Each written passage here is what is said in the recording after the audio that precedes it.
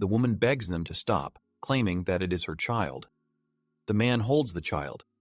The hero wonders if this could be God's punishment for his desire to live another life. The hero declares that the child has no right to live with them and does not have any talents. The child tells of being abandoned in the middle of a demonic forest. Goblins appear in the forest, and the child screams in fear, declaring that he does not want to become their food. The hero reiterates that he does not want to become food for the goblins, expressing fear and despair in the face of the threat. The girl asks someone a question, expressing surprise that people can be such terrible creatures that they exterminate them. A woman comforts a child by telling her that every life matters. She shows concern and compassion. The woman admits that leaving the child in the forest will lead to its death, showing regret. The girl notes that the child is quite cute, despite the difficult situation. The heroes decide to return to the village of Delarosa to ensure the safety of the child. They agree to this proposal, understanding the importance of protecting the baby. 5 years pass, and the hero says that he has become accustomed to living among the goblins, indicating that the situation has changed and he has adapted to the new life. The woman notices that Bellamus has collected a lot of vegetables and is surprised by his diligence. Bellamus explains that he only picked the top portion of the nutritious stem because the vegetables taste better when harvested this way. The other characters notice a wound on the goblin's body and ask if he is okay. The hero admits that he was so engrossed in the hunt that he didn't notice the huge boar running after him. Another goblin says that he lost all his prey in a panic. Bellamus suggests rubbing oak bark on the wound to stop the bleeding. He also notes that with such a wound, the hero will be able to walk only in 2-3 days. The hero apologizes to Bellamus for his failed attempt to get food for everyone. He asks for patience while he tries to find a solution again. The goblin says that Bellamus knows everything, emphasizing his wisdom and knowledge. He also notes that the village chief called him great, indicating respect and recognition for his abilities. The little sister promises to help everyone. The woman adds that Bellamus is very strong, despite the fact that Delarosa is 2 years older than him, but they are equal in intelligence. This is surprising, since Bellamus is only 5 years old. The hero also mentions that he has seen a lot in the village over the past 5 years, including the dangers of hunting. He explains that goblins are the weakest race of monsters in their forest. This is not the only problem, pointing to other difficulties that the villagers face. The hero notices that the straw houses are easily destroyed by strong winds. Bellamus greets the strong goblin and asks what he does. He explains that he is testing the strength of the houses in his territory so that they do not collapse under the usual wind. Bellamus confirms that everything is fine and offers to help build houses if needed. The man says that the children should have fun or train to become as strong as he is. The girl reminds that when she was sick, Bellamus brought her healing herbs. He thanks her for the dragon fruit she brought as a token of gratitude. The girl says that if you grind the dragon fruit into powder and drink it, the horn will grow faster. This surprises the other characters. The old man notes that people do not have horns, but tails. Madero expresses gratitude to Bellamus, who declares that this is enough for him, but the girl will think of another way to repay for her help. The old man approves of their words, emphasizing that they are all from the same village and support each other. The heroine expresses surprise and joy, stating that Bellamus is also a member of their family. The hero sits by a large stone and begins to reflect on what humanity really is. Bellamus demonstrates his power by creating light from his hands, indicating his magical abilities or special skills. The boy says that he needs to get his power back as quickly as possible. He realizes that with his knowledge, he can easily develop the village. He announces that he will use his abilities for the benefit of all who raised him as a member of their family. He expresses gratitude and willingness to help the community. Delarosa asks what the bright thing is on the hero. Bellamus admits that she saw everything and says that it was magic. The boy explains that magic is a power that allows you to do supernatural things. He also says that he wants to learn how to use it. Delarosa also wants to use magic, but the hero says that she can't. She cannot use magic because the goblin race she belongs to has too little magic power. Goblins must evolve to use magic. Bellamus reasons that when goblins evolve to the level of hobgoblins, their magical power increases and they can use it. However, he admits that it is not very beneficial for him. But evolution can help increase the survival rate of goblins. The hero also thinks that teaching everyone about evolution might be a good idea for the common good. He realizes that he needs to get his own power back first.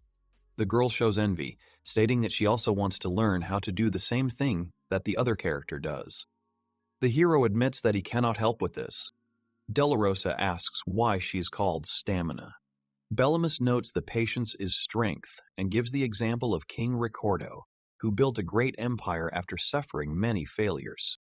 The young man notices that something is going on and suggests that Delarosa hide while he checks out the situation. Delarosa points out that Bellamus should hide since she is the older sister. A group of orcs demands that someone who understands orcs be summoned, pointing out the importance of the situation and the need for specialized knowledge to solve the problem. A group of giant, menacing-looking creatures stand in front of a village, ready to attack its inhabitants. One of them declares that he will not allow the village to be attacked.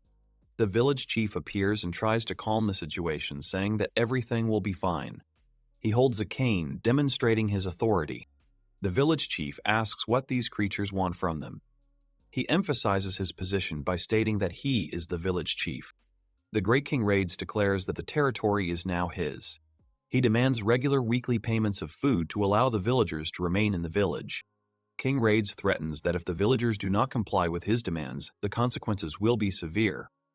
The old man also asks how much food they need to give each week. The king replies that it is 10 bags of meat. The chief objects, declaring that they themselves will die of hunger. The king orders Oberod to kill one of the opponents to show his determination and spirit. Raids chooses from among the inhabitants the little girl Madero. The girl categorically refuses the offer, stating that she will not allow this to happen. The orc says that it doesn't matter what she yells, since he doesn't understand the goblin language anyway. One of the subordinates asks for forgiveness, stating that he does not know what to do since the enemy does not obey. The boss orders to kill both opponents. The heroine protects the girl, and Bellamus uses the rock barrage technique to repel the enemy's attack. His actions cause surprise and admiration among those around him. The enemy is hit by the blow, scattering stones around him. The hero shows determination and anger, declaring that anyone who harms his family will be punished. He is willing to act to protect his loved ones. The other goblins ask what happened and suggest that it might have been magic. Bellamus asks Mama and Madero to be careful, pointing out the danger of the situation. The young man asks to trust him, assuring that everything will be fine. Raids turns to Bellamus, emphasizing that he is a man, although he does not understand how he ended up among the goblins. The orc expresses anger and threat, stating that the enemy will be punished for going against them. The enemy shows surprise and shock at what is happening, possibly due to an unexpected attack or the hero's strength. The hero explains that magic can be used in different ways, for example to enhance physical strength and protection. Bellamus admits that he is currently only using 10% of his full power, but even so, his power is terrifying. The enemy again expresses shock and bewilderment, pointing out the impossibility of the situation. The hero states that no matter how hard the enemy tries, it doesn't matter. His confidence and determination underscore his willingness to continue the fight. The boy displays confidence and determination, declaring that he cannot be defeated. His gaze expresses unwavering faith in his own strength. Bellamus uses a powerful technique called light arrow to attack the enemy. The enemy is hit by the hero's blow, knocking him down. The other characters are surprised to see that their boss was defeated in one blow. One of the orcs notices that the winner is an ordinary human child, pointing out the unexpectedness of such an outcome of the battle. This causes shock among those around. Another character notes that the hero has a scary aura that is different from their boss. He expresses disbelief, not believing that someone so young could be so powerful. The orc notes that Bellamus resembles a dragon due to his strength and aggressive behavior. Bellamus decides that killing all the remaining orcs will not be difficult, but he is not ready for it.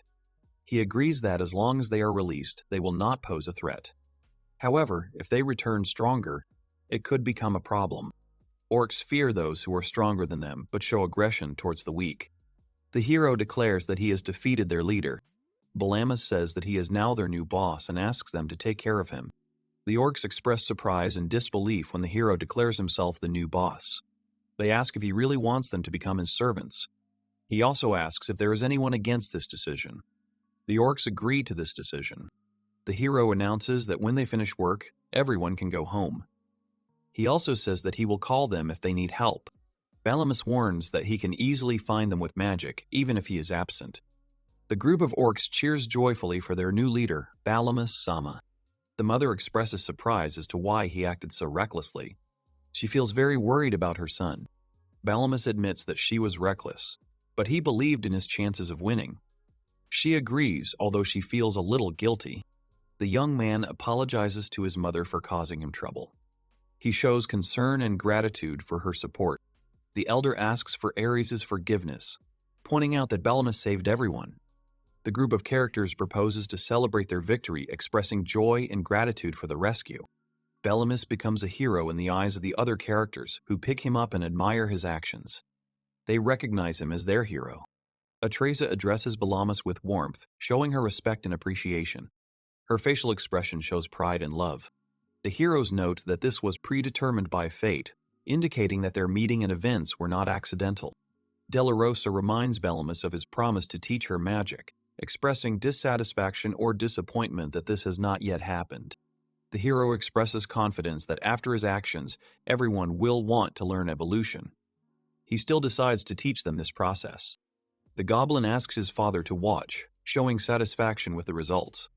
The young man notes that everyone has managed to evolve, indicating the success of the process.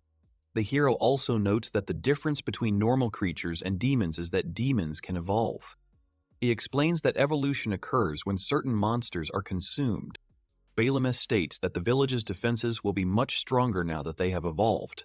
He emphasizes that this is just the beginning of their efforts to protect each other. The hero says that he will use his knowledge and magic to make the village safer and stronger.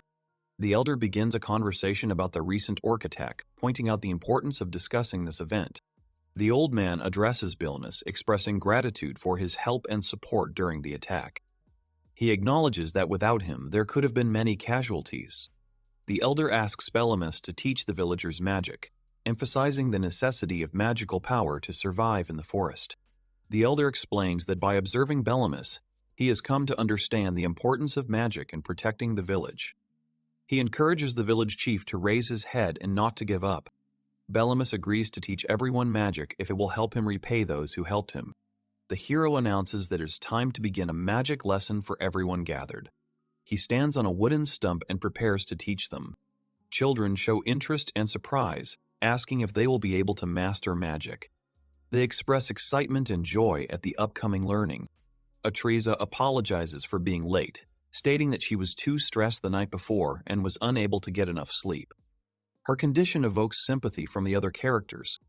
The hero begins the lesson with the basic principles of magic, emphasizing the importance of fundamental knowledge before moving on to more complex techniques. The hero demonstrates the use of light magic, showing the first elementary trick and spell. The group of characters cheer and cheer for the hero as he demonstrates his abilities. However, Balamus asks them to be quiet, pointing out the importance of concentration. He explains that you need to imagine turning on the light yourself to control the magic. The hero gives instructions to say the word light when they correctly imagine the process of creating light. Some characters have difficulty concentrating and using magic, and express frustration when they cannot achieve the desired result. The protagonist calms everyone down, saying that this is normal and no one can master magic right away. Della Rosa complains, saying that magic is boring and deadly tedious. The hero reminds her that she wanted to learn magic. The girl demonstrates the use of the rock barrage technique, summoning rocks and creating a powerful effect. Her actions show her progress and strength. The goblins express surprise that she can control magic like that. The hero notices that the girl did not use a simple spell which he does not remember teaching her. She notes that she simply tried to use the technique on her own. Della Rosa admits that she saw a hero take this technique before and decided to repeat it.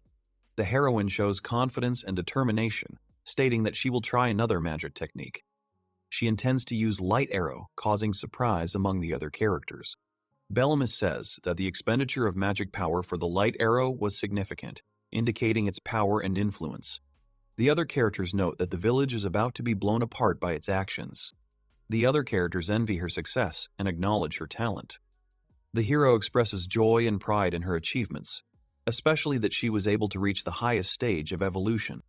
Atriza notices that lightning is flying everywhere without the use of magic, indicating the chaotic situation.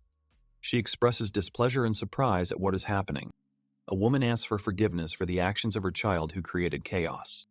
The goblin also says that there is no need to ask him to build a house with magic. He reassures the others that everything is under control and the situation is under his control. Balamus displays confidence and willingness to take action, stating that he will show his skills as a carpenter. The orc gives the order to demolish everything on the spot, declaring the need for rebuilding. He expresses confidence that this is necessary for the development of the village. Balamus supports the boss's idea and adds that the village needs to be expanded. He also says that he wants them all to live together in this village. Della Rosa angrily demands an apology from her mother and Madero, indicating her displeasure with the situation. Her emotions show that she is not yet ready to forgive them. The orc doesn't understand the goblin language, and the girls decide that they don't need their apologies. The elder agrees with the need to strengthen the village, but also thinks about living together with the orcs. His words indicate that the decision must be thoughtful and safe for everyone. The strongest goblin tells them to calm down because the heroes have him. The hero demonstrates the use of magic by creating a magic house. His actions cause surprise and admiration among those around him. Balamus recites a spell that allows him to assemble blocks together to form the structure of a house. He explains the process of building a house, showing its logic and efficiency. The finished stone house is completed, and the heroine declares that they now have a strong stone house. This brings joy and satisfaction to all present. Other characters express admiration for Della Rosa's talent, noting her ability in magic. They acknowledge that her skills are truly impressive and help in the development of the village. The girl notices that the spell has stopped because of this. The hero explains that the main drawback of this spell is the large expenditure of magical power. Balamus points out that Della Rosa cannot achieve success through talent alone. He emphasizes the importance of effort. A group of characters discuss the materials they brought, which they collected at the request of the hero. The girls express surprise, not understanding what the others are talking about. Della Rosa wonders why neither she nor her mother understands the orcish language, while Balamus speaks it fluently. This leaves her perplexed. The orc warns the young people to leave the hard work to the adults, pointing out the danger of the situation. She states that she does not understand a word of the orcish language and demands that it be banned. The girl expresses irritation and indignation. The orc thinks the girl is trying to support him, but Della Rosa thinks the orc has screwed her over. The orc thanks the girl for her support. She feels funny and awkward, but is ready to help. The heroine sees a plaque with the inscription, "My late daddy's plaque," indicating its importance. The girl demands a sign back, expressing dissatisfaction and determination. She says that she made a promise and wants her thing back. Della Rosa displays emotional outrage, claiming that it is hers and demanding that it be returned. Her reaction indicates a strong attachment to the object. A group of characters try to calm the girl down, urging her to be quiet and not create a disturbance. The orcs also notice that she has begun to attack them, which causes surprise and displeasure. One of the characters suggests killing the girl, but the others object, pointing out that they only obey Balamus. The older man asks what happened, showing interest in what is happening. He wants to understand the cause of the conflict and sort out the situation. The girl admits that it was her daddy's toy, showing remorse and sadness for her actions. The hero admits that it is difficult for them to trust each other now, but asks them to listen to him. Balamus notes that the village could not have reached its current level of development in one day without the help of the orcs. He emphasizes the importance of cooperation and mutual assistance. The characters examine the crystal, which continues to emit light after being previously exposed to light, causing surprise among the other characters. Balamus reminds everyone to remember this moment every time, pointing out the importance of preserving the memory of shared efforts and achievements. The hero demonstrates his magical abilities by creating glowing stones. He explains how he found these stones in a cave while hunting spiders, causing admiration among those around him. There is a wooden plaque with handprints on the wall, symbolizing an important event or memory. The heroine exclaims joyfully, indicating her emotional connection with this object. The orc admits that he did not know how dear the item was to the heroine. He apologizes for the fact that he could have accidentally hurt her with his actions.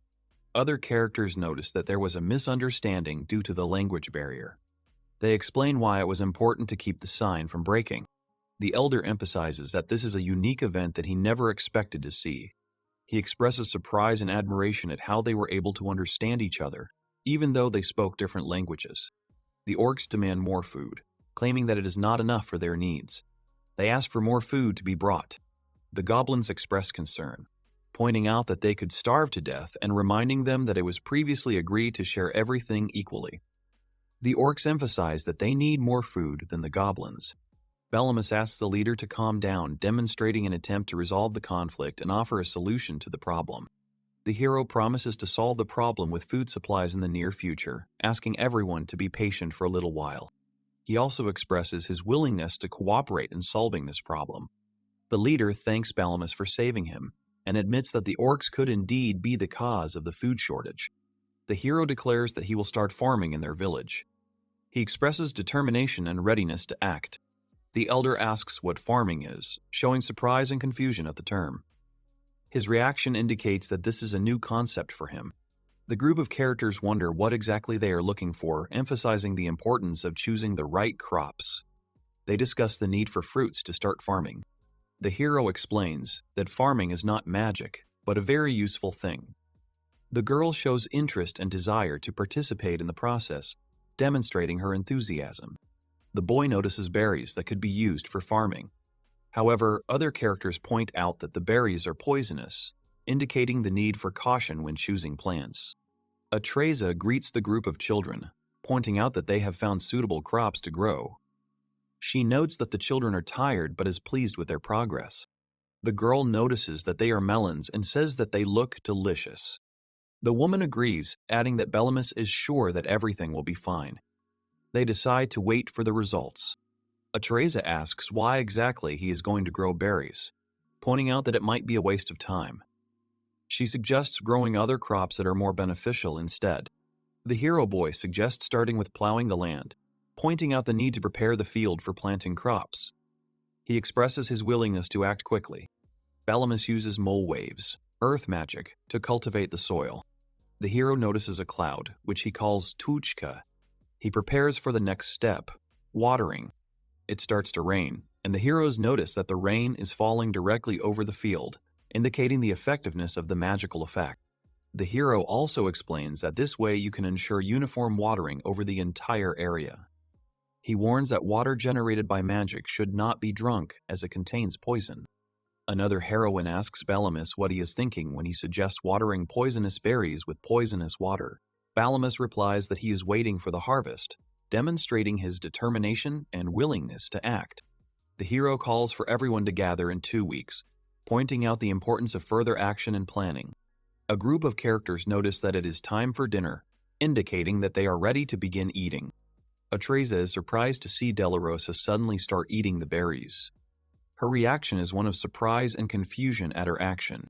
She asks Delarosa to stop, pointing out that the berries are poisonous and she should spit them out. They are concerned for her safety. Delarosa enjoys the taste of the berries, not realizing their danger. She continues to eat with obvious pleasure. She asks why she feels nothing, showing surprise and disbelief. Ares notes that everything seems fine, as Delarosa does not experience any negative effects from eating the berries. The heroine happily says that the melons really taste delicious, expressing pleasure at their taste. The other characters notice how juicy and sweet the melons are, and are surprised by their taste. Bellemus explains that most poisonous plants lose their toxic properties when watered with magical water. The heroine admires Bellemus for his idea of using magical water to cleanse poisonous plants. She admits that no one would have thought of such a solution. The orc notes that the gnomes have no idea that they are planning a mutiny. He points out that further action is up to the group, which must act at night when everyone is asleep. The orc addresses everyone, urging them to listen carefully to his words. He says that only Bellemus can stand against them. The villain also points out that without magic, he becomes an ordinary human. He notes that Bellemus can only fight them with his magic, but while he sleeps, he cannot use it. The hero says that even if they get caught for this, they are ready to do anything for freedom. This emphasizes their determination and readiness to act. The older man states that for the sake of his people, he is willing to accept his death with pride, demonstrating fearlessness and devotion. The Malunas again, showing her emotional state and interest in these fruits. The orc shows determination and anger, declaring that they will no longer obey anyone. Balamus appears and actively uses magic, creating a powerful effect that causes surprise in those around him. Another character notices that the hero's body has been strengthened, indicating that he is casting the strengthened body spell. A group of orcs band together to attack Balamus. They show determination and willingness to work together, using their strength to achieve victory. The hero creates a bright light effect that blinds opponents. This powerful blow demonstrates his abilities and effectiveness in combat. The orc expresses determination, stating that they have no other choice. The Lamus asks why they are doing this, as the harvest is already ripe in the fields. The orc leader points out that the problem is not a lack of food. He emphasizes that the hero does not understand the essence of the problem. The hero uses magic to create a powerful effect called water cannon. His actions cause shock and surprise in those around him. The opponent shows pain and suffering, indicating that he cannot breathe due to the effects of the magic. The hero comments on the situation, suggesting that the story of how the orc drowned on dry land would be funny to the others. He also suggests that the enemy surrender, emphasizing the seriousness of the situation. The orc admits his stupidity and says that they were easily defeated without causing serious damage. The group of heroes declare that they have lost, emphasizing that it wasn't even a real battle. Balamus recalls what happened to raids, pointing out the importance of the event. He also notes that orcs do not usually go against stronger opponents. The orc expresses remorse, saying that they simply could not do otherwise. The hero emphasizes that even if they have shelter and food, they will still need certain resources that are not available in their village. And these are girls. The boy hero asks in surprise which girls they are talking about. The hero reflects that the problem with the orcs is more serious than he assumed, and that risking his life for it seems like an unjustified risk.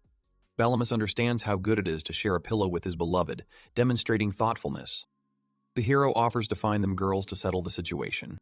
The young man asks Barbora to take him to the orc village, perhaps to resolve a conflict or carry out an important task. The hero expresses satisfaction, stating that this is the right attitude. The orc agrees, emphasizing that this is natural. Balamus asks why there were no women among them. The orc explains that since raids only took strong warriors and the weaker sex was not suitable for this role, they sometimes invite women from other villages. The man knows where the right place is, but has never seen it. He is sure that this is where they will find what they need. The group of heroes arrives at the village of Veronica. They notice the characteristic features of the village, pointing out its name. One of the locals notices the human hero and warns him to leave if he values his life. This creates a tense atmosphere. The orc confirms that this man is their friend. One of the guards asks in surprise if the hero is really a man and if he is serious. The hero asks to wait as he wants to talk to the village chief. He demonstrates confidence in his intentions, indicating the importance of the conversation.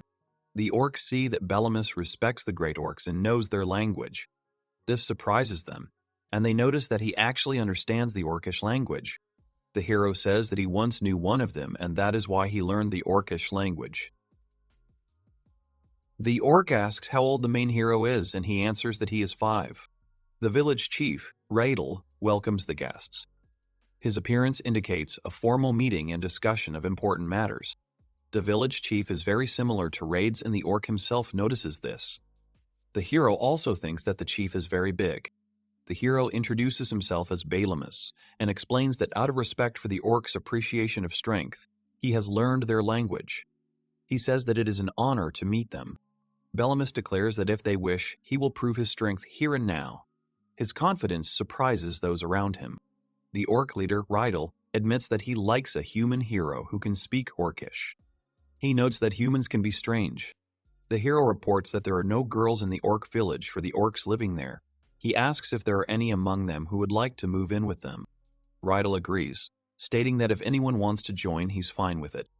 The war in the neighboring village has left the number of male orcs low. The orc thanks the chief, and the hero set off on their search. The hero boy notices that he doesn't see any girls in the village. Balamus does not notice the women. It turns out they are very similar to male orcs, which is why.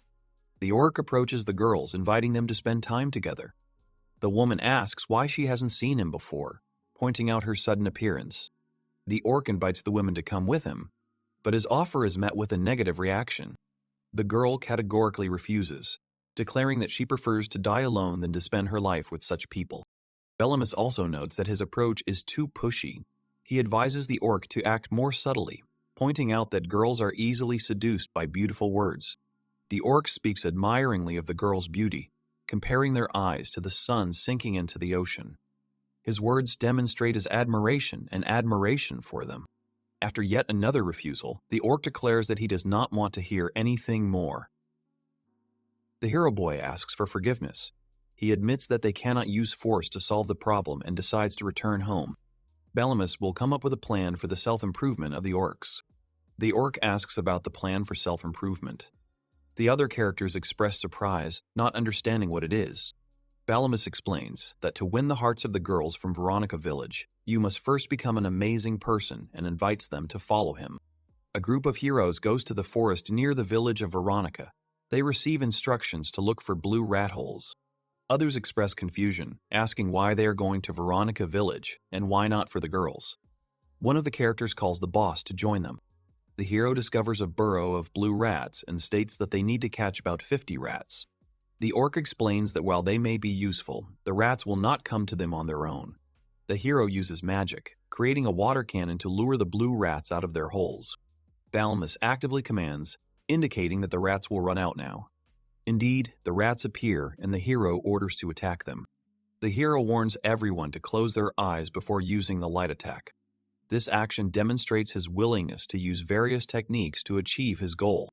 After using magic, the young man states that the collected rats should be enough for their needs. One of the characters notices that the blue rats are small and smelly and asks why they are eaten. Bellemus questions whether the characters really want to remain unpopular with girls. The hero asks the orcs what the orcs from Veronica have and don't have. Barbora replies that they have many beauties, but this is the wrong answer. Bellemus says that the orcs from that village are much larger than them. He emphasizes that orcs value strength, and that is why the girls from the other village preferred larger orcs. The hero explains that in order for a normal orc to evolve into a higher orc, it must feed on blue rats. He points out that there are many blue rats around Veronica Village, which helps the orcs evolve. He suggests eating these rats so that they can evolve too. The young man says that once evolved, it is impossible to return to the previous state. A group of orcs are sitting at a table discussing food. One of them says that for the sake of women, he is ready to eat everything. Bellemus replies that tomorrow everything will be fine and there is no need to worry. One of the orcs informs the leader, Rydell, that the man who came yesterday brought a group of orcs with him. This causes surprise among the other characters. Orcs display determination and a willingness to act, indicating that they mean business. Their postures and facial expressions emphasize their determination. The main orc states that he is now at peace for his girls, as the new orcs have proven themselves to be real men. He feels confident in their ability to protect the village. The orcs express their willingness to serve Bellemus, showing their loyalty and desire to cooperate. They are willing to be loyal helpers to ensure the safety and prosperity of the village. The characters bring the orc women to the Goblin village. Bellemus offers to show them the village to Barbora as he is tired. The orcs are very pleased with their new boss. An older man teaches the Goblin language to the orcs. The hero also says that it would be convenient if they could understand each other better, offering to teach the orcs the Goblin language. He notes that they were able to communicate with the orcs and realize that they are not so scary. The young hero notices that his mother's clothes are damaged. He asks why she looks like that, pointing out her condition. Mother explains that the leather clothes were torn and after its evolution, the clothes were torn several times and are now impossible to wear. The other goblins admit that they would like to make new clothes, but processing large leathers has proven difficult. The goblin states that he has decided to hide behind special equipment. The hero declares that there is nothing more to do here and it is time to go to the city to the people. His decision surprises those around him. The other characters express dissatisfaction, asking if the hero wants to leave them. They ask him to stay, pointing out the importance of his presence. Atreza notes that she always believed he would be better off among humans like himself. She says that for the good of the hero, they will not stop him. Della Rosa cries when she learns that Bellemus is leaving. Another heroine comforts her, telling her to accept the separation with a smile on her face. The hero explains that he is going to buy clothes in the city and return immediately. He emphasizes that his family is staying in the village and this is a temporary trip. Della Rosa also offers to go with the hero. Ariza expresses concern that many people have a negative attitude towards goblins, pointing out the potential danger. Balamus tells Della Rosa that he will take her to the city later. The hero approaches Barbara for a short conversation. He announces that he is going to the city and instructs him to protect the village during his absence. Barbara assures him that she will definitely protect the village and the girls. The hero adds that he should practice speaking Goblin. This will help him get closer to the goblins. The hero mentions that the leader said that the fastest way to get to the city is through the western forest of Elia. He prepares for the journey, but notices that there is a problem here. Bellamus notes that there are powerful demons in the area, pointing out the danger of the environment. The hero prepares for close combat, demonstrating determination and readiness to act. He notes that the mithril turtle shell is not a decorative element, but serves for protection. The hero uses the mole waves technique, creating a powerful effect. The boy expresses confidence that he will be able to reach the city faster than expected thanks to his actions. He also feels more confident after using magic. Balamus ponders what to do next, feeling a little lost. He admits that he is used to life in the goblin wilderness and does not know how to act in a new situation, because he has no money. The hero asks the guard where he can sell the white flying thing he is holding. The guard looks surprised and asks what the item is. Balamus also says that these are probably magical threads which are widely used for transportation. The guard apologizes, stating that he does not understand much about magic. The hero points to crystals with sharp needles, explaining that these crystals are what he wants to sell. His confidence underlines his knowledge of the value of these objects. The merchant asks what kind of small stuff this is, and states that children have no business here. Balamus adds that he would still like to show it to someone. The man says that he has no time for children and that it is a strange toy. The man wants to send the hero home, pointing out his young age, but when Balamus reveals his ball, the man's opinion changes. The man exclaims in surprise upon learning that the items before him are mithril and thornworm. His reaction expresses his amazement. The hero boy explains that it was just an acquaintance who asked to exchange goods for money. He also notes that it might cause a stir if he says that he killed them himself. The man says the cost is at least 10,000 rin. He notes that for that amount of money you can build a house. Balamus asks if the merchant can pay that amount. The man asks not to underestimate the Seekers Guild and gives 10,000 rin. The man offers to help, but the hero points out that he has magic threads. The young man thanks the man. Balamus also says that magic threads were common in his past life, but it's strange that no one here knows about them. He notes that the currency has changed. Rin is now used instead of Zell. The hero notices that the magic threads attract attention, although the goblin style of clothing looks even stranger. He decides to buy clothes for himself first. Balamus comes to the store and asks the salesman to help him choose clothes, but the man does not believe that the boy has 10,000 rin. The seller invites the hero to come closer and offers him to choose clothes. He expresses his willingness to help with the choice when he sees a bag of money. Balamus adds that he doesn't understand modern trends, so he offers the seller to choose something himself. The seller says that he will bring the right sizes now. The salesman wonders what sizes might be suitable for magicians. He asks the hero to try on the clothes to determine how they fit. The hero tries on the new clothes and notices that they are a little big but still comfortable. He decides that it will do. The hero boy asks the salesman to find more ordinary clothes for men and women of all ages. After shopping, he has a lot of money left. Balamus explains that theoretically it is possible to stay in the city for a few days. He also adds that it is necessary to look for decent weapons and grain for sowing in the village. A few days later, the goblin utters insults to the orc. The other characters ask what's going on. One of them is ready to step in to sort things out. Dam says that the orc does not want to learn anything from lesser creatures like goblins. This surprises the other characters, who ask him to repeat his words. The hero apologizes to a group of goblins, admitting his guilt. A group of characters discuss how the orcs have forgotten whose land they live on. The heroine notices that even after the apology, the orcs continue to look down on them. She expresses disappointment, pointing out that this has not helped improve relations. The elder notes that the situation has led to even more misunderstanding between the parties. His reaction shows his disappointment and bewilderment. A mysterious cloud moves towards the village and notices that a great sage is settled here. This silhouette appears unfriendly towards the protagonist and believes that he should pay in full. A girl hugs another girl, expressing touching feelings in sleep. Suddenly, Ares and Delarosa are awakened by a loud crashing sound from the walls. The heroine asks what happened, indicating her surprise and concern. She notices that someone appeared suddenly, which raises even more questions. A monster of enormous size and terrifying appearance emerges from the building, causing panic among the heroes.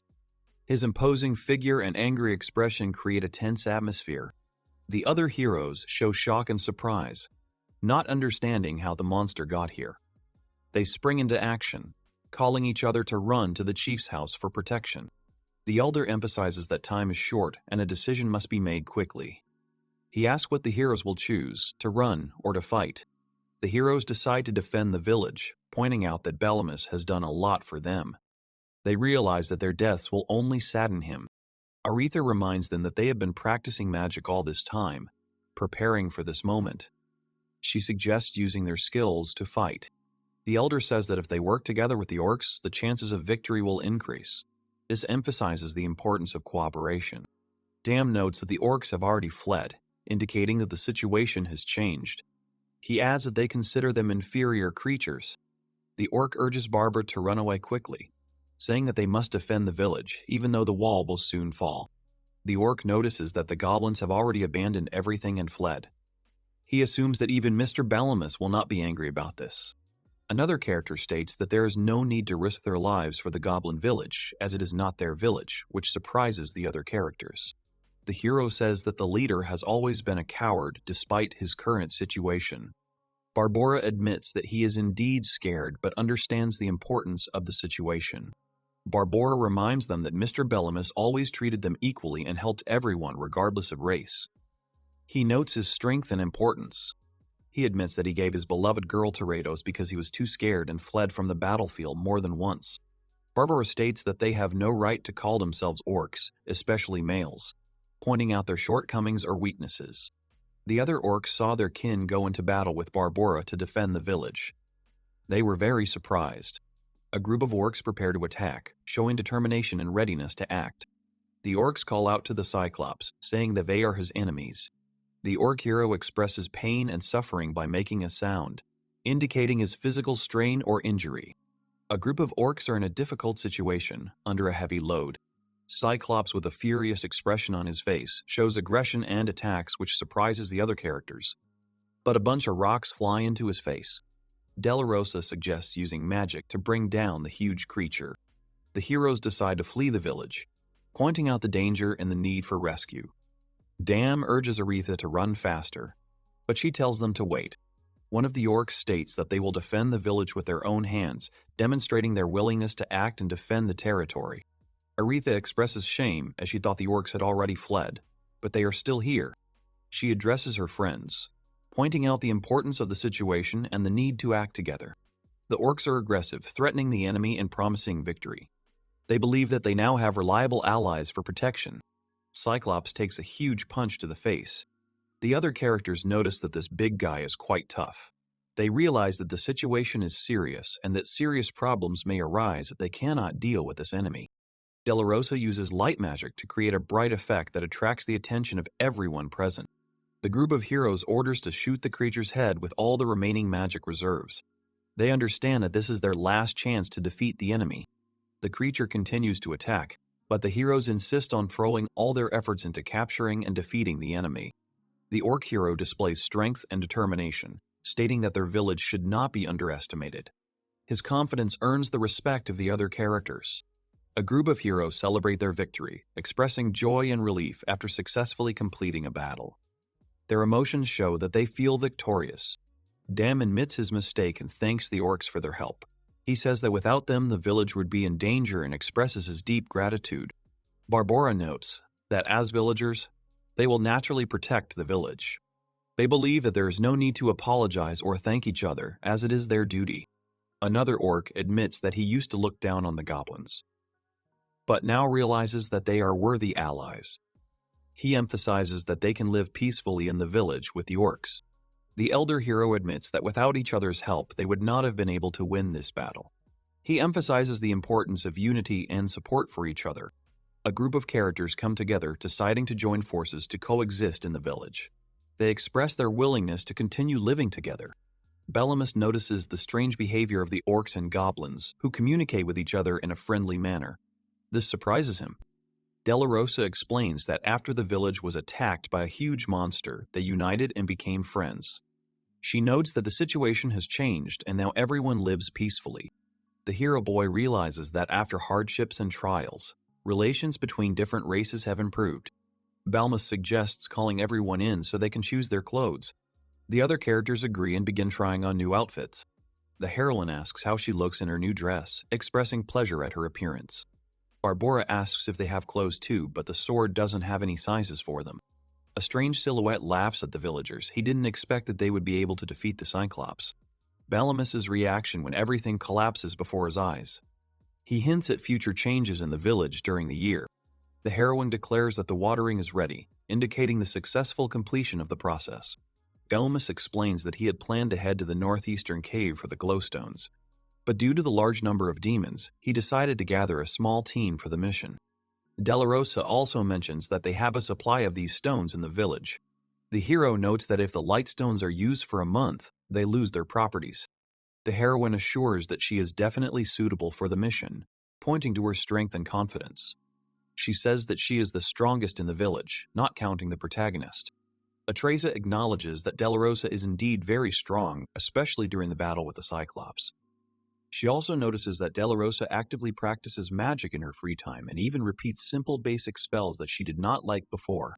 The hero explains that there are dark rabbits in front of them. He points out that these opponents are weak and each can act individually.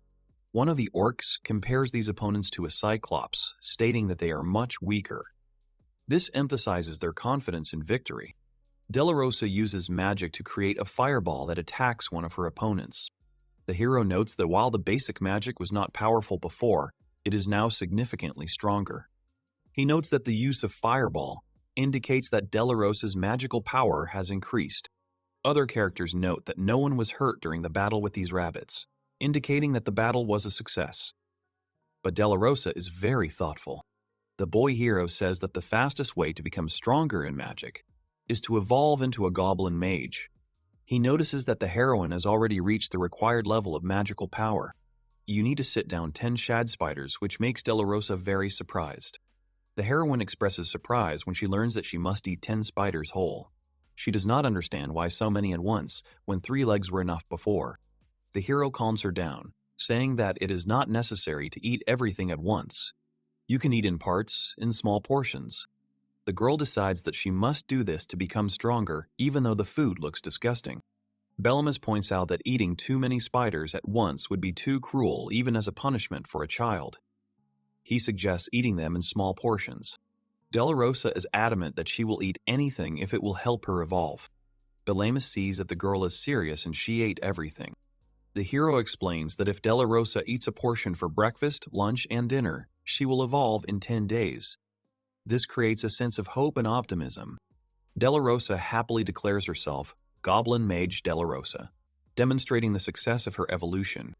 The heroine notices how her horn has become larger and is proud of her new appearance. She feels overwhelmed with power after her successful evolution. Young man, what is the heroine going to do? She is confident that this time everything will work out.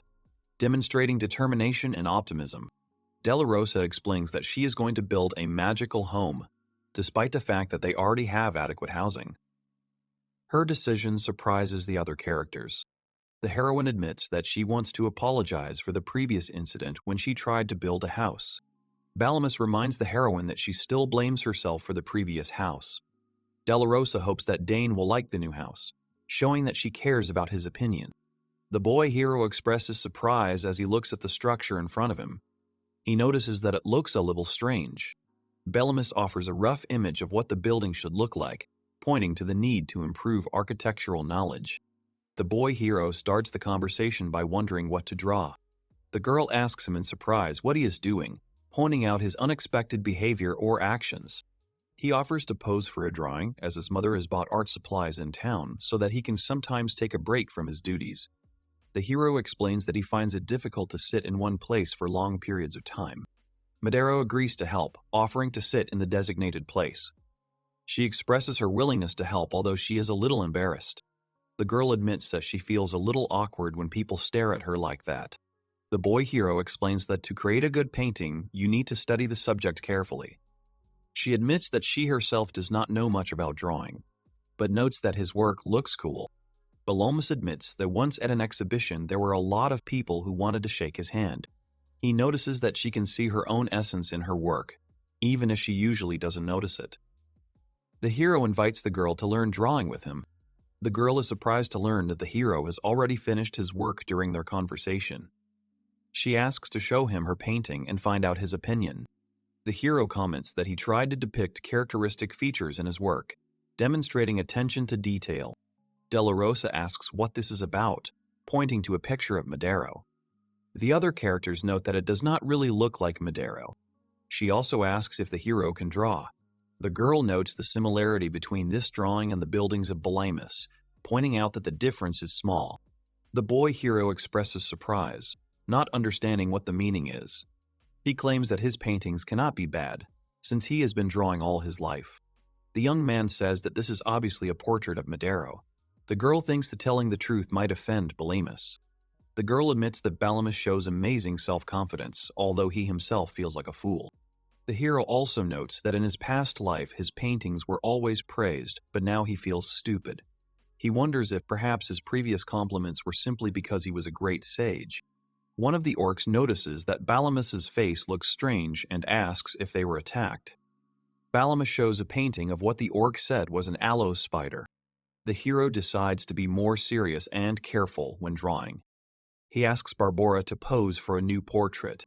Balamus shows another painting of a monkey and asks if it is really Barbora.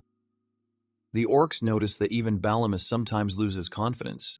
Another heroine encourages Balamus by pointing out his immense talent for magic. Balamus admits that he failed to notice the obvious. He lies on the ground, showing fatigue or discontent. The heroine expresses irritation, saying that she is starting to get fed up with the situation. Mom returns and asks what happened to Balamus. The heroine notices that Balamus is upset because he's not good at drawing. She understands the situation and agrees with it. She adds that it is a truly wonderful drawing. The girl says she is not an expert, but she thinks the drawing is not bad. The heroine admits that the drawing was done by her son, demonstrating pride in his talent. Balamus was very happy that it was his mother who liked the drawing. The hero reports that they have strengthened the village's defenses, but he feels that there is still something that needs to be taken care of. Mama invites Balamus to go swimming with them, pointing out that today is swimming day. She wants him to join them. The heroic boy notices that today is swimming day. Balamus begins building a magical house, starting with a small structure. He says that it will be enough to start with. He notices that there is still no greenery around the house, and decides to add some to make the place more peaceful and pleasant. Nabasha points to smoke coming from Della Rosa's house and says it's strange. The heroine notices a new wall that wasn't there this morning. Balamus is in a hot tub, relaxing. The girls ask him what he is doing there. The hero explains that a bath is necessary to stay clean, and hot water is good for blood circulation. The other characters ask permission to enter the bath together. Balamus stops Della Rosa, saying that baths are taken naked. Balamus reminds that before entering the bath, you should wash yourself with warm water for hygiene. Madero is embarrassed to bathe with everyone. Balamus tells Nabasha not to force Madero to take a bath if she doesn't want to. The hero asks another character how they take their first bath. Della Rosa says that Madero didn't want to swim in the river with them. But sometimes you can take a hot bath, which is nice too. The heroine admits that she was always afraid to take the first step even when she needed to evolve by absorbing spiders. Madero's heroine admits that she felt fear during the Cyclops' attack. She says that the orcs immediately rushed to her aid, but she was too scared to move. Balamus convinces Madero that she doesn't have to lie in the bath if she doesn't want to, adding that it's foolish to deny herself the pleasure without trying it. He notes that even failures can become pleasant memories, especially if they are shared with family. Madero thanks Balamus for his support and understanding. She realizes that she could have made even more mistakes if she had continued to hesitate. The heroine jokingly remarks that the sky seems bluer when you sit in hot water. This creates an atmosphere of relaxation and pleasure. Madero is grateful for the hot spring. The heroes also think that they can make a big bath for the village. There is a hole sticking out of the ground. The silhouette uses magic in an incomprehensible language and is already expecting something to happen soon. He declares that he will destroy everything that is dear to his enemy, showing ruthlessness and strength. He says that this is just the beginning of his plans to destroy everything he holds dear, emphasizing his cruelty and determination. A panoramic view of the thriving village of Bellamusa, surrounded by walls and fortifications. The village appears peaceful and prosperous, with many houses, fields, and buildings indicating development and prosperity. Two characters discuss the prosperity of the village, which has changed significantly in the last year. One of them notes that the orcs that once attacked the village are now fully fledged members of society. Bellamus talks to the old man. The old man notices that the village has really grown and asks if he has noticed. He notes that the hero himself has grown as well. He says he is ready to leave today, showing enthusiasm and readiness to act.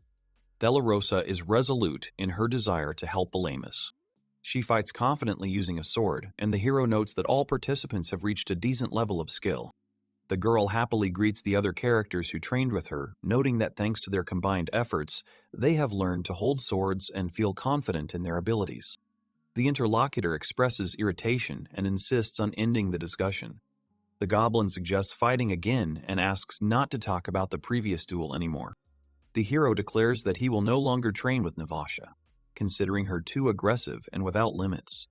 However, Bellamus notices her talent for fencing, although she is not yet able to stand up to a more experienced opponent. In response, the opposing hero acknowledges his strength, but appears upset after being defeated. The hero notes that the blow was easily predictable and advises to think before attacking. The goblin reports that there have been recent demon attacks, leaving many residents tired or injured. Bellamus says that the attacks are increasing and he is trying to figure out the cause, but so far without success. He also recommends that everyone take a break from training today, as if there is another attack, everyone may be exhausted. At this point, an alarm sounds, indicating the approach of demons, causing concern among everyone present. The hero turns to Barbora, who is among a group of people, some of whom are lying on the ground. One of the characters speaks of a small swarm of killer bees, which surprises the hero. Bellamus notices that something strange and dangerous is happening in the forest. He expresses concern about the attacks that are happening with some regularity and believes that there must be a reason behind it. Delarosa is adamant that if the demons are increasing in number, they need to be sent back to the forest more often. She suggests that they act decisively to deal with the situation. She explains that there are many demons on the street and the situation is becoming increasingly alarming. The girl indignantly demands to open the gate, but she is asked to wait for the password. The hero expresses surprise that Delarosa is still a child and cannot trust him with an important matter.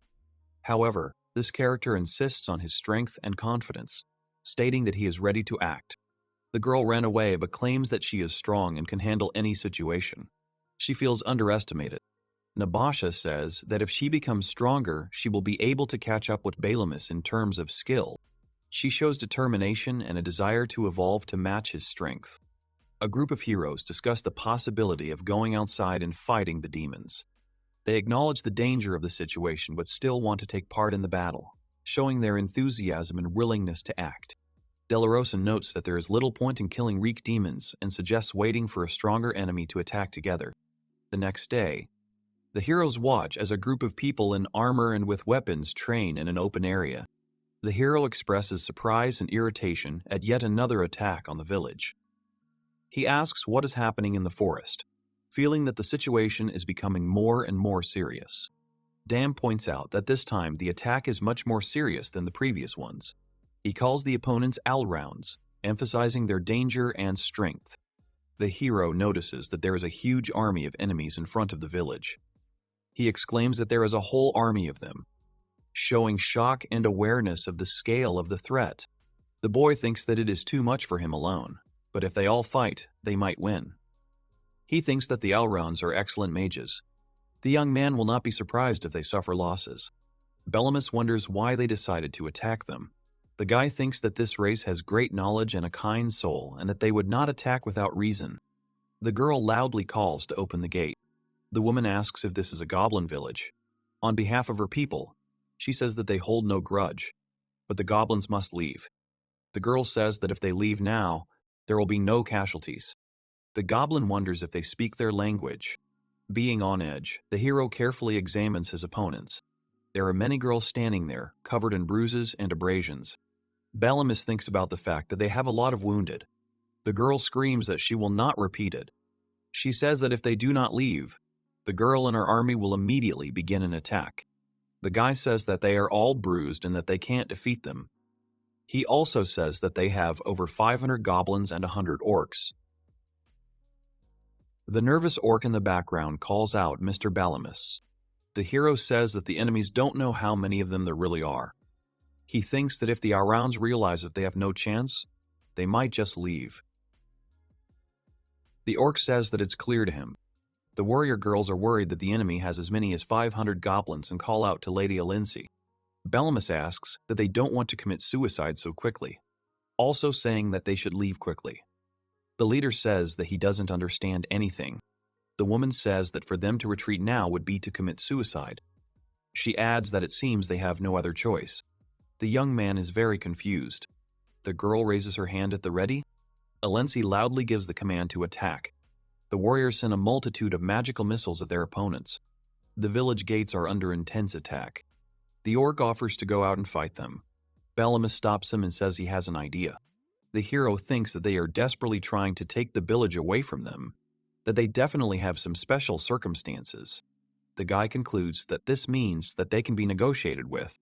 The young man sends a dark fog onto his opponents.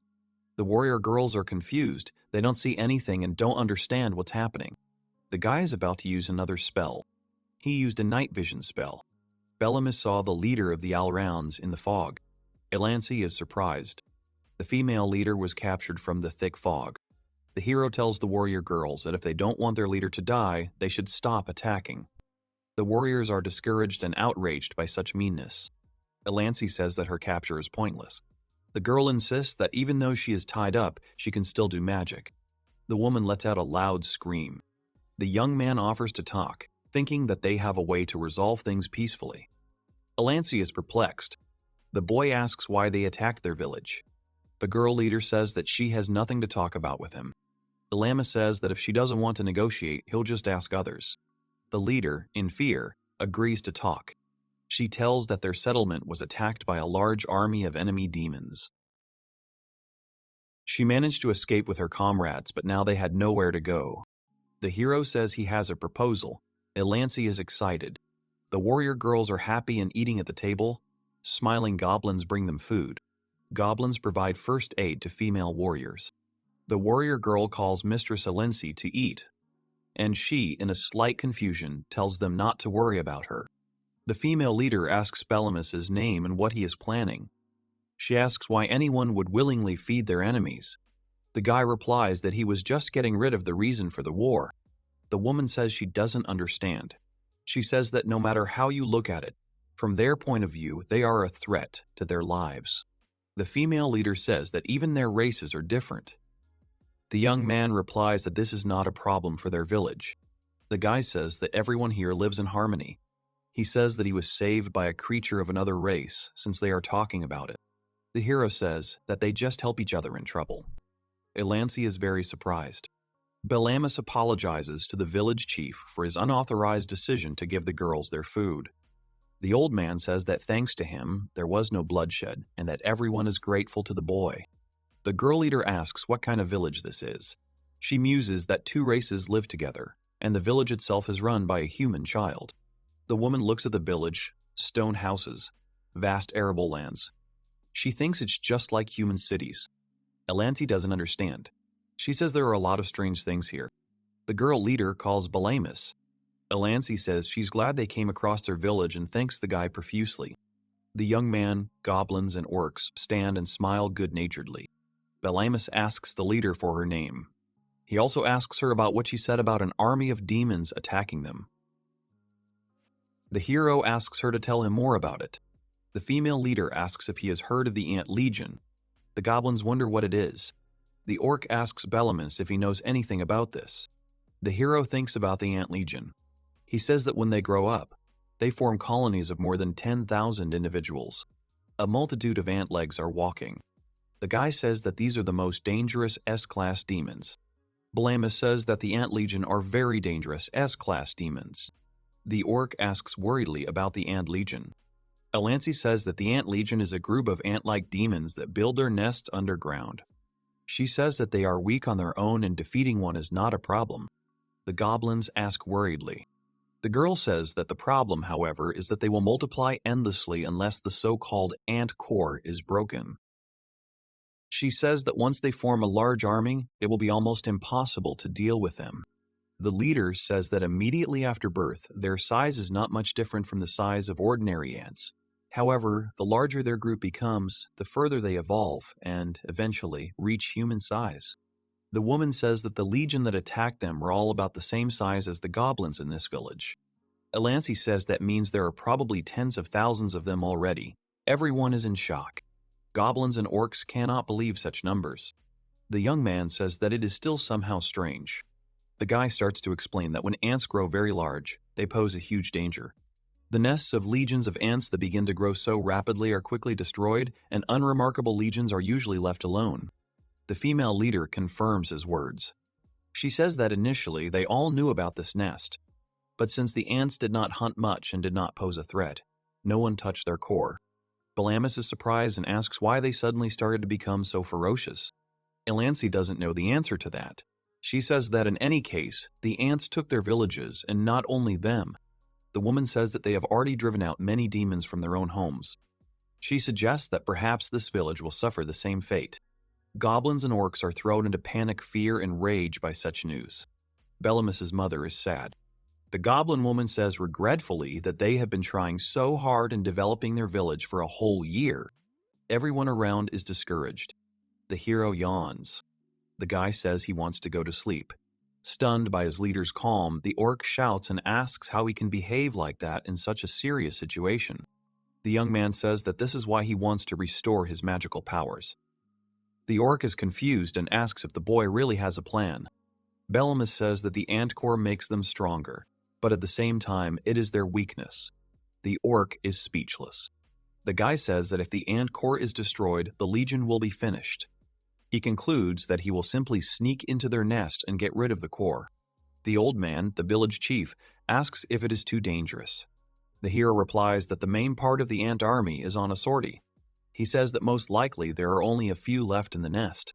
Elancy doesn't know if the young man is serious about his statements or not. She says that given how many there are, there could be thousands of them in the nest. Balamus says there is no need to fight everyone. He will simply find the path that is least guarded. Ligai confirms that there will be the most of them near the core. But he also says that he alone will be enough, so there is no problem. Elancy is speechless. The female leader is surprised that the guy is going to penetrate into the thick of enemy territory and is just saying it. She feels like she should prevent this obviously dangerous act. The young man tells Elancy not to worry. He says that it may not sound very convincing, but he himself knows a thing or two about magic. Elancy admires Belamus and says what a wonderful boy he is. Someone is calling Balamus. One orc is eager to fight and says that he also wants to go on a sortie with the guy. The young man thanks the orc, but at the same time says that this time they need to act covertly. The guy says that it will be easier for him to move alone. The hero also suggests that the orc should better strengthen the village's defense. The orc obeys his leader's orders. Balamus says he will rest for now to regain his strength. He will leave in 5 hours. The young man yawns. Some time passes. Having slept, the guy gets up and gets ready to go. Suddenly, he notices goblins running somewhere in the village. The hero looks out of the doorway and asks what happened. Mom calls the guy over. Mother screams that something bad has happened, that she is nowhere to be found. Belamus calms her down and asks who is missing. The goblin woman replies that Della Rosa is nowhere to be found. The mother screams that Della Rosa, Navasha, and Madero are missing. The boy is wildly surprised. The young man asks when they disappeared. Mom says she doesn't know, because they only noticed it recently. Belamus muses that if they left immediately after talking about the Legion, then things are bad. Belamus understands that now they can no longer be caught. At this time, 3 girls are walking through the forest. The goblin girl asks if they are going in the right direction. She says that she is bored because nothing is happening. The other girl tells her that if they go in the direction of the Alron settlement, they should come across a nest. The dark-haired goblin girl asks the others if they hear anything. Madero is called a coward. However, the girl says she is serious. Madero calls the others to the right place and says that something is approaching.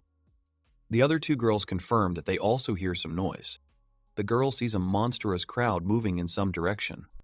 Della Rosa watches this spectacle with horror. With an exclamation, she says that it is a legion of ants. Bellamus says he'll take some time off to recover. The guy said he would be out in 5 hours. In the distance, against the backdrop of all the people gathered, 3 girls can be seen talking and seemingly plotting something. The goblin girl says that she is very glad that Bellamus will be able to fix the situation. The girl is sure that everything will be fine with the village. Della Rosa and Navasha look at each other with an unambiguous expression, plotting something.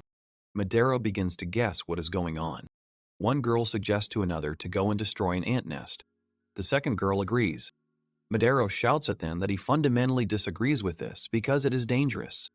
Della Rosa says that if everything works out, then Bellamus will definitely understand that he has been underestimating her all this time. And Navasha is already looking forward to how strong she will be when she nails this core. Madero is trying with all his might to dissuade the girls from this adventure, because this is not some kind of training. Life really depends on it. Della Rosa tells Madero that she worries too much, because if anything happens, she will protect her. Madero tells Della Rosa not to try to fool her with her words. The girl adds that besides, they don't know the password to get through the gate. Della Rosa remembers this. Navasha starts to chuckle. Madero says she has a bad feeling about this.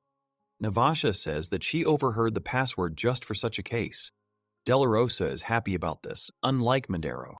The girls hurry to leave before Bellamus wakes up. 3 goblin girls went to get an ant core. Madero is not happy about this. She is worried. The girls look at the hordes of the ant legion and wonder how it all turned out like this. Navasha says that it is undoubtedly an ant legion. But what is more important is that they are moving towards their village. And this is bad. Madero wonders what will happen to the village. Della Rosa says that they will destroy the core together, so there should be no problems. The girl immediately calls for them to finally go and fulfill their mission. Madero strongly doubts that the 3 of them can do it. The moon rises in the sky.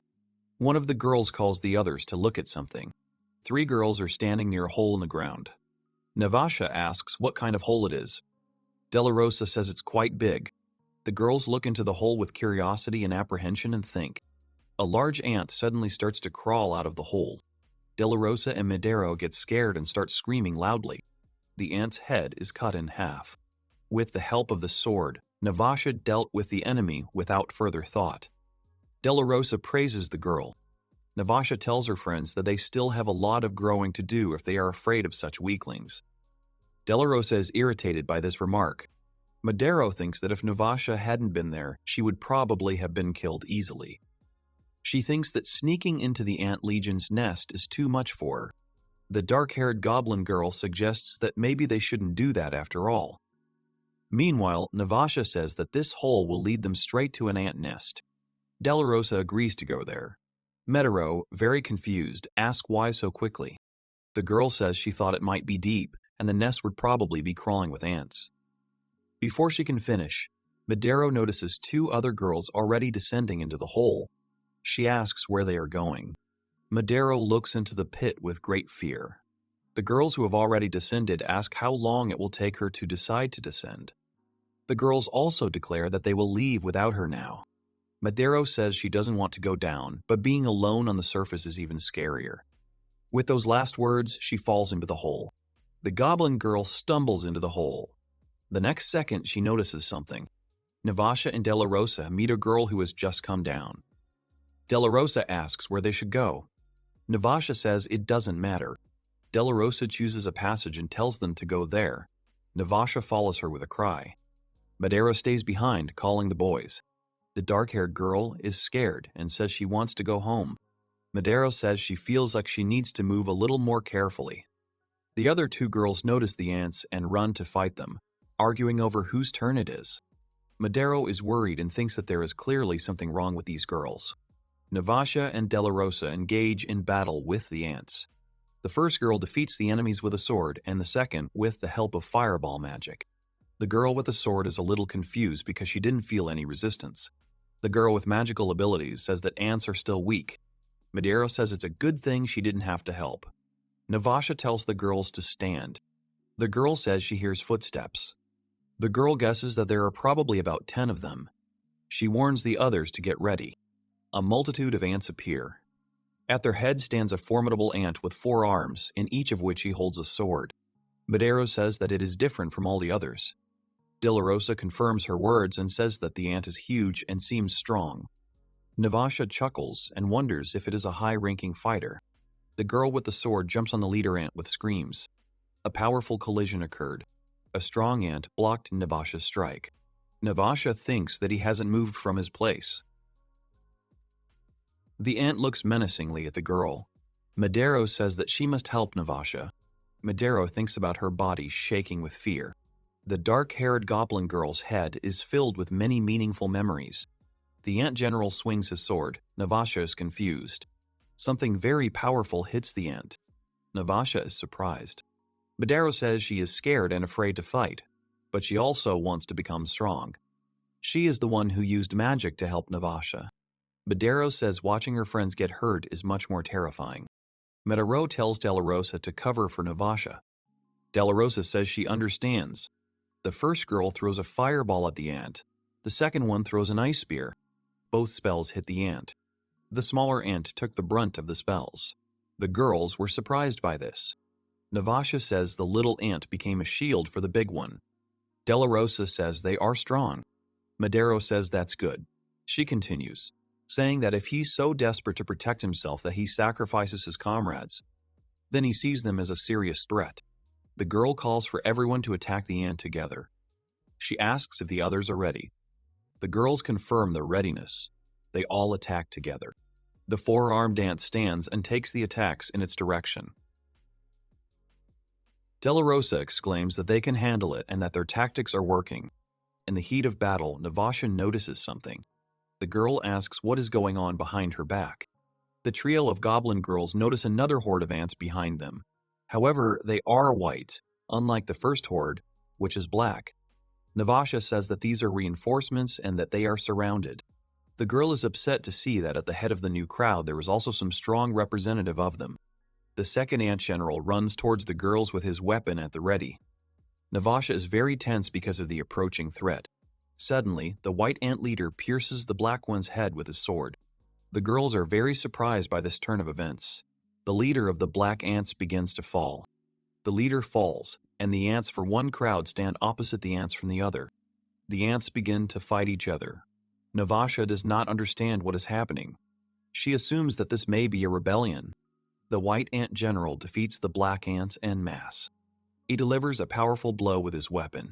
Having defeated all the black ants, the winners begin to leave. Navasha is at a loss. The leader ant shows the girls a certain gesture with his hand. The girl with the sword asks if others saw this gesture. Madero asks if the ant wants them to follow him. Navasha suggests that it might be a trap. De La Rosa says she doesn't think so. They ask her why. The girl replies that it's her intuition. 3 girls set off after the ants. De La Rosa asks in confusion if they have reached a dead end.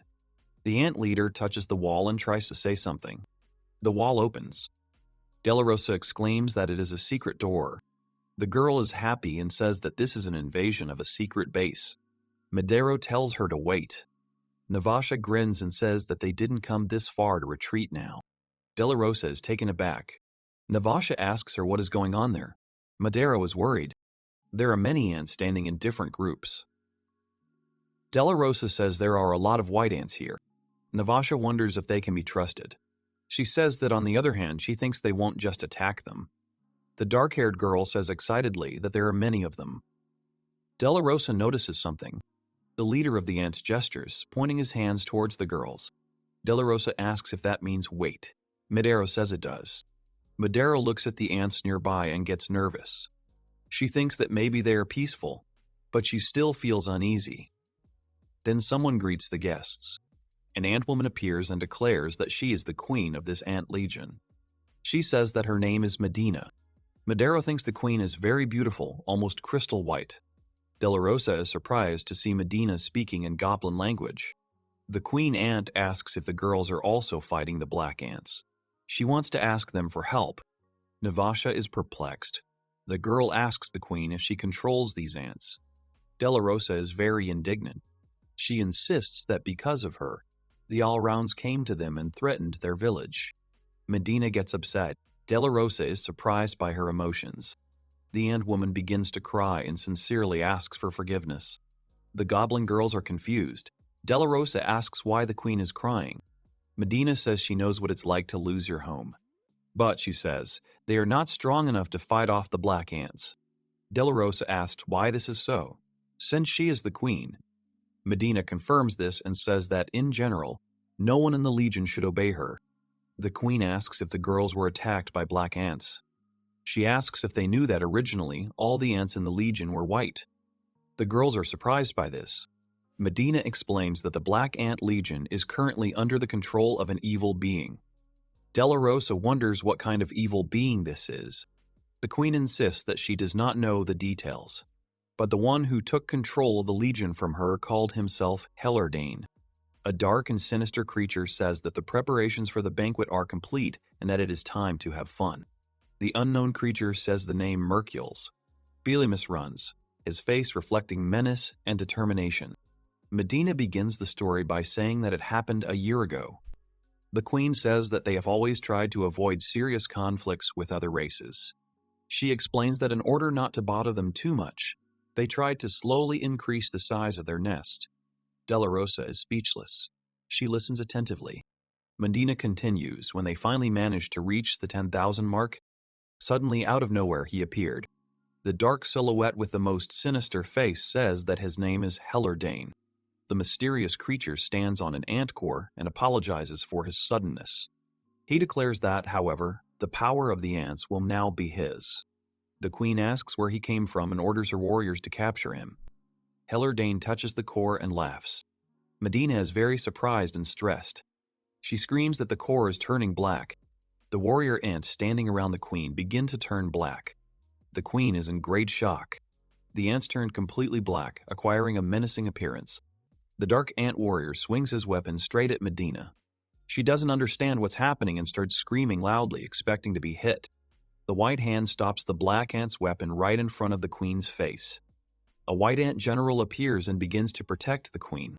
The white ants have surrounded Medina and taken her under their protection. The queen calls them boys. The Dark Brothers, however, have taken them into an even larger circle. Hellardane is surprised that anyone could resist the brainwashing. He says it's interesting. He adds that the core is already his anyway. The ants ask the queen what to do. Defeated and upset, Medina thinks that she was too weak and that he took the core from them. The queen tells the three girls that they had to flee with those who were not consumed by the darkness. They ended up here. The queen says that they have been hiding all this time, trying to find any way to regain control. De La Rosa thinks that the ants, too, were in trouble, just like they and the Alrons.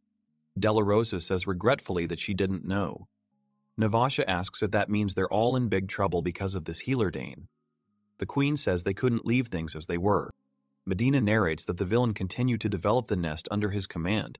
They quickly realized that they would hardly be able to win.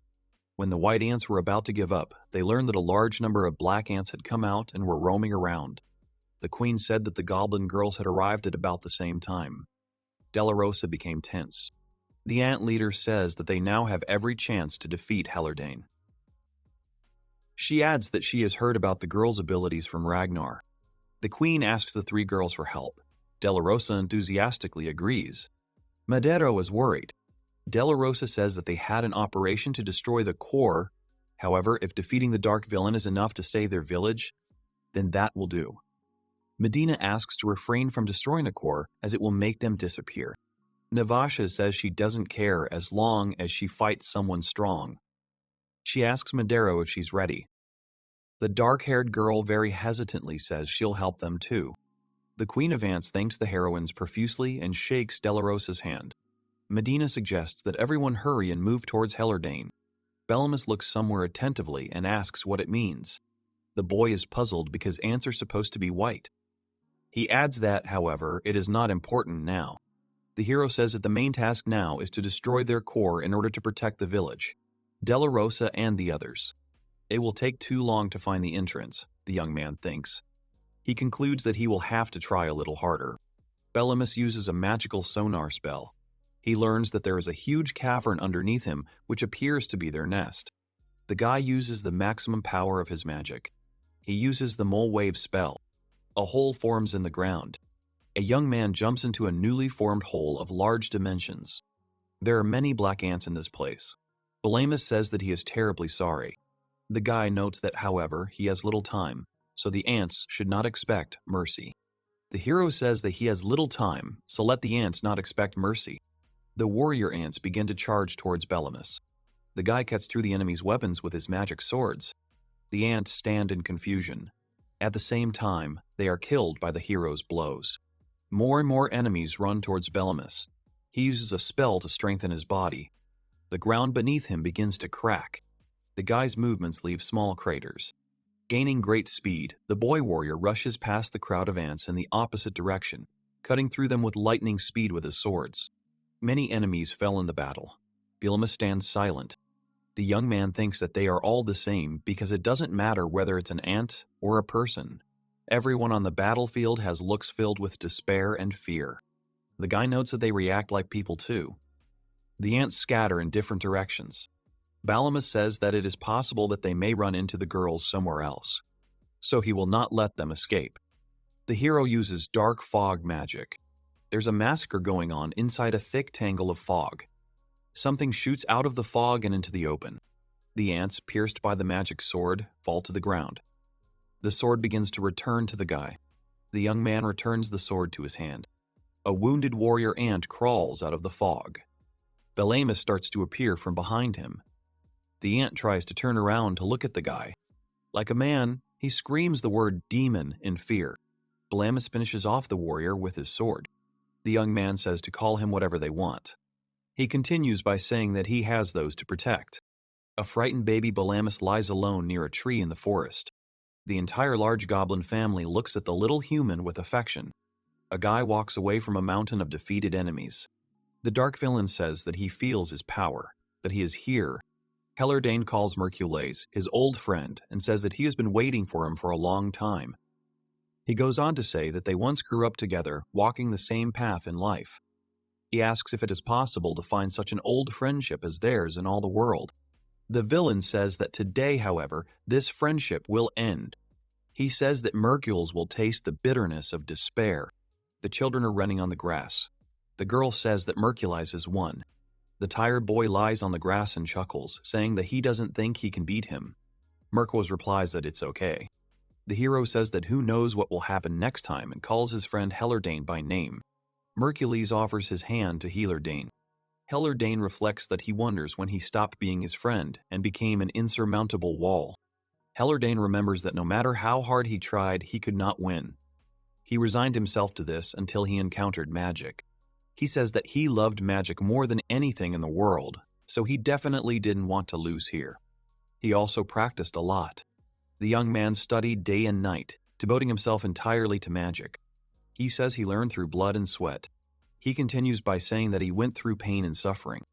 Hellardane says he believed he was on the path to superiority. He concludes that the pain is proof of his efforts. A figure appears behind the young man, declaring that this is unthinkable. The young man asks the master if he saw it. The old man asks if the boy has gained the power to break a hardened magic crystal. He adds that he is amazed by it. The master says that even with exceptional talent, it is not something that can be achieved in one day. Grandfather says that Hellardane is a good boy and that he is proud of him.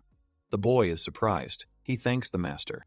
An old magician appears at a meeting in front of many people. He is preparing to say something.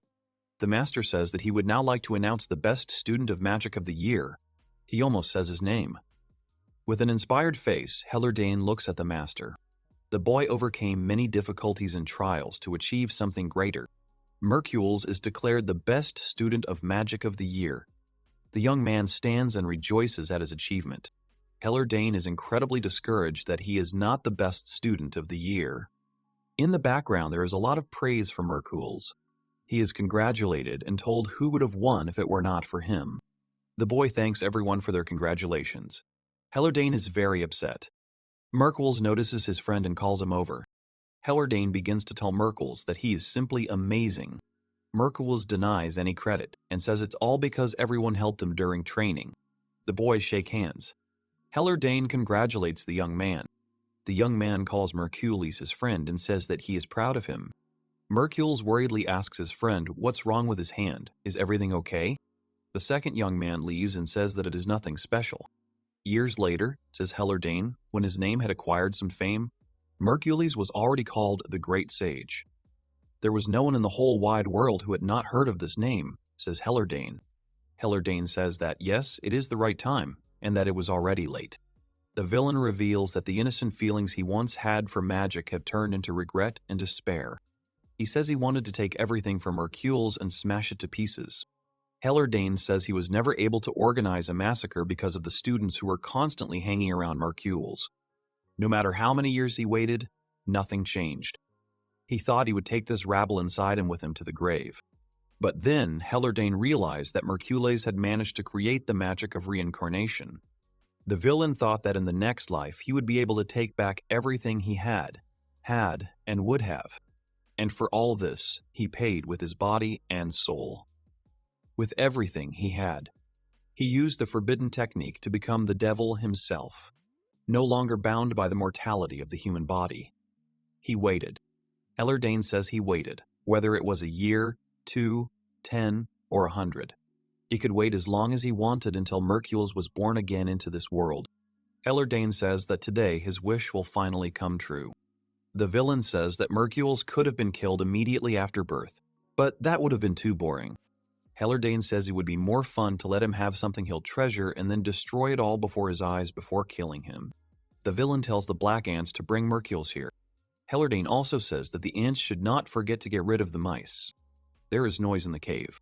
Medina says something is strange. Della Rosa asks what she means. The queen says that the enemy must be quite numerous. But there is one nuance. Madero says that they really did not meet anyone, although they have covered a considerable distance. Navasha begins to guess. Navasha asks if Bellemis has come and pulled all the black ants onto himself. Della Rosa is nervous about this and tells them to hurry so that they can defeat Hellardane quickly. Medina apologizes and asks who Bellemis is. Madero replies that he is supposedly Della Rosa's younger brother. The queen asks why the girl doubts. Della Rosa says that she herself does not know how and why, but her younger brother is some kind of genius, who is also very strong. The girl adds that no matter how hard she tries, she will not defeat him. The queen begins to understand the situation. She asks if the girl wants to quickly defeat Hellardane so as not to lose to her brother. Della Rosa doubts and says that is not what she meant. The queen asks if she is mistaken.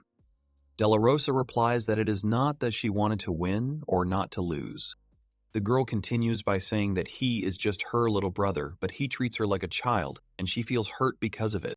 Della Rosa says that she wants to help her brother because he tries so hard for all of them. That's why she wants to destroy the villain, so that her brother will finally accept her. Medina understands and says that they absolutely adore Bellemis. Della Rosa confirms this and says enthusiastically that she truly loves her brother. Navasha says that she loves Bellemis too. The girl says that if it weren't for him, she would have remained a weakling. Navasha asked Madero about Bellemis. The dark-haired girl shyly answers that she also loves the guy because he is kind and develops their village. She also says that everyone in the village loves him. The queen says he must be a really wonderful man since they all talk about him like that. Medina says she wants to meet him. One of the girls starts talking about meeting Bellemis, but her speech is interrupted by the dark silhouettes of ants approaching them. The queen loudly announces the arrival of enemies and tells everyone to get ready. The girls follow her command. A group of black general ants stand ready to attack. Madero is surprised that there are more strong ants now. Medina says there are 5 ant generals. She assumes that Hellardane is serious about stopping them. Della Rosa screams that it doesn't matter and that she will kill them all. The girl uses a fireball spell and directs it straight at the ant general. The queen says it's their turn now. The white warrior ants charge in. Black and white ants engage in a fierce battle. Both sides suffer losses. The Black Ant General cuts down several enemy warriors at once. Right in front of Medina, her soldier dies. A Black Ant General stands before her. The queen is in a stupor. Navasha yells at the ant woman to be careful. Multiple blows are inflicted. It seems that the queen is finished. Navasha is in shock. Unexpectedly, Medina uses the spell Wind Gust. With its help, she deals with the enemy very effectively. The goblin girls are amazed by the queen ant's skills. Madero says that they should be able to hold out somehow with this. Medina tells the young girls to stay vigilant. She encourages them to keep moving. The fight continues. Meanwhile, Balamus found the place he needed. He says that these are ants that carry provisions to the core. The guy wants to sit on their tail so that they themselves lead him to the core. The hero says that he will soon put an end to this and will not allow anyone to touch his house. Balamus resides in ant holes. He secretly watches his enemies. The young man follows the black ants stealthily from corner to corner, carrying a variety of prey on their backs. The ants enter one of the next holes. The young man notices something. Balamus sees that the ants have returned without food. Using magic, he lifts numerous pebbles into the air. The guy concludes that it must be somewhere there. Unexpectedly for themselves, the ants are attacked by the hero. With the help of stones, many blows are inflicted. Having dealt with his enemies, Balamus continues on his way. Coming out on the other side of the hole, the young man notices something important. The young man says that the ant nucleus is located here. The boy thinks that it is strange that no one is protecting the core. He notices that the queen is also nowhere to be seen. He does not understand this situation. Suddenly, a dark entity begins to emerge from behind the throne made of white ants. It says that Mercules has come after all. Balamus is shocked by what is happening. He recognizes the voice of the speaker and screams that this is simply impossible. The hero asks if it is Helerdane who stands before him. The villain reveals his identity. Helerdane says that they have not seen each other for a long time. He notes that Balamus has changed, but he himself, as you can see, has remained the same. The youth asks the entity what he is. He continues by saying that Helerdane was a man, and that he and Helerdane may be similar, but Helerdane was not the monster that he is. The villain chuckles and, turning to Merkles, says that Helerdane is indeed him. The villain begins to tell that they were born in Minston and were together since infancy. However, after 40, they stop seeing each other, but that is not important. Balamus tries to understand if this monster was really his friend once. The guy does not want to believe it, but everything he said is the truth. Balamus concludes that the mutation of the core is also his doing. In that case, he thinks, there is no reason to hesitate. The young man says that now he absolutely does not care who this dark entity is. He says that he came here for the core, and even if the villain does not expect mercy, he will try to stop him. Helerdane asks the hero where he is going in such a hurry. The show is just beginning, he says, snapping his finger. Suddenly, powerful ant warriors jump down from above. They land in front of Balamus. The villain tells the young man to show his strength first. The ant strikes with his weapon, the hero dodges. While dodging, the boy thinks about how the queen is still nowhere to be seen. He also wonders if the villain is controlling this legion. Balamus thinks that now is not the time to think about such things. He quickly deals with the ant general. Another black ant, using a staff, casts a spell. The fireball created by the magician flies straight towards the young man. The young man reflects the spell and deals with the enemy. Another ant mage is at a loss. Some kind of magical aura begins to form around him. The guy says he's not going to play his games. The hero's Shining Cross spell destroys the ant. Helerdane says it's clear to him that Balamus can handle everything even in his body. He says he didn't think the ant generals would be so useless. The villain says that it seems that the hero still lacks attentiveness. The young man is in great surprise. Some dark tentacles suddenly grab him by the arms and legs. The young man is constrained. Despite this, he declares that he will simply use magic. Balamus is stunned. Helerdane laughs and asks what happened, if the boy's magic has stopped working. The hero curses and asks what he did to him. The villain asks the bound man if he has heard of the sealing fluid. Helerdane says that it is quite a rare thing and that he prepared it especially for him. The boy is exhausted and can hardly move. Helerdane says that Balamus without magic is just a child. The villain laughs and says that he can see how much pain Mercules is in. Dane declares his suffering is only beginning. A magical mirror appears with an image of a goblin village. The hero is in pain and stress. Balnus tells the villagers that he is setting out to destroy the core. He also tells them that he has something to warn them about. The guy warns that if the Legion reaches the village, everyone will have to abandon the village and flee immediately. He says not to worry about him. The young man repeats that in the situation he described. Everyone immediately fled. The chained Bellemus looks into the magic mirror in horror and exclaims that it shows his village. Dane says that this mirror transmits images and sound in real time. He says that very soon his ants will attack this village. The villain says that the hero can only watch this in silence. He wonders what his face will be like when the village is demolished and the people dear to his heart are killed. The young man replies that he warned the villagers to abandon the village and run away if there was danger. Dane says that if they succeed, and begins to laugh. The villain says that the ants have one order: to kill all the villagers. They will chase the villagers as long as it takes. The mirror will still show them, even if they run outside the village, so that the young men can watch the last moments of their lives. Bellemus gets angry and asks why Dane hates him so much. He replies that he can't understand it. The villain says that the hero did not taste the bitterness of defeat as he did. He says that his hatred is unknown to the youth. Dane explains that he turned himself into a devil for revenge and waited patiently for his rebirth.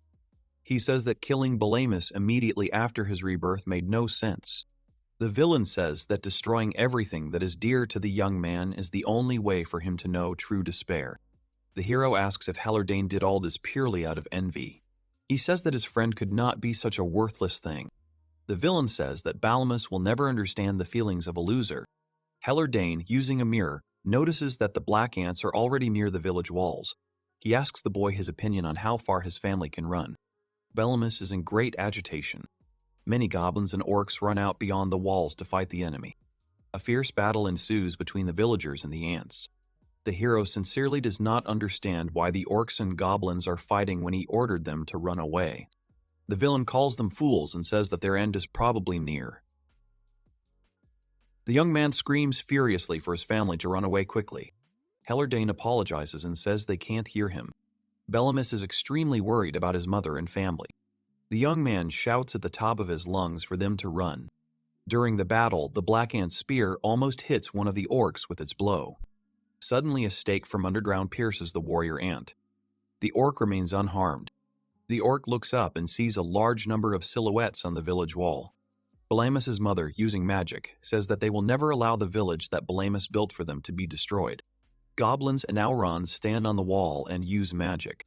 The orc, striking his enemies with his blows, notes the statement of Bellemus's mother and adds that the young man himself would have punched these ants in the face. The orc says that while the hero is away, they will defend the village. A large number of goblins and orcs furiously and enthusiastically run to attack. Bellemus is shocked. Dane laughs loudly. He asks the young man if he has heard that these idiots are counting on him. A helpless child chained in a dungeon. The villagers say they won't let anyone pass. They say we must somehow hold out until Mr. Bellemus comes because we must believe that the boss will return soon. The young man names Dane. Bellemus asks if Dane knows why he was never able to get past him. The villain asks. The hero strains his arms and tugs at his bonds, saying at the same time that they were both equally strong in magic. Dane is perplexed. Bellemus shouts that, however, unlike him, he never gave up. Actions that occur several hours before the attack. The old man, the head of the village, stands in front of all the villagers and says that Bellemus told them to run away. However, everyone understands perfectly well what will happen to the village then. The chief says that there will be no trace left of her. The old man says that all of Bellemus's hard work and efforts will be trampled by a feral horde of ants. Grandfather asks if they can afford to leave everything like this. He tells everyone to answer honestly. The village chief asks for a show of hands for those who think it is acceptable to flee the village, just as Bellemus ordered. The hero's mother, the goblins, and the orcs all stand with determined and menacing faces. No one raises their hand. The old man asks again who is in favor of running away. He asks if there is anyone. Not a single hand raised. The chief says that is fine. But who then thinks they should fight, he asks. A bunch of hands go up in the air. Balamus's mother screams that she will not allow anything bad to happen to the village that her son built. The goblins agree with her and are inspired to fight their enemies. The orc apologizes to Mr. Belamus and says that this time they will disobey orders. He hopes for forgiveness for this and says that they will protect the village at any cost. The village chief addresses the Alrons and tells them that they better leave now or they will be dragged into this. Elensi, the leader of the Albrowns, says that this is nonsense and that they are not cowards or parasites. The girl says that the villagers once saved their lives and they will repay them in kind. Grandfather Chief is skeptical, but Elensi insists. With a good-natured face, the girl says that one does not abandon one's own in trouble. The head of the village is surprised. The rest of the villagers are very happy about these circumstances. A loud roar can be heard. A horde of ants is marching. The orc says that it turns out that they are already close. He concludes that there are a lot of ants because the whole forest is shaking from their powerful steps. The goblin chieftain approaches the orc and asks if he is overcome by fear, or if he is simply in anticipation of battle. The orc says that anticipation sounds cool, but he is actually scared. The old man says he understands. He adds that the enemy's stomping sounds like a roar through the forest. He says that there seem to be an unusual number of them. The orc asks the old man if he is scared at all. The village chief says that he is old and does not have long to live. He says that he may look calm, but inside he is shaking with fear. The orc is surprised. The old goblin adds that he is not worried about his own death, but about everything that is dear to him in this world. Orc says that's true. He's not afraid of dying. He just can't accept the fact that everything important to him could just disappear from the face of the earth. The orc notices the ants and points out that they are almost there. He shouts that the enemy is at the gates and that everyone needs to get ready. The orc yells that they have already defeated the Cyclops, and this is a very easy task.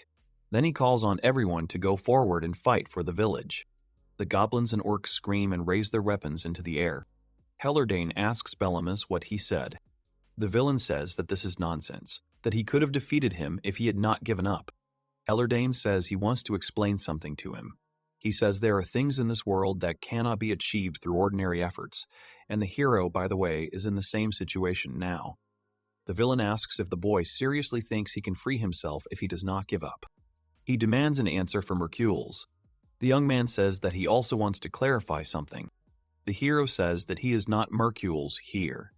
He is the son of Aret, the brother of Della Rosa, and his name is Belamus. The young man begins to pull the shackles with difficulty. Hellerdane laughs wildly and asks the hero if he succeeded. The villain confirms that he was unable to squeeze the shackles and never will be able to, and tells him to suffer. Suddenly, a spell flies at Hellerdane, which he blocks with his shield in time. The villain notices and recognizes those who have encroached on him. Madero and Navasha try to attack Hellerdane. He calls them pathetic rats and is surprised that they are still alive. Belamus shouts out the girls' names. Navasha pushes the hero to action and asks Della Rosa if she is their savior or what. The goblin girl shouts out what she knows and uses a fire spell. The shackles that held the young man are burned away. Della Rosa says that she, his sister, has come to save him. An army of white ants stands behind her. Freed from captivity, the young man lands on the ground. Della Rosa calls the boy by name. He looks at her with excitement and surprise. Smiling widely, Della Rosa tells Belamus that she has come to save him. The girl addresses the young man and he calls her name in response. The hero begins to scold his sister for doing whatever she wants again. He says that her mother is very worried about her. The girl does not understand what he is talking about, because she came to save him. Navasha joins the conversation and asks if they are going to stand here and sort things out. The young man calls his sister by name. Della Rosa gets angry at the young man and asks what he means, that he wants to send her home. Balamus points his finger at Hellerdane and says that they need to defeat him. The hero asks Della Rosa to help him. The girl looks at her brother with an uncomprehending look. Della Rosa's condition gradually changes. From misunderstanding and slight bewilderment, she begins to move into strong surprise and confusion. The girl is delighted by her brother's request. She confidently confirms that she is ready to help him. Belamus looks at the enemy with anger and determination. Hellerdane says that they are not as simple as they seem. He continues by asking if they really thought they could defeat him by getting rid of the liquid. The villain snaps his finger. The white ants start shaking. They don't understand what's happening. Something big is bursting out of the ground. Something gigantic rises up through the ground. The newly emerged creature begins to attack the white ants. A huge black ant rises above the battlefield. Medina calls the giant by the name Ruth. Madero asks if she knows what it is. The queen says that this is the strongest general of the ants. She concludes that it seems that Hellardane has strengthened him considerably. Della Rosa is confused. She thinks they are in trouble. Bellamus, noticing the stranger, asks Medina who she is. Antwoman says that she understands that he is the same Bellamus. She introduces herself to him, saying that she is Medina, the queen of this legion. Medina says that because of Hellardane she is unable to control the legion. The queen adds that now, however, there is no time to explain. Because of this, she immediately suggests joining forces. The guy is in thought. The hero concludes that the white ants can be considered allies, since they are on the same page with the boys. Bellamus says that he understands. The young man says they should do something about this giant. Della Rosa asks what he will do. The young man replies that he will deal with Hellardane. Della Rosa shouts that she understands. She also addresses Navasha, Madero, and Medina. The girl gives the command to go forward and fight Ruth. Bellamus tells Hellardane that he is his opponent. The villain grins and says that it couldn't be better. Hellardane says he will tear the hero half to pieces and let him see the last moments of life of every villager, and he will deal with the girls right before his eyes. The villain says that he may have been thwarted, but the result is the same. Everything is going according to plan. Bellamus tells him to try if he can. Hellardane asks if the boy means to say that he can defeat him in such a body. Bellamus says that he spent his strength on the circus, the transmission in the mirror, the sealing liquid. All this is no joke. He concludes that he does not have much strength left. The villain says it doesn't matter because in this boy's body, Bellamus is no match for him. The hero begins to cast a spell. The young man furiously offers to test who is stronger by directing a spell at the enemy. Hellardane enthusiastically agrees to the duel, calling the hero Mercules. The young man says his name is Bellamus. The light arrow spell flies out from the hero's magic bow. A powerful arrow of light flies straight towards Hellardane. She is getting closer and closer to her goal. The villain smiles despite her approach. Hellardane catches the arrow in his hand and says that it is weak. The villain asks Bellamus if he wanted to play ball with him. He fires the spell back at the sender. The guy is very stunned. The hero dodges the light arrow with extreme skill. The arrow explodes behind Bellamus. Hellardane says that's not all. A bunch of magical portals appear high in the air. The young man did not expect this. Some dark substance appears from the portals. The substance falls rapidly to the ground. Bellamus notes that it is dark magic, but suspiciously weak. In that case, he will easily deal with it. The villain foreshadows the beginning of his plan. The spell called Darkness of Supernovas begins to take effect. The hero is not happy with what is happening. A powerful explosion thunders. Bellamus managed to use a magic shield, but even it shatters due to the enormous force of the explosion. The hero flies to the side. Della Rosa calls out to the boy. A shockwave begins to cover everyone around. The giant ant general is on the rampage. He steps on a pile of white ants. The queen defends Della Rosa, shouting at her to be careful. The girl screams. Medina says they must concentrate on Ruta now. Della Rosa hesitates. Navasha shouts for Della Rosa to get her act together. She says that Bellamus won't lose that easily. Madero confirms her words. The girls say that you just need to believe in Bellamus. Della Rosa remembers how the guy asked her to help him, asked her to do something about this giant. The girl came to her senses and began to use magic. She says that was the first time he asked her for help. Della Rosa casts a powerful spell. She says she will still show how to fight. Hellardane chuckles and asks Mercules what happened. He notices that something has dented him. Bellamus thinks that he somehow managed to protect himself with a barrier, but apparently not completely. The hero concludes that his opponent is strong. The villain likes the suffering face of the young man. He wants him to suffer even more. Hellardane uses the darkness of supernovas in even greater proportions. The young man says he doesn't care about the villain's plans. Hellardane wishes the young man dead. He says he won't give up. Bellamus summons shining swords into his hands. With frequent blows, he cuts through supernovas. The villain is shocked that the guy disarmed his weapon. Bellemus flies towards Hellardane with a great cry, swinging his swords with all his might in order to deliver a crushing blow. The hero makes a huge swing with his sword so as not to leave the enemy a single chance to win. A huge scream bursts from the lips of the young man. He delivers his powerful blow, and the blow hits Hellardane. He groans and starts to fly off to the side. The blow was so strong that it even cut the ground under the villain. He himself flew up. However, chuckling, Hellardane lands successfully. Bellemus rushes towards him, saying that he will not escape. The villain replies that he had no intention of running away. At the same time, he uses magic. The hero strikes the villain's magical shield with his swords multiple times. Hellardane can't believe what's happening. Another powerful blow from the swords comes from the youth. The villain screams furiously. His magical shield shatters into pieces. Bellemus sees his opponent fly to the side with all his might. The boy stands with his swords in his hands. Hellardane tries to get up from the ground, laughing slightly. The villain coughs and laughs. The hero is perplexed. Hellardane is amazed that the boy has regained so much magical power in just 6 years and says he is happy for him as a friend. The villain continues and says that Bellemus, as always, irritates him to the core. At this time, he casts a spell called Black Hole. A black funnel begins to suck in the young man. The young man thinks about what attracts him. He gets closer and closer to the enemy. Hellardane prepares a powerful blow towards Bellemus. The blow inflicted makes the hero writhe in pain. The villain's blow is incredibly powerful. The guy's grimace reflects pure pain and torment. Hellardane is extremely happy about these circumstances. However, an unexpected light strike immediately begins to fly straight at him. While under attack, Bellemus used the Shining Hammer spell. With it, he dealt a blow no weaker than the one the villain dealt him. From such powerful mutual blows, the opponents fly apart in opposite directions. The villain chuckles. He asks why Mercules is so weak, as if he can barely hold on. The hero replies that it is none of his business. He says that he will defeat him in any case. Hellardane emphasizes Bellemus's cheerful attitude, his lack of doubts about victory in any situation. He says that his pride will be his undoing. The villain screams that pride will take everything from him. Much dark power begins to thicken around him. The young man noticed a sharp increase in energy.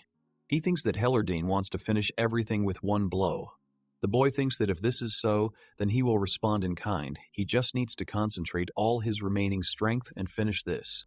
Bellemus prepares to use a powerful spell. The concentration of magical energy is off the charts. All sorts of magical runes fill the space. The hero is fully prepared for the final clash. The dark villain also begins to form his most powerful spell. A frightening eye appears, watching everything closely from the impenetrable abyss. Pure darkness fills the space. Bellemus casts the Holy Destroyer spell on Hellardane, and Hellardane casts the Abyssal Blaster spell on Bellemus. Two incredibly powerful spells, light and darkness, collide with each other and begin to fight. The villain tells Mercules to prepare to disappear from this world. He regrets not being able to see the insignificance of his desperate face. However, he thinks that it doesn't matter anymore. Bellemus shouts to Hellardane that he alone will disappear today. The villain tells the young man not to even think about it. Continuing, he says that for decades, even centuries, he kept everything and kept this hatred inside himself. Hellardane says that the hero cannot be stopped by his hatred. The black beam increases its onslaught. Bellemus's legs gradually lose their support and begin to dig into the ground. The young man is under great tension. The dark magic almost engulfs Bellemus's beam and himself. The youth screams. Hellardane laughs and wishes the hero death. Resisting with all his might, the young man shouts that he will not lose. The guy says he will never lose to some stupid hatred. The power of the race fighting each other is roughly equalized. Bellemus tells Hellardane that there is nothing in him, only emptiness and malice. White magical energy begins to overpower the black. The hero furiously asks the enemy if he is going to defeat him. The villain is surprised by the strength that the young man has acquired and asks where it came from. The young man replies that he said he wouldn't give up, and all this for the sake of those he must protect. The spell Holy Destroyer erupts with new incredible force. The magical beam finally reaches Hellardane, who begins to frantically scream the name of Bellemus from his past life. The villain begins to disembody. With each passing moment, the magic consumes him more and more. The name Mercule still sounds in the air like an inhuman scream. Hellardane is almost gone. He no longer screams, only makes some sounds similar to wheezing. Hellardane recalls that at first his intentions were pure. He simply wanted to become like Mercule's, dragging himself along behind him with all his might. The villain wonders when his thoughts became mired in hatred. He supposes it was when he realized he could not become Mercule's. Or perhaps for some other reason. Hellardane thinks that, however, that is all. Enough of this. Hellardane thinks that if he can finally get rid of these feelings, he will no longer suffer. Balamus lands on his knees, completely exhausted. Suddenly, the hero hears a weak voice calling him. The young man walks towards Hellardane, who has fallen to the ground. Coming up, the young man turns to him and says that he is glad to see him. Hellardane appears in his true form, that of a very old, exhausted grandfather. Hellardane says that he is also glad to see Mercule's. He, however, corrects himself and says that perhaps it is better to call him Balamus. The youth says nothing. Grandpa says that it turns out that he was never able to defeat Balamus. The guy exhales, closes his eyes. The young man says he doesn't think so. The old man is surprised. The hero asks if Hellardane remembers their mutual childhood friend. Grandfather asks if he is talking about Ashelia. Balamus says yes. He also says that she also became Hellardane's wife. He asks, so what? The guy says that Ashelia was the first person he loved. He sums it up by saying that when Hellardane took her away from him, he realized that he had lost. The old man is touched by this confession. He says that he understands because she was a beautiful girl. Hellardane is glad that he was the winner after all. In these thoughts, the grandfather closes his eyes for the last time. In the last moments of his life, he sees Balamus. The young man remembers how he gave him his hand as a child. A whole picture from his childhood emerges in his mind. Balamus says goodbye to Hellardane. Meanwhile, the battle near the Goblin village continues. Some warriors are starting to run out of magic. The orcs and goblins think they can't hold out any longer. Black ants surrounded the exhausted and wounded warriors of the village. Breathing heavily, the wounded warriors stood in the middle of a devastated battlefield strewn with the bodies of fallen enemies. Despite the losses, the countless black ants continued to advance. Barbora, a huge orc whose body was covered in wounds and whose arms were shaking with fatigue, clutched his club tightly, ready to meet the next onslaught. With a hoarse groan, he muttered an apology to his master. But before he could take a step, several warrior ants surrounded him, their sharp spears flashing in the air. The next moment, the blades pierced his body, causing the orc to shudder in unbearable pain. The club fell from his weakened fingers and fell to the ground. With his opponent's spears pointed at him, Barbora cursed and, gathering his last strength, turned around. His gaze fell on the illuminated walls of the fortress, their last refuge. He wanted something. A memory flashed to his mind of lifting the girl onto his back for a ride. He remembered his comrades and friends. All the orc wanted was to protect them. Suddenly, something made him look at his enemies again. Looking at himself in surprise, he wondered where the wounds from the spears were. Barbora was unharmed. The ants' spears crumbled to dust before they could even touch the orc. Barbora stood frozen in stupor, not believing his eyes. The enemies fell to their knees, raising dust. This surprised the girls.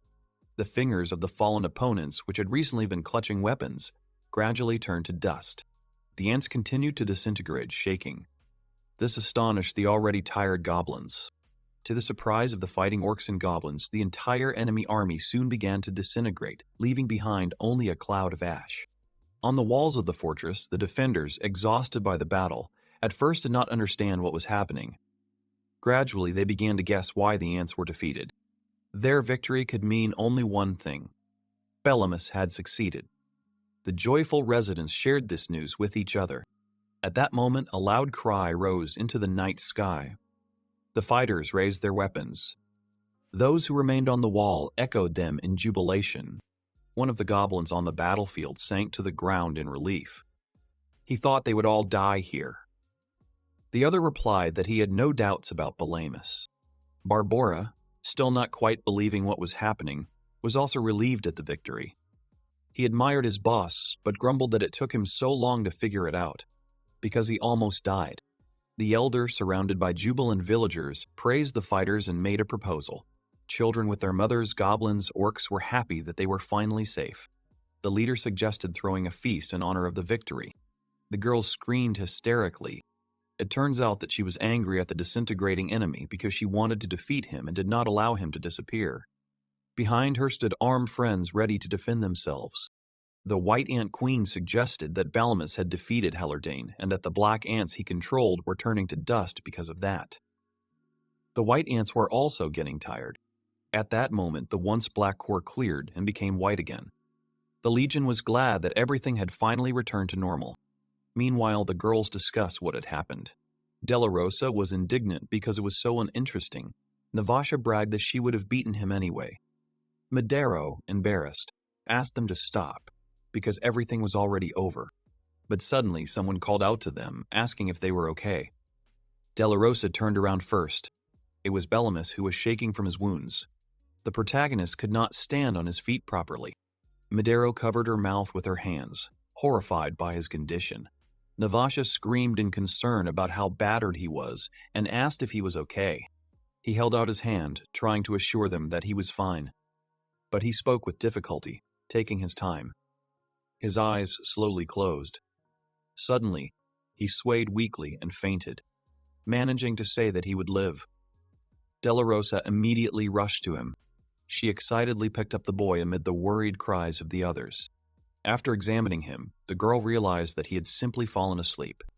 The goblins were surprised by this, but soon they began to be touched by the way the main character was sleeping. Navasha noticed that he usually had zero emotions, but here this was. She poked her finger at his cheeks, laughing at their softness.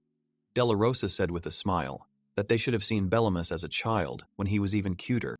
The queen ant, apologizing, suggested that they return quickly, since they were probably tired.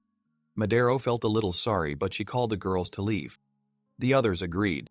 Then Della Rosa lifted the boy onto her back. Then Navasha offered to carry Belamus because she had more strength. But the girl refused. The goblin explained with a joyful smile that it was her duty to carry Belamus on her shoulders. She remembered how she and her mother used to carry him in a basket when he was little. Surrounded by warmth and care, the sage returns home. Under the generous rays of the midday sun, the village shone, securely hidden behind its fortifications. Dam, standing next to the orc, looked down in amazement along with his companion. In the distance, as the attentive goblin was able to discern, figures appeared from the dense thicket of the forest, which gave rise to the first vague assumption in his mind. The village gate slowly rose, letting the travelers in. Thanks to Belamus's efforts, the ant core was cleared, and peace returned to the village. In front of the open gates were happy girls who brought the main character to their native doorstep. Dam rushed towards them, and behind him an excited crowd of orcs and goblins was already crowding. However, the joy instantly turned to alarm when the residents saw the lifeless figure of the boy, and a whisper of horror about his possible death swept through the crowd. At this, Della Rosa immediately asked everyone to quiet down, fearing that unnecessary noise might wake up her brother, and cast a concerned look at him. The girl hastened to calm the frightened villagers, explaining that Belamus was simply deep in sleep, overcome by fatigue. One of the goblins suggested that the planned party should be postponed until the next day. Suddenly, everyone present seemed to freeze, tensing up, seeing who was following the girls on their heels. White ants appeared before the astonished eyes. Their queen was radiating obvious tension. A murmur of bewilderment ran through the inhabitants. Why were the former enemies still here? When the queen of the Ant Legion, introducing herself as Mida, spoke bitterly about her recent powerlessness and inability to change anything that had brought so much grief to different peoples. Having made a deep, respectful bow, she humbly asked forgiveness of those gathered. Such behavior of the queen plunged everyone into a state of complete amazement. The bewilderment of the inhabitants only grew. They looked at each other, whispering questions to each other about how the all-powerful queen could be powerless. Della Rosa took over the explanation, telling of the villain healer, or whatever his name was, who was controlling the black ants. Navasha added clarity, emphasizing that without the saving intervention of the white ants, they would all have been much worse off. The queen, clearly worried, prepared to tell something important. Medina said that in fact it was they who saved them, and without them they would have been underground long ago. Wanting to repay the unpaid debt, the queen solemnly swore to faithfully serve the village and its inhabitants. The orcs and goblins were shocked to the depths of their souls by what they heard. Realizing the suddenness and audacity of her proposal, the Ant Queen timidly suggested that perhaps they were unworthy of such an honor, and then her voice trembled, breaking off from excitement. The residents sank into silent thought, exchanging glances again. Dam, breaking the silence, remarked that it was indeed unexpected to hear such words from an ant after the recent fierce battle, but added that they seemed to be good creatures. To Medina's great surprise, the others seemed to have nothing against it. Tears of happiness flowed from the queen's eyes. She thanked them profusely and vowed not to let her new allies down, bringing them as much benefit as possible. At that moment, someone in the crowd, muttering apologies, began to push people aside, making his way forward. It was the mother of Belamis and Delarosa, calling her children in a voice breaking with emotion. Delarosa beamed with joy at the sight of her. The mother, unable to contain her feelings, pounced on them with hugs. The daughter did not have time to say a word. Through her sobs, she cried out how terribly worried she was and how immensely happy she was to see them unharmed. Delarosa snuggled happily against her mother. The other girls just smiled as they watched the touching family reunion. The mother praised Delarosa for having managed to carry Belamis to the village and ordered her to now hand him over to her. Delarosa did not want to give up her brother to her mother. Then the woman explained that carrying her son in her arms was a mother's sacred duty. Then the daughter gave in, taking her son in her arms and gently pressing him to her chest. The woman was happy because she hadn't hugged him like that for a long time. Looking at his face with endless affection, she whispered how much he had grown. The woman leaned her head against him. Remembering him as a baby, she said with tears in her eyes that despite the fact that he was the strongest in the world, he was still her son, and asked him not to make her burst with pain. Then she said that the girl was probably tired too, and called her home. She obediently rushed after her mother. The residents continued to be touched by the scene unfolding before them. However, suddenly the mother's face became serious, and she asked if Delarosa had ever gone outside the village. The daughter, still beaming, confirmed that of course she had, since she had been the one to save Belamis. The mother's heart was not softened by this feat. She reproachfully reminded her of the strictest prohibition against leaving the village. The joy instantly left the girl's face, replaced by tension. The mother leaned toward her daughter, a frightening smile appearing on her face as she asked if Delarosa realized what punishment awaited her at home. The daughter began to justify herself, proving that it was her actions that saved her brother and the entire village. But the angry mother could not be persuaded. She did not need excuses. She abruptly cut them off, offering a choice of harsh measures, a blow from the right or a day without food. Delarosa, with tears in her eyes, began to beg for leniency, referring to all her efforts. The light coming from the magic stone tried to dispel the darkness of the night. The protagonist slept peacefully in his room. Here, Belamis began to wake up.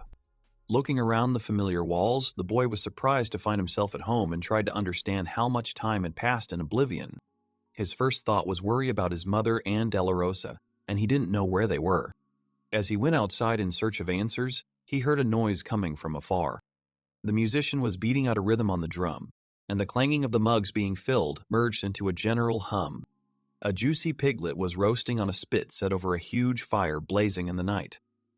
The protagonist looked at this unexpected sight in bewilderment. A real feast opened up before his eyes.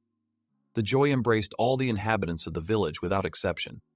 Couples in love, musicians, dancers, and already quite tipsy orcs and goblins all celebrated the common victory. Joyful Barbora, having finally noticed the awakened Belamis, immediately ran up to him. The hero noted the joy that reigned, not without surprise. The orc immediately invited the sage to join the festivities, but he politely thanked him and explained that such noisy celebrations were not very much to his liking. Barbora was clearly upset. However, Belamis, glancing at the general jubilation behind him, began to have doubts. The sight of the happy, smiling faces of the residents gradually convinced the boy of the special significance of these moments. He realized that it was moments like these, filled with simple joy and togetherness, that made life worth living. And then, to the obvious delight of the tipsy orcs and goblins, a smile appeared on his face and he walked over to the revelers, settling himself on a nearby tree stump. These joyful smiles became the most vivid symbol of the fact that peace had finally returned to the village. The festive feast in the village was in full swing. The residents vied with each other to offer the protagonist to try one or another hearty dish, wanting to express their gratitude. Surrounded by mountains of food, Balamus sheepishly asked to stop, explaining that he physically could not eat that much.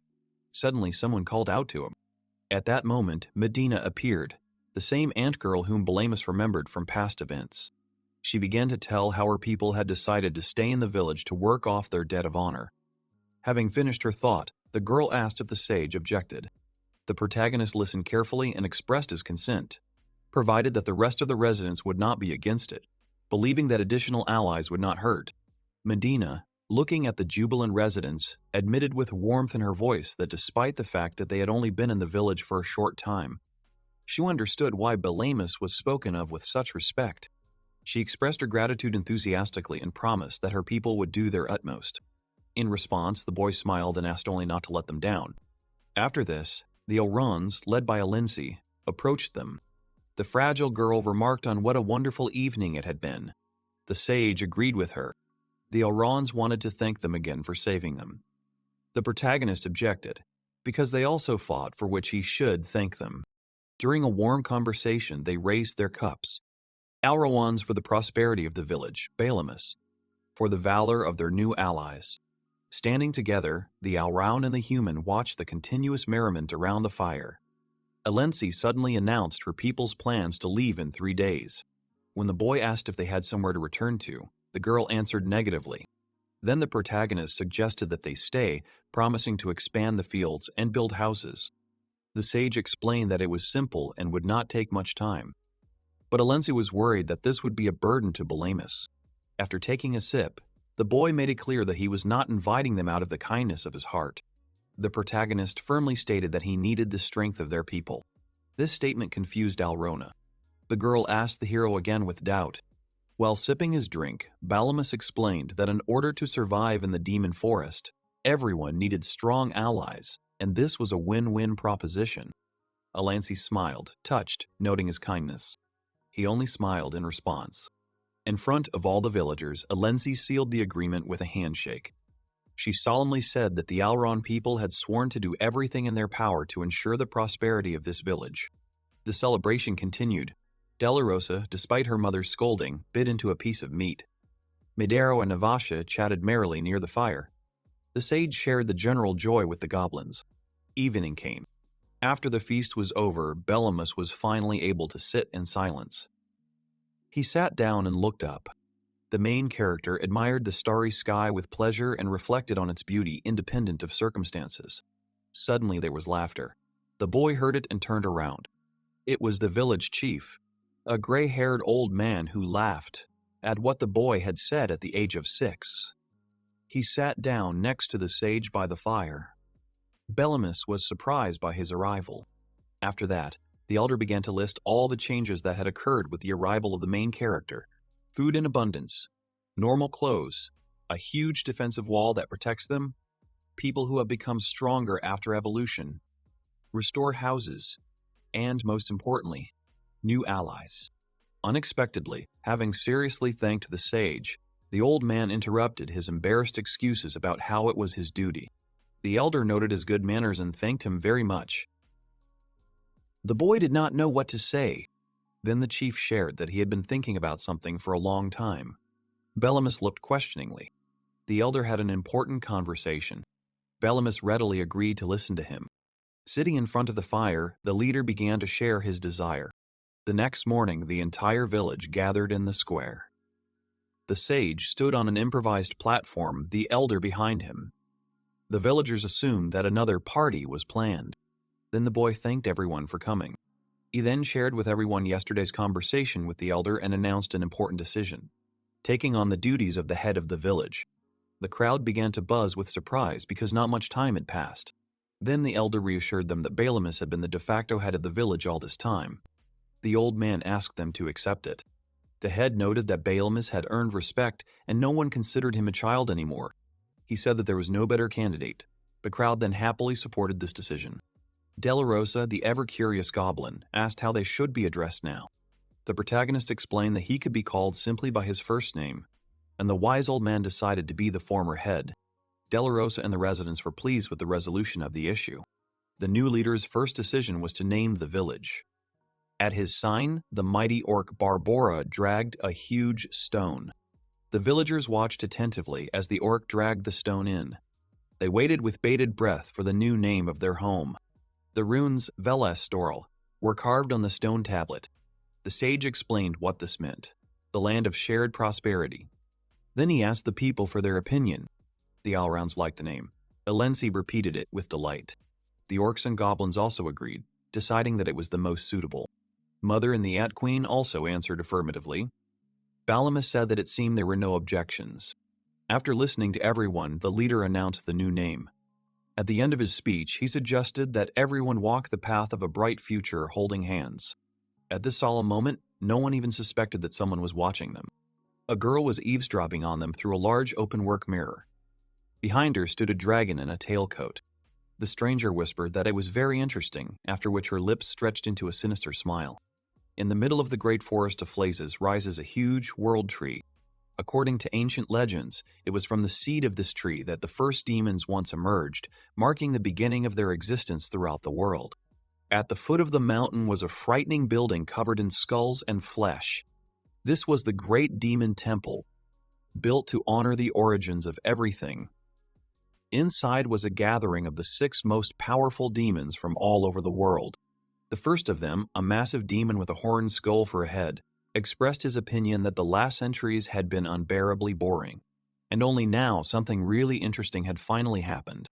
The second demon, with 7 eyes and a mouth lined with rows of sharp teeth, giggled, rejoicing that the Ant Legion had managed to bring long-awaited chaos into the measured existence of the forest. The third participant in the meeting, a humanoid beast with long hair, noticed that, despite the ants' initial success, someone had managed to pacify them. The fourth demon, whose bizarre skull featured a second mouth right on its forehead, expressed particular interest in the situation. He pointed out that the ants in these parts had no prerequisites for sudden aggression, which made their behavior even more mysterious. The fifth participant, a giant monster with dragon-like features, was less interested in the reason for the attack and more interested in the identity of the one who had managed to resist the Ant Legion. He skeptically noted that the western part of the forest was inhabited only by weak demons who were incapable of such resistance. It was then that the eyes of all present turned to the 6th participant of the meeting, a petite girl named Amaldora, who was lounging languidly on her throne, demonstratively showing her indifference to what was happening. A massive demon with a horned skull instead of a head addressed her with a question, because the western part of the forest was under her control, and she should have known what was happening there. Amaldor, continuing to tug at a lock of her long hair, replied with exaggerated boredom that she herself did not really know anything. There was a mocking look in her eyes.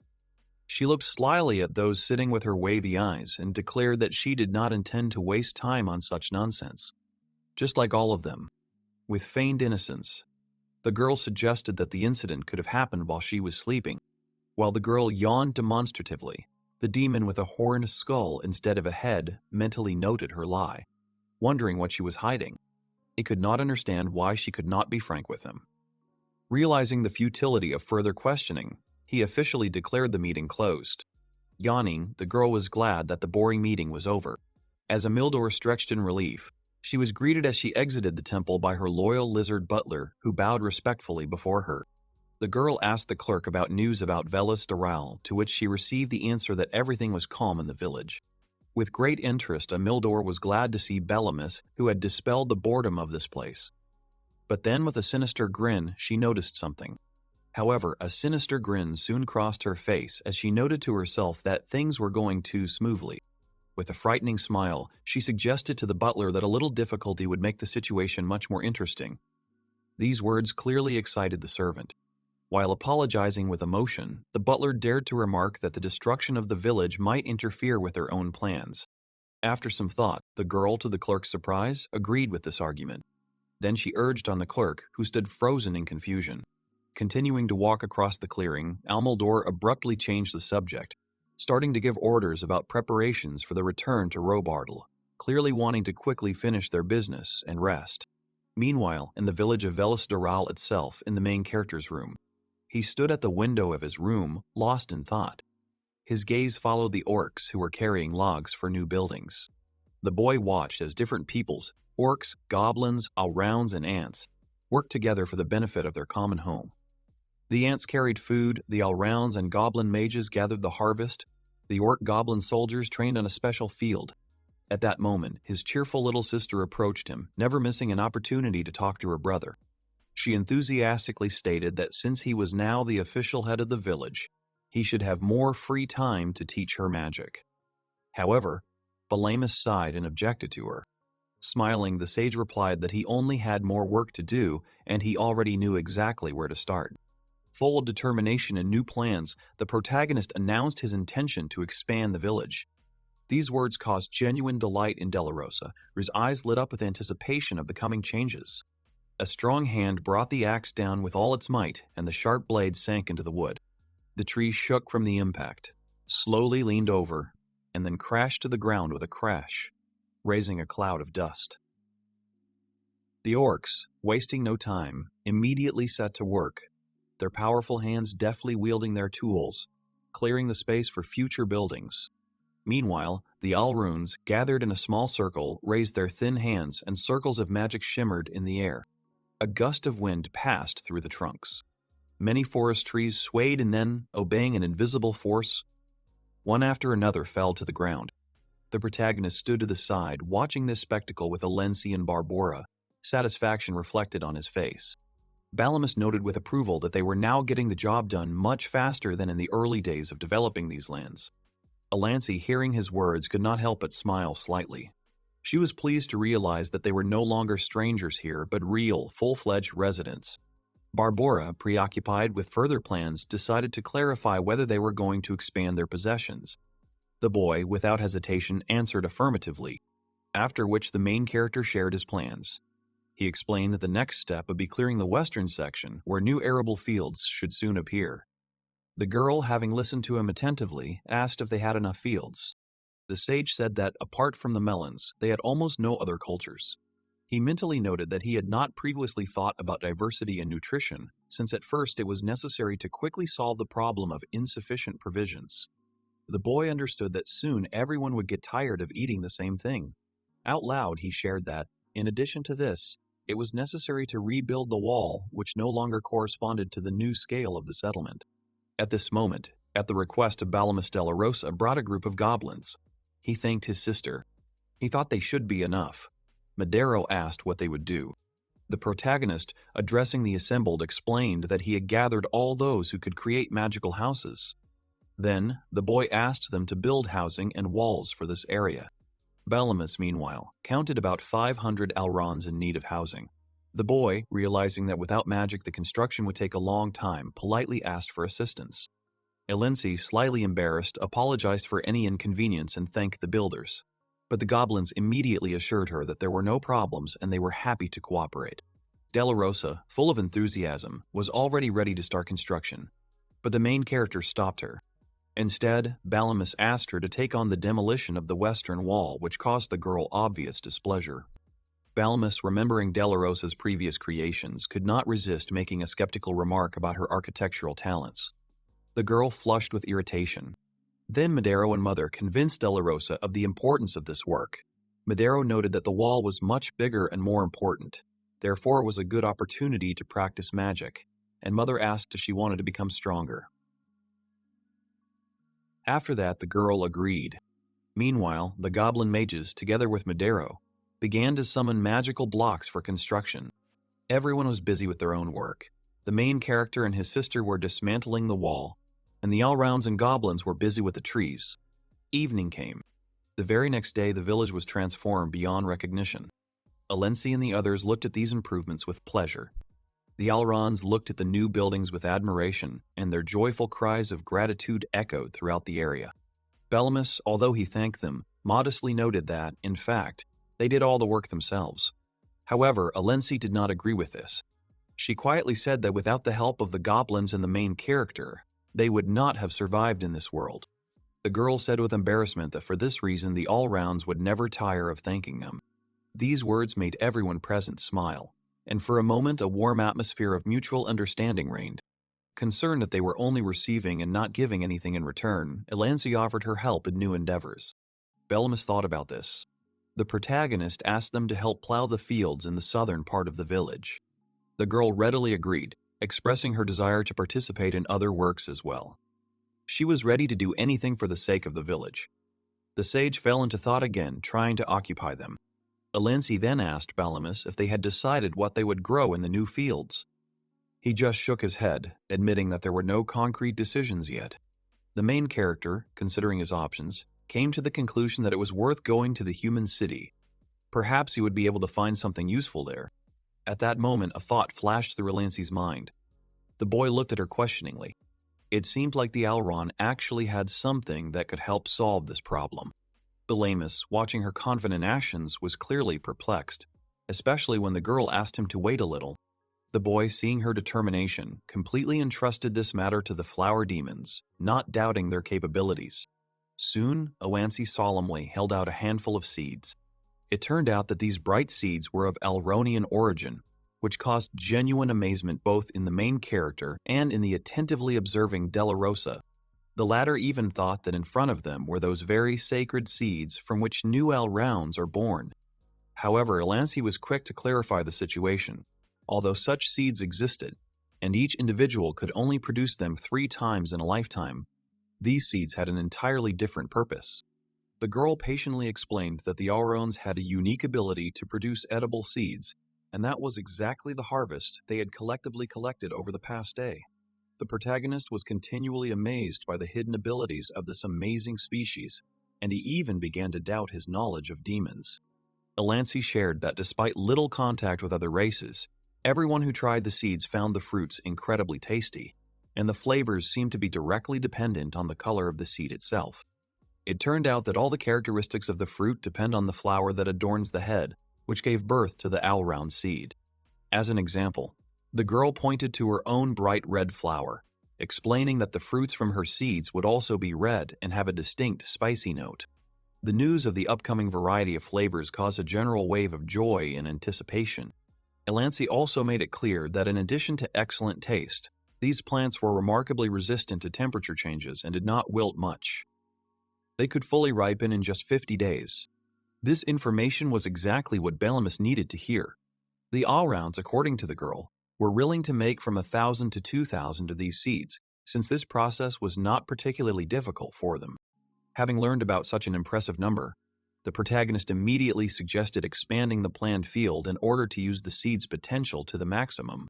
Meanwhile, the orcs continued to work hard, sorting and sorting the huge logs left over from the felling of the forest. Della Rosa, taking the initiative to prepare the land, began with a powerful mole wave, which she directed across the surface of the future field. Thanks to her efforts, the first deep and neat furrows immediately appeared on the flat surface. The Alrones immediately joined the work. In a matter of hours, the huge field was completely prepared. Bellemus, having taken stock of the scale of the work, considered that at the moment this amount of land should be more than enough. However, Elancey had legitimate doubts about the irrigation system for such a vast area. Della Rosa confidently assured everyone that the issue was under control. She immediately suggested a tried and tested tactic: to shoot the nearest cloud with a special water cannon to make it rain. But the main character resolutely rejected this plan.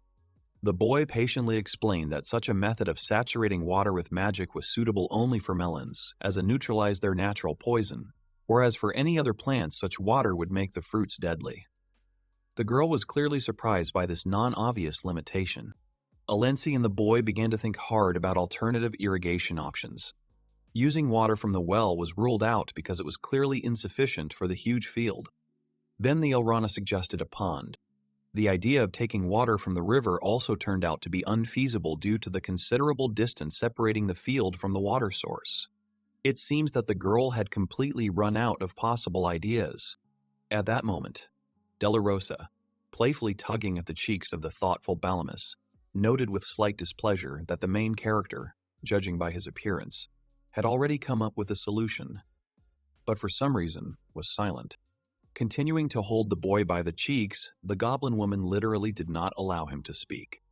When she finally let him go, the protagonist voiced his idea to bring water directly from the river using a canal.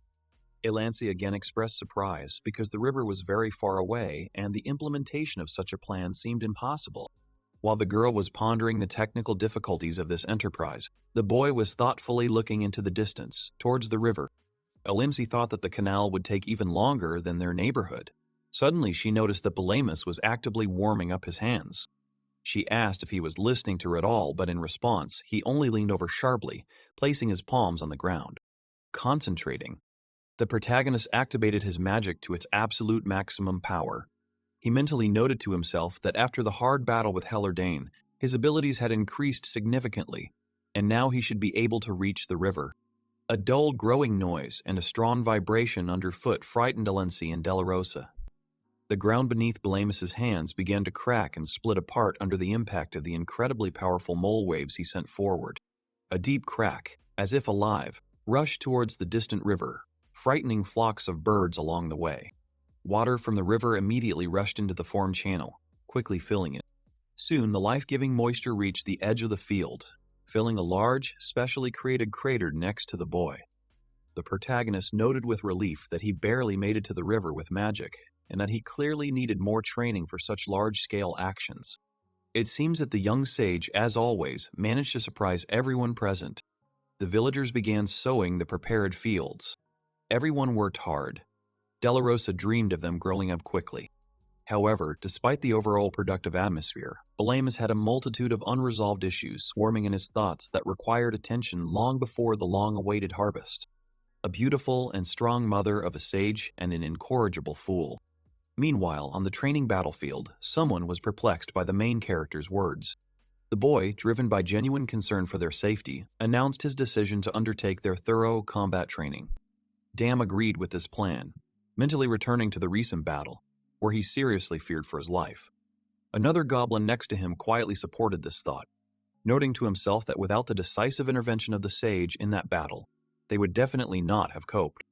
Madero asked the protagonist what exactly this preparation would include. Belamus calmly explained that the key stage would be their evolution into stronger and more specialized forms. The news of the possibility of evolution caused a storm of hidden excitement in Madero, while Belamus himself involuntarily recalled the rather unpleasant process of evolution. Delirisos. The boy decided to start the transformation with the goblins. He explained in detail to those gathered that for successful evolution, they would need not only to absorb a significant number of aloe spiders, but also to achieve a certain level of mastery in the use of weapons or magical arts. To the obvious joy of many present, the protagonists gathered here those who had either already reached the required level or were one step away from it. After carefully assessing each one, Belamus singled out 5 goblins who had reached the required level. To the delight of the children, the boy named Navasha and Hugo. In his educated opinion, these two were particularly distinguished for their skillful swordsmanship and were destined to evolve into goblin soldiers. Dimma in the same category of future goblin soldiers, highly appreciating his accuracy and skill with a bow. Then, to the girl's obvious surprise, Belamus pointed at Madera. The last name on this list was Shiraham. She, unlike Madero, was happy with this news. He set both girls on a path of evolution into goblin mages. Della Rosa was already one of them. The protagonist turned to the selected 5 with a request to help the rest of their relatives reach the level necessary for evolution, while he himself went hunting for aloe spiders. Belamus deliberately repeated his request, making sure that everyone understood the responsibility that had been placed upon them. The 5 had mixed feelings about being teachers. Navasha agreed with confidence, while Madero and the boys were excited. The protagonist then said goodbye to the group, noting that he was counting on them, and set off on his journey. Barbora wondered where he could find a cave inhabited by the necessary aloe spiders. The boy explained to him the critical importance of these creatures to the evolution of the goblins. The orc immediately remembered a place in the northeast, but he noted with regret that their detachment had already completely exterminated the spider population there. Belamus inquired about other suitable locations, and Barbora perked up, remembering a large cave in the eastern part of the forest, and offered to show him the way. They went deeper into the dense forest. Barbora confidently led the boy to the entrance of the cave, overgrown with moss and ferns. The protagonist thanked his guide, intending to go inside alone. But the orc resolutely expressed a desire to accompany him. Finding himself in the cool darkness of the cave, Barbora hesitantly asked if the necessary spiders could live in such conditions. Bellamus, summoning a ball of soft magical light, glanced around the walls and found the environment quite suitable for aloe spiders. At that very moment, his gaze caught a large spider and a web behind it. He happily said that the first spider had been found. The protagonist began to quietly tell Barbora about the enemy's characteristics and vulnerabilities, insistently urging the orc to remain silent. However, his warning was too late. Barbora, succumbing to a sudden impulse, with a loud groan picked up a heavy stone and threw it upward with all his might. The projectile hit the spider directly. The monster and the stone fell onto the rocky floor, and the roar from the fall was amplified many times over by a loud echo. Almost immediately, an alarming rustling sound was heard from the impenetrable depths. Barbora muttered an excited apology, clearly realizing his mistake. The approaching sounds, multiplying with each passing second, frightened the orc more and more. Dozens of spiders of different sizes appeared on the ceiling and walls and immediately rushed towards the violators of their peace. The monsters began to shoot sticky clumps of web at the travelers. While Bellamus stood motionless, concentrating on assessing the threat, Barbora fell into an uncontrollable panic and screamed at the top of his lungs from the fear that gripped him. Covering his face with his huge hands, the orc continued to scream shrilly, completely ignoring the deafening noise of the battle and the whistling of the web. The intense attacks raised clouds of dust around. For a long time, Barbora shook with his eyes closed. But then, overcoming his horror, he decided to look at what was happening. Bellamus stood calmly over a pile of fallen, motionless spiders, swords in hand. At that moment, the boy was thinking about how he would now have to drag the prey to the exit with the help of a magic thread, and asked the orc to help him gather the carcasses into a pile. The incredible speed with which the young sage dealt with a whole swarm of dangerous creatures plunged the frightened Barbora into even greater amazement. Bellamus only watched the orc's stormy emotions with slight bewilderment, and he, still trembling, admitted that sometimes the main character really frightened him. The massive ball, tightly tied with a magical thread, contained about 30 aloe spiders. The protagonist answered negatively, explaining that many more were needed to evolve the entire village. Barbora asked Bellamus hopefully if this amount would be enough for all the villagers. The thought of having to go into the cave again made the orc's face darken. The protagonist, noticing his distress, hastened to calm him down, suggesting that he go alone next time, since he now knew exactly where the dangerous place was.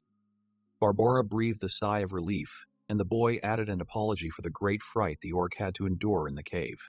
Still carrying the impressive load, they returned to the village. The sage thoughtfully reflected on how the goblins' combat training was progressing. What he saw caused the main character genuine surprise. The strongest swordswoman in the village, Navasha, appeared before him. Exhausted goblins lay on the ground around the girl. This sight surprised not only Bellamus but also Barbora, who was following behind. Navasha, meanwhile, not noticing the arrivals, sternly announced that the time for rest was over. The exhausted goblins, their bodies shaking from fatigue, began to rise from the ground with visible reluctance and groaning. The main character, not hiding his bewilderment, called the girl. Seeing him and the loot he had brought, her face lit up with joy. The boy tactfully suggested that she might be overdoing it with the intensity of the training. However, Navasha resolutely objected, considering her method necessary since they still had to defend the village. Then the main character clarified his position, warning that excessive workload could give rise to those among his charges who would begin to avoid training at all costs. He praised her own remarkable strength and endurance, but gently pointed out that not all goblins had the same potential, and that systematic overexertion could harm their health and motivation. Navasha, listening to his words, became lost in thought. Her gaze slid over the exhausted faces. Realizing what she saw, she admitted with slight embarrassment that she had indeed overdone the load this time. However, her words were interrupted by one of the goblins who had just risen. Gathering his last strength, he firmly stated that they were not against hard training. Inspired by his example, the other goblins began to rise one by one, demonstrating their willingness to continue. Their determination amazed Barbora, Navasha, and Bellamus himself. They explained their behavior by saying that they were ashamed to realize that they, adults, strong and the same inhabitants as the rest, so often put all the responsibility and hard work on the shoulders of children, such as the sage and the young goblins. It was this feeling that spurred their desire to become stronger, so as not to be a burden. They, turning to the girl, asked her not to hold back and to train them to their full potential. The protagonist, watching this scene of mutual understanding and determination, was genuinely surprised and touched. He decided to fully trust Navashi's judgment in this matter. Inspired by such trust and support from the students themselves, the girl continued training with renewed enthusiasm. The goblins, despite their fatigue, obeyed her commands with apparent willingness. By nightfall, the grueling training was over. Navasha, now without her previous severity, praised the fighters. The selected 5 mentors reunited, exchanging impressions and discussing the difficulties of their first teaching experience. Madero, meanwhile, asked Bellamus what exactly he wanted to talk to them about. In response, the protagonist reminded them of everything he had told them earlier about the process of evolution and that they had reached the required level, and therefore there was one last step left. Then, to everyone's subdued displeasure, he solemnly announced the beginning of the mandatory spider diet. Dam had already suspected this turn of events internally when the boys singled out the 5 of them. He mentally resigned himself, considering the inevitable not so terrible. Then the boy asked Della Rosa about the readiness. At that moment, the girl stood by the cauldron with a frighteningly focused, almost insane expression on her face, stirring the thick stew. Having tried the brew with the tip of her finger, the girl immediately grimaced in disgust. Despite this, Della Rosa, with the same mad glint in her eyes, pushed the full plates towards the goblins, calling it delicious, and noting that the taste and appearance of the dish remained as disgusting as last time. Navasha was skeptical that it tasted good, and Madero thought that Della Rosa was laughing at them. The other goblins gathered around, watching the distribution of portions with growing excitement and trepidation. Bellamus, with an innocent and encouraging smile, sincerely did not understand what the problem was, simply saying that they could eat now. These words of his only caused an even stronger wave of anxiety among the goblins. To everyone's surprise, Navasha was the first to dare to try it. Scooping up a spoonful, she put it in her mouth and instantly winced. Her face distorted into a grimace. But through clenched teeth, she firmly began to insist that it was delicious. Continuing to eat, overcoming the urge to spit the food out with each sip, the girl insistently repeated that the dish was indeed delicious. Dam watched her condition with increasing concern. Navasha sent through her spasms that if Della Rosa could survive this, then she would succeed too. Mentally encouraging herself, she considered it her duty to all who counted on their strength. With renewed determination, she continued eating. Her incredible willpower and demonstrative overcoming of disgust infected the others. Writhing and wincing, the remaining goblins began to eat the disgusting stew one by one. Their willpower and willingness to endure for the sake of a common goal amazed the protagonist. Bellamus, seeing their incredible efforts and fortitude, mentally admitted that he had clearly underestimated the depth of their determination. Then he called them tough guys with genuine admiration. 4 days of a stable, albeit painful, spider diet have passed. The bodies of the future goblin soldiers became noticeably lighter and more mobile. Della Rosa, observing them, noticed not only the changes in their physiques, but also the enlarged horns. The sage praised the young goblins. The goblin mages also managed to evolve, thus becoming like Della Rosa. They were surprised to notice their own changes. Having made sure that the evolution process had been started and was under the control of the 5 and Della Rosa, Bellamus left the remaining goblins in their care. He knew that he could not stay any longer. The urgent affairs of the growing Ballesteral did not tolerate delay and required his constant attention.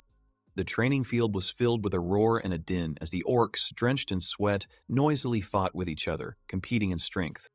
Barbora, burning with the passion of battle, made a sharp lunge and with a furious roar threw his opponent to the ground.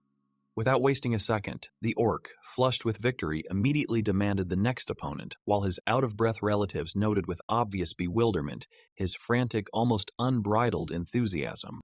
Barbora's mind was filled with the recent humiliating memories of the embarrassment in the sinister spider cave. His thoughts also noted the astonishing evolution that had taken place among the goblins. The thought that he could no longer fail to live up to his master's role as a worthy right hand filled him with real horror. Just then, the protagonist called him over. It was at this moment of intense thought that the protagonist himself called out to him. Barbora winced, abruptly pulled out of his dark thoughts by Bellamus's voice. The sage calmly explained the reason for his unexpected visit, putting forward a proposal. He spoke of the possibility of evolution for the orcs. Barbora was very happy about this news. The young sage then asked the orc to gather all those willing to undergo evolution so that he could objectively assess their current abilities and potential. Barbora rushed to fulfill the order with joyful zeal. Soon Barbora led a whole group of orcs to a specially designated training field. The boy thanked him for this. While the orcs were talking among themselves, exchanging assumptions, Balamus carefully looked at each of them. It turned out that the young sage had expected to see more candidates. Barbora immediately rushed to clarify the situation, explaining that he had deliberately not brought the orc girls with him since they usually did not fight. The orc also clarified that many were currently in labor. The protagonist admitted with slight embarrassment that he still had difficulty visually distinguishing them and apologized. The sage began his explanation by stating that the current stage of the high orcs was by no means the limit of their development. He outlined the prospects of becoming orc mages or armored orcs. He then explained the difference between these types. Orc mages would be able to cast spells, while armored orcs would not be able to use magic, but their physical strength would increase several times. This inspired the group. To carry out the plan, the boy explained, special ingredients would be required. Blue rats, as well as each orc achieving a certain, fairly high level of either attack power or defense power. To begin the test, the sage decided to assess their attack potential. He smoothly raised his hand, and the air around his fingers shimmered with condensing magic. With the power of his art, the protagonist created several massive, strong stone blocks out of thin air. The stones fell with a dull thud in front of the ranks of the stricken orcs. Balamus explained the conditions of the test. If the orc could split the stone with one blow, it would be irrefutable proof that his attack power had reached the level necessary for evolution. After that, he offered them a weapon. One of the orcs, full of determination, volunteered to try first. The Doppin down on the stone with all his might. However, to his complete amazement and disappointment, the block remained intact, only shaking slightly. The orc was perplexed. The failure clearly upset the daredevil. After everyone who wanted to test the strength of the blow had finished, Balamus asked them to line up. Now he had to visually and tactilely assess their muscles to determine the level of their defensive capabilities. The first orc in line, diligently pushing out his mighty biceps and straining his chest, was still unable to impress the sage, not achieving the required power. Suddenly, loud exclamations and shouts from behind attracted Balamus's attention. Everyone turned around and saw that it was Barbora, demonstrating remarkable strength, who managed to break one of the stone blocks. Balamus praised the strong man. The subsequent check of his defense also showed excellent results. The realization of his success caused a storm of sincere joy in the orc. Barbora rejoiced inside, knowing that the path to new power was open to him. Only the rats remained. Then the young sage asked his faithful orc to wait a little, as he had a separate, important matter for him. The results of the check revealed that only Barbora currently had sufficient strength and protection for evolution. The rest of the orcs, somewhat tired and despondent, were given clear instructions by Balamus to continue intensive training. After this, he called Barbora, who obediently obeyed. They headed towards the forest, to places they hadn't been to for a long time. It was a familiar forest near the village of Veronica. They were joined by Della Rosa, who was entrusted by her brother with an important task, to help in the search for blue rats. The protagonist reported that approximately 300 of these creatures would be needed for evolution. The sister, full of enthusiasm from her brother's trust, enthusiastically rushed to carry out the assignment. The sage watched her enthusiasm with slight surprise, while Barbora nodded understandingly, making it clear that the girl, like himself, was simply immensely happy with the trust shown and the opportunity to be useful. Suddenly, Della Rosa joyfully announced that she had discovered a suspicious hole, but at that moment the bushes very close to the girl rustled with threatening intensity, causing Balamus to instantly tense up and prepare for action. An animal jumped out of the bushes, and the main character shouted loudly to his sister to immediately fall to the ground. It turns out that a huge, ferocious wild boar jumped out of Della Rosa, heading straight for her. The girl managed to see the rapidly approaching enemy. Then Della Rosa, without losing her composure, quickly used her ability to create wormholes, deftly sending the enraged beast into a short but high flight.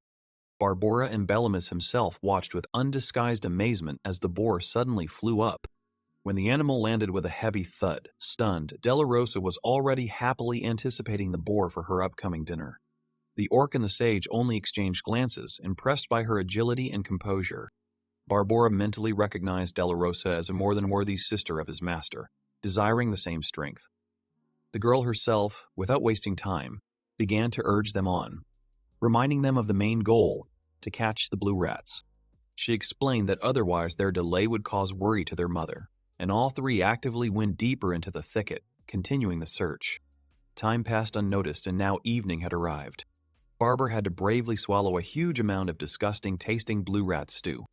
Bellemus, seeing his suffering, suggested that he should stretch out the potion's intake over several days.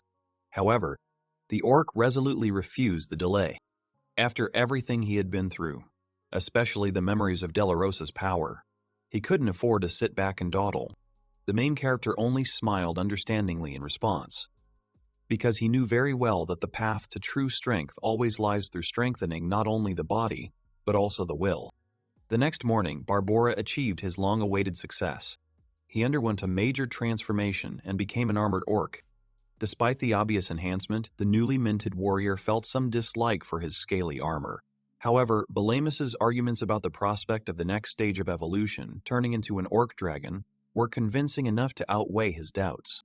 The sage's tale of the incredible power and majesty of the dragon form, which is the strongest in the evolution of the orcs, deeply inspired Barbora and strengthened his resolve. He told him that he would have wings and that he would be able to cast flames from his mouth. After this conversation, Barbora passionately desired to achieve the dragon form, although the boy warned him about the inevitable severe trials on this path. However, the protagonist had no doubt that Barbora would succeed in passing them. Despite the warnings, the orc set his heart on his new dream. A few months later, life in the settlement continued its measured rhythm. The goblins and orcs continued their daily training diligently. Dam focused on learning to shoot. The goblin soldiers and orcs practiced hand-to-hand combat and sword fighting, showing noticeable progress. Barbara noted the progress of the people. In response, the boy shared his observations and calculations, according to which, by that time, about 70% of the locals had successfully completed their evolution. At this point, the training process was interrupted by Alinci, who quietly called out to the sage. She whispered to him that something important was ready. Upon receiving this news, Bellemus immediately stopped his classes, announcing his intention to show the residents something significant, causing general bewilderment. The protagonist personally led the fighters to the place where the fruits of their labor were collected, especially noting the diligence of all those present. Among the grove of trees, he announced the beginning of the harvest festival, giving the inhabitants the right to a well-deserved rest and feast. The villagers gathered around and looked at the abundant and colorful fruits with undisguised delight. Della Rosa, overcome with curiosity, asked those around her about the possible name of these wonderful fruits. Elenzi explained that for now they are simply named by the color of their skin. Inspired by the moment, the protagonist suggested giving the fruits a single name, Alroy, as a short form of Alraun. Elancy expressed clear approval of the name. Then Della Rosa, unable to contain her impatience, proposed to begin the meal immediately, which marked the beginning of the general feast. Thus began the feast. The inhabitants enthusiastically began to collect the fruits in the baskets prepared for this purpose. The sage asked about the method of eating unfamiliar fruits. Alron assured him of their excellent taste even raw, clearly demonstrating how to peel the fruit. After tasting it, Alenzi recognized the incredible taste of the fruit. Della Rosa remembered that the flavors could vary depending on the color of the fruit. The other goblin girls looked curiously at the contents of the baskets. Expressing a desire to try something sweet, she was advised by Alancy to choose a pink fruit. However, Della Rosa still doubted whether the new fruits could compare in taste to her beloved Maloon. After taking her first cautious bite, the girl was extremely surprised. She literally trembled, clutching the fruit tightly in her hands, which seriously alarmed the others. To everyone's confusion, Della Rosa burst into loud cries of pure delight. She continued eating with great pleasure, setting an example for Madero and Navache. The girls were also absolutely delighted with the treat. Bellemus, in turn, decided to experience a thrill by choosing a bright red fruit to try. He bit into the red fruit. The main character liked the new taste, and even his mother became infected with his enthusiasm. The woman was surprised. Mother was extremely surprised by the unusual spiciness of the fruit. But despite the initial shock, she admitted that she liked the taste and gradually got used to it. Barbora, meanwhile, was enjoying the sweet and sour taste of the blue fruits with an expression of bliss on his face. Shiraham noted the distinct sourness of the orange fruit, which was refreshing, and the former leader found particular pleasure in the bitter aftertaste of the green alroys. The boy never ceased to be amazed by the incredible variety of flavors presented at the festival. Meanwhile, Alancy shared with those present various culinary recipes for preparing fruits. She explained that if they are further processed, they can be made into jam or seasoning, and alro soup with stewed vegetables is a work of art. Bellamus never tired of expressing his deep gratitude to the Alran for the real culinary revolution that its fruits had brought about in the life of the village. She, in turn, thanked the residents for their openness and warm words. The abundance of delicious food brought happy smiles to the faces of all the people, creating an atmosphere of genuine unity and joy. After some time near the building, Della Rosa, clutching tightly a ball of twinkling magical thread, carefully descended into the deep pit. As she descended, she noticed that she had not seen Medina for a long time, expressing it out loud as a fact. Bellamus, who was walking ahead, responded to her remark by explaining that he himself visited the Ant Queen quite often. The sage added to this that the Queen of the Ants, despite the fact that she looks young, is quite old, holds a lot of knowledge, and is always able to share something new and valuable with him. Della Rosa, looking at the two weighty balls of thread, expressed doubt whether such a quantity of resources would be enough for the needs of the entire legion.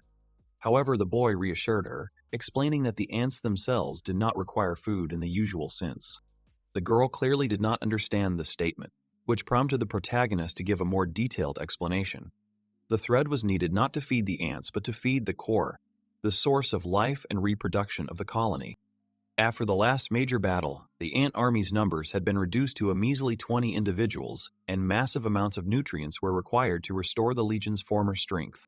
Della Rosa finally realized the purpose of their mission. As they moved forward, Bellamus reflected on the good the Ant Legion had already done, greatly expanding the network of underground tunnels beneath the village and forest. However, he could not shake the desire to move freely and safely across the forest surface without fear of hidden threats.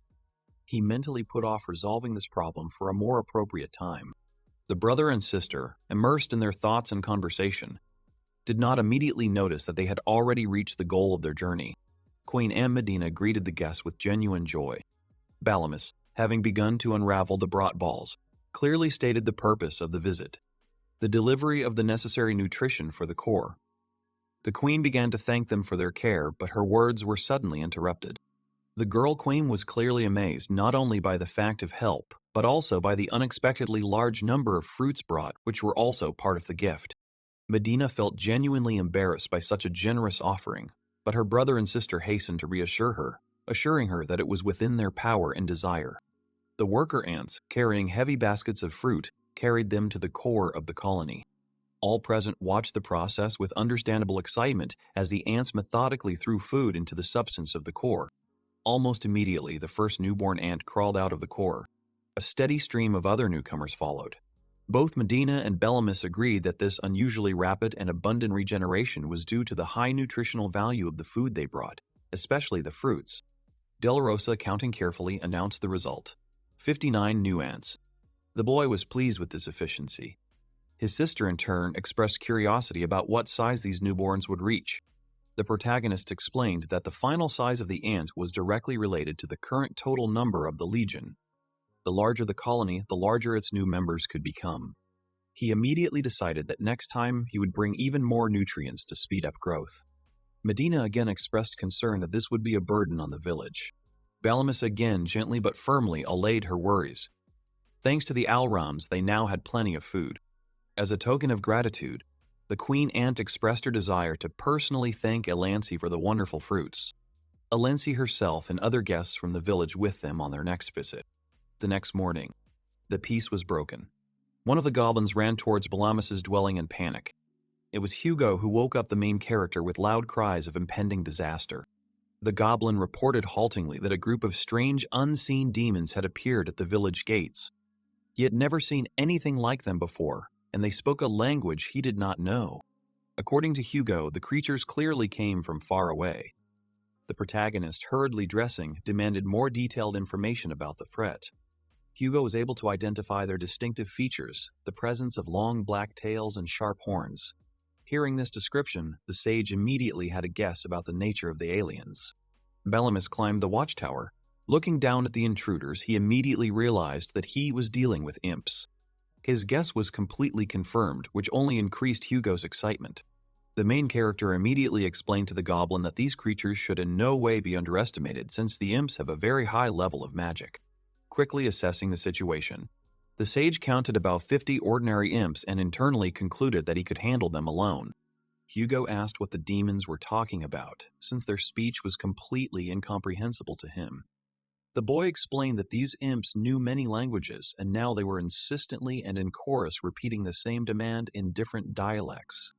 The warlike imp girl, who stood at the head of the detachment and was clearly their leader, accompanied by loud cries from her retinue, demanded that the village leader be immediately called to her and the gates be opened.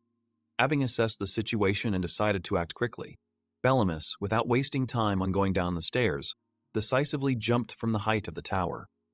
This rapid jump caused a new attack of fear in Hugo. The sage landed right in front of the imp leader, showing complete confidence and control. In a firm and no-nonsense tone, he told the uninvited guest that he was the leader of this village. Bellemus firmly declared his status as the village leader to the imp girl. Imp gave him a long, appraising look, clearly measuring his capabilities. High up on the watchtower, Hugo felt great concern for the young sage, while the girls from the village, who were watching from other positions on the contrary, followed the unfolding situation with genuine joy and curiosity. Having learned that there was a human standing in front of her, Lily seemed to forget about everything in the world and plunged into an endless stream of words. She spoke with delight about her acquaintance, who was a human. She listed her virtues with particular fervor. This verbal waterfall clearly confused Bellemus and irritated him. Unable to bear it any longer, the sage abruptly interrupted her, trying to finally find out the true purpose of the visit of such unusual guests. Ant Girl immediately apologized for her talkativeness and introduced herself as Lily. She was genuinely surprised that the main character spoke their language, to which he retorted that she also knew many dialects. Wanting to show off her linguistic talents, Lily began boastfully listing all the languages she knew, which completely infuriated the boy. Without stopping, she continued her monologue, confessing her excessive talkativeness, for which she was often scolded by her brother named Ridge. The sage listened to this endless stream of information, feeling depressed and exhausted. The goblins on the fortress walls, watching his expression in general tension, understood without words that these guys were a serious problem. Finally, Lily decided to get to the point. She assessed the improvements made in the village, noting their scale. Then, without further ado, she offered to simply give them the settlement. Bellemus categorically rejected this demand, and politely but firmly asked the uninvited guest to leave. Then Lily, throwing off her mask of friendliness, declared her intention to take the village by force. The goblins above, although they did not understand the words, could not help but feel the sharply increased tension in the air. The protagonist, trying to cool her ardor, threateningly listed the number of the village's defenders. However, the girl only smirked contemptuously in response, clearly not taking his words seriously. Seeing this, Lily decided to clarify the balance of power. She said that the forest is divided into 4 parts. The north is where the strongest demons live, and the west, where they are now, is inhabited by the weak. She proudly emphasized that the imps were natives of the mighty north, hinting that they were now in the west. Bellemus realized instantly that the situation was the same as before his transformation. He mentally acknowledged that the evolved imps were indeed a formidable force, but he began to have doubts about these particular specimens. The sage made the observation out loud that none of the imps present had undergone evolution, and their true strength was only revealed in this case. He continued his thought, suggesting that this group probably belongs to a powerful clan, but had been exiled and was now wandering the forest in search of a new home. The nervous reaction of the imps to his words clearly confirmed the correctness of his guess. Bellemus elaborated, saying that the harsh conditions of the north, unbearable for the unevolved, had forced them to flee to the calmer west. The excitement that flashed across Lily's face was eloquent testimony to the truth of his words. This finally drove her crazy. Lily went berserk, screaming and pointing her finger at him. She assured him that she would easily deal with him because he was just a boy. Bellemus mentally noted her unbridled pride and immediately came up with a plan of action. The boy calmly asked her name again for confirmation. He proposed to resolve the dispute by means of a fair fight, a duel. The conditions were simple. If Lily won, Belamus would give her the village. If the sage wins, the imps must leave these lands immediately and forever. This unexpected proposal clearly surprised the girl. Lily suspected a trap. Then Belamus, playing on her pride, said that she was simply afraid of losing to him, a youth. This attack worked perfectly. The girl became furious. Deciding to teach the impudent boy a lesson, she furiously agreed to a duel. The sage rejoiced inwardly, seeing that his provocation had achieved its goal. Lily demanded to know his name, which he gave. She then strictly ordered her relatives not to interfere under any circumstances, and promised the sage that she would remember him for a long time. Having activated the magic, the girl began the battle. To the astonishment of the observers, she began to loudly and monotonously pronounce the words of the spell. The goblins on the fortress exchanged puzzled glances. Belamus himself felt embarrassed that she was taking so long to read the spell. He thought that it was enough to simply imagine and everything would work out, but standing in the middle of the battle and reading it out was impractical.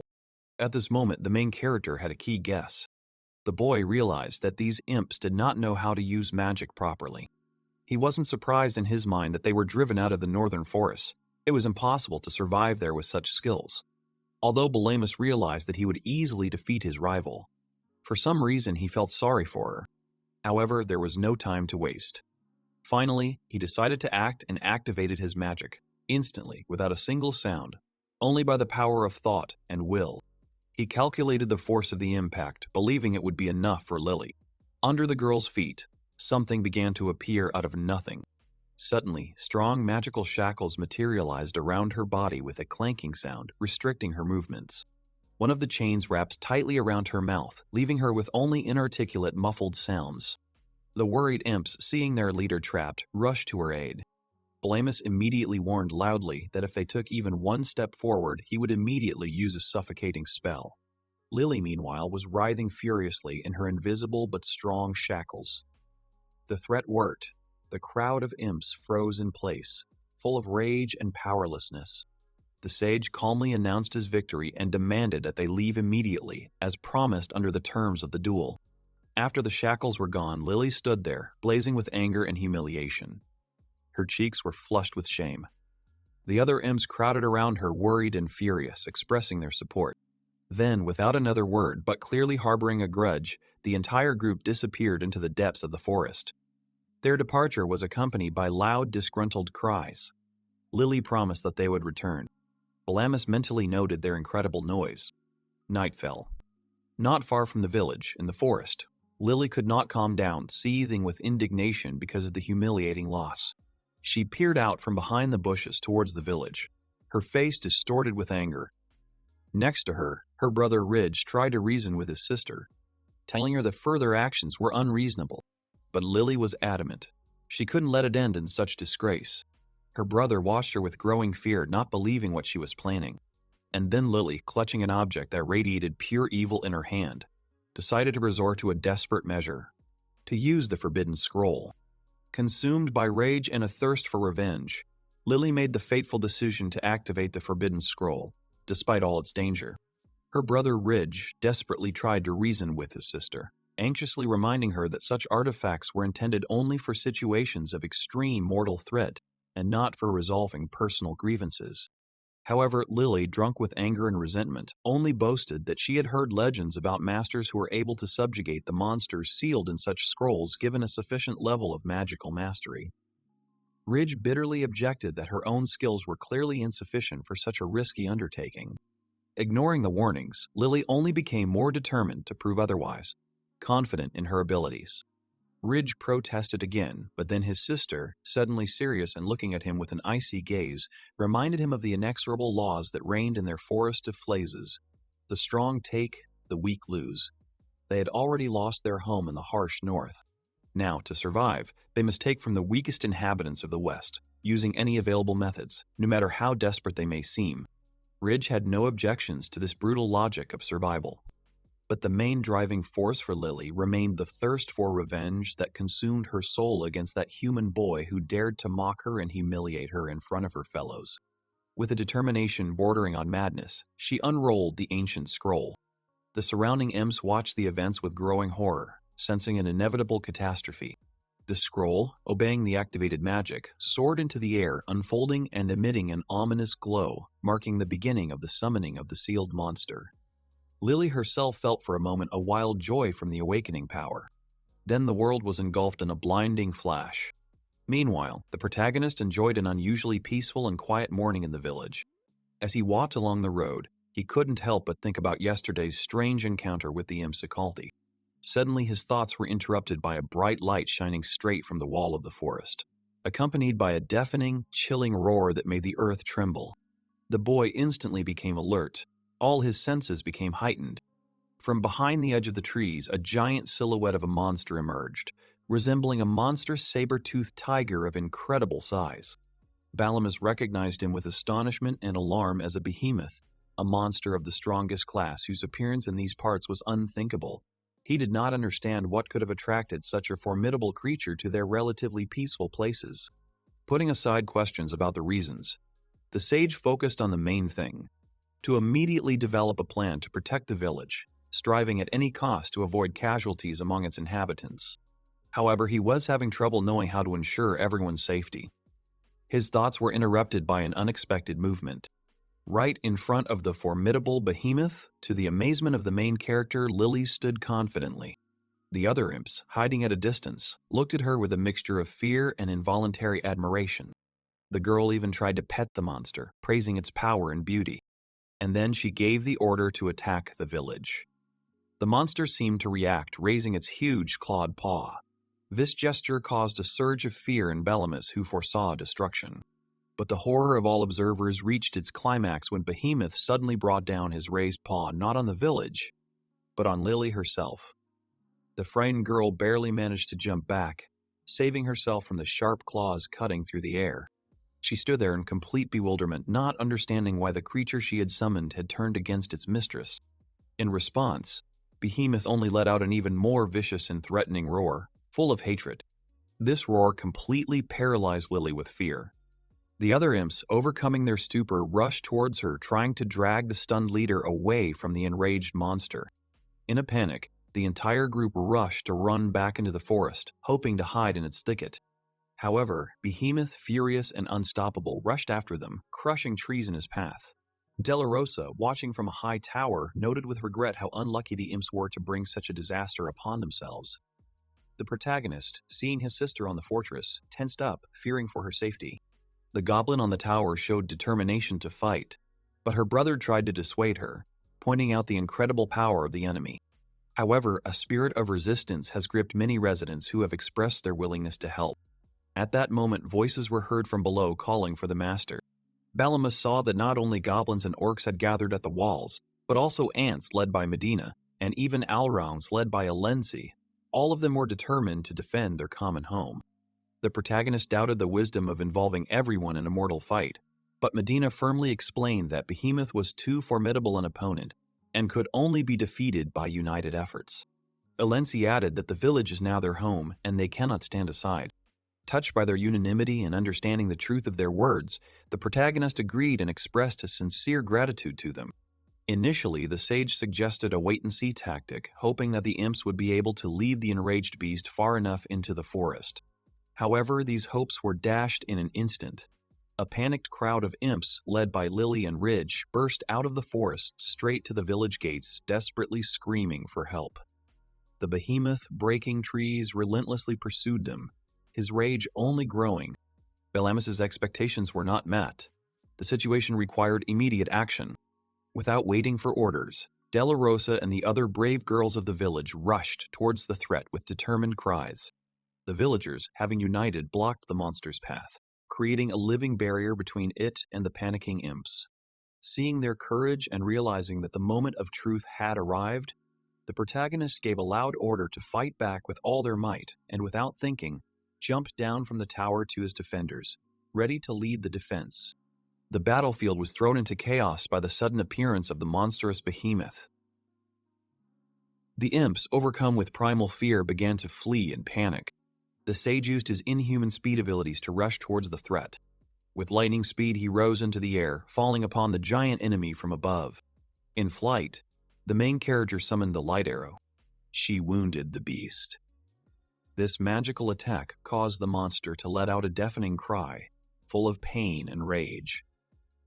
Lily, frozen to the side, felt tears running down her cheeks, mixed with incredible surprise at the sight she saw. Landing gracefully, the young master immediately assessed the situation. The inflicted wound was causing Behemoth pain, but it clearly could not stop its uncontrollable rage. A desperate idea flashed through his mind, the chances of success of which seemed ghostly, but in the current circumstances, any possibility needed to be tested. Turning to the fleeing Ips, Balamus unleashed a torrent of derogatory words full of contempt for their cowardice. His reproaches seemed to have achieved their goal, at least in Lily's case. The girl suddenly froze in place, her face reflecting an internal struggle and a sudden determination to prove what the people of the North were capable of. Her willingness to recklessly sacrifice herself astonished the other imps, causing them to slow down. Lily, ignoring the mortal danger, began to pronounce the words of a long and complex spell, putting all her will into it. Balamus, watching this, internally noted that such support, although ineffective, was still better than complete inaction. Meanwhile, Behemoth got angry. The sage's plan, connected with Lily's actions, was assessed by him as having the right to exist. Gathering his will, he called forth a new stream of blinding light, bringing it down directly into the monster's eyes. Blinded and disoriented, the monster rushed about helplessly, unable to determine the location of its main enemy. This moment of weakness was immediately taken advantage of by Balamus, who rose into the air again and from above brought down a crushing blow on the behemoth's back. From pain and rage, the beast let out a new, even louder roar. However, its recovery was frighteningly fast. Having barely recovered, the monster turned around with lightning speed and pointed its massive clawed paws straight at the young mage. The boy instantly realized the inadequacy of the previous attack. Leaping back to a safe distance with incredible agility, he immediately began preparing his next spell. The next moment, the space in front of him blossomed into a fireworks display of many arrows of light rushing towards Behemoth. The monster, despite the hail of magical blows, raised its paw again for a crushing blow. Balamus, already quite exhausted by the continuous magical tension and dodging with his weapon at the ready, barely had time to react. He launched a series of quick, precise strikes, trying to find a weak spot, but the tireless beast continued to attack with unrelenting force. A desperate leap to the side saved the sage from a direct hit, but he clearly realized how exhausting this fight was becoming. Behemoth demonstrated truly gigantic vitality and power. With a low, menacing roar, the monster prepared for another attack, aiming its spear-like frontal horn at the youth. Balamus' reaction to this deadly attack was late. He physically did not have time to dodge. However, at the last moment, someone's help came from outside, on Behemoth, causing him to recoil and growl in surprise and new pain. Looking back at the source of salvation, the exhausted boy experienced a wave of relief and joy. The long-awaited allies had arrived at the scene of the battle. The Alrons, led by Alensi, began to attack the beast. Alongside them were squads of goblins, throwing clouds of arrows, and the Ant Queen herself. The inhabitants of Vela's Doral, sparing no effort, unleashed all their fury and might on Behemoth. To the deafening cries of the defeated but not yet broken beast, each magician gave it his all. The mages, barely catching their breath, noted with growing hope that their joint efforts had finally begun to bear fruit. The monster was clearly weakening under their pressure. Goblin and orc soldiers rushed into the resulting gap. Together they stabbed and beat the enemy. In the thick of the fight, Navasha, demonstrating remarkable strength and dexterity, managed to inflict a deep cut on the beast. Behemoth's body was riddled with wounds, and Navasha, seizing the moment, gathered herself for the decisive, fatal blow. However, at that moment, her attention was drawn to something that unexpectedly reached out to her from the shadow of the fallen giant. It was the monster's huge tail, which he tried to defend himself with by hitting the girl. Madero and Delarosa were afraid for their friend, but the tail began to rise under someone's pressure. Barbora, at the cost of his own well-being, rushed forward, taking the blow of the tail on himself and covering Navasha with his body. With tears in his eyes, the orc begged his master to finish off the beast. The young sage, seeing the orc's sacrifice and the criticality of the moment, had already begun to pronounce the words of his most powerful spell, realizing that now everything depended on this, his last chance. The orc roared, addressing the sage. The orc desperately begged his master to deliver the finishing blow. The sage, who was just concentrating to summon the final magic, felt the tension growing. The behemoth's tail, as if sensing the mortal threat emanating from the boy, rushed towards him with renewed vigor, trying to disrupt the spell. While the main character, having gathered all his will, was preparing a decisive attack, the enemy was not going to give him a second of respite. The orc was afraid for the boy, trying to warn him about the blow. Suddenly, someone's intervention changed the trajectory of the blow. That someone turned out to be Lily. Her unexpected and desperate act caused silent amazement in Barbora and Navasha, who had barely recovered from the horror she had experienced. Meanwhile, Belamus reached the culmination of his spell. The colossal energy he had gathered formed into the sacred destroyer, a clot of pure destructive force that rushed towards Behemoth with a blinding flash. The force of the blow was such that the blast wave raised clouds of dust and earth into the air, and a beam of energy piercing the body of the monster went up, cutting through the clouds. When the dust began to settle, a young sage stood on the battlefield, breathing heavily from the incredible tension and effort expended. The clearing fog and dust revealed the fallen monster. The main character sighed with relief. A jubilant atmosphere reigned all around. The residents of Velis Dorala celebrated a difficult but long-awaited victory, congratulating each other. However, the sage's joy was marred. Turning to the group of imps, he turned his gaze upon them, burning with cold, restrained anger. Ridge and the other imps involuntarily shrank under the weight of that stern gaze. Belamus made it clear, reminding the imps of the inevitability of responsibility for every action taken and decision made. At that moment, Lily began to speak. Falling to her knees, she asked to become his servant. This scene left all the fighters present, but especially the sage himself, completely perplexed. The girl was shocked by his magic. Lily, without hiding her admiration, persistently continued to beg to be taken into service. Belamus, clearly embarrassed and irritated by such exaltation, tried to sharply stop her impulse, declaring his complete lack of need for servants. However, his words seemed to have missed the mark. Imp, ignoring the refusal, rushed forward, clearly intending to lick his boots as a sign of extreme respect. The main character continued to argue with the enamored Lily, trying in every way to keep the annoying girl at a respectful distance and desperately seeking support from his companions. Alensi, one of the Alraun, made a rational point.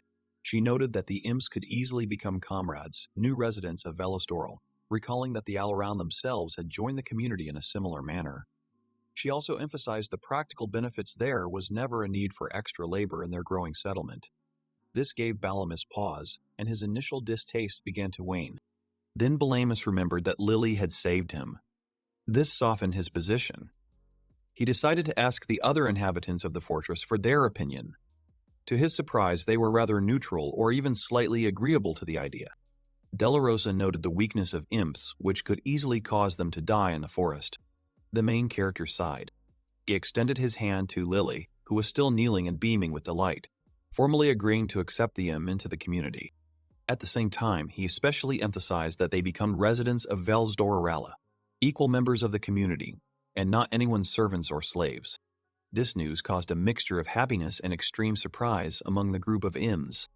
Lily, overwhelmed with emotion, burst into tears of happiness and gratitude.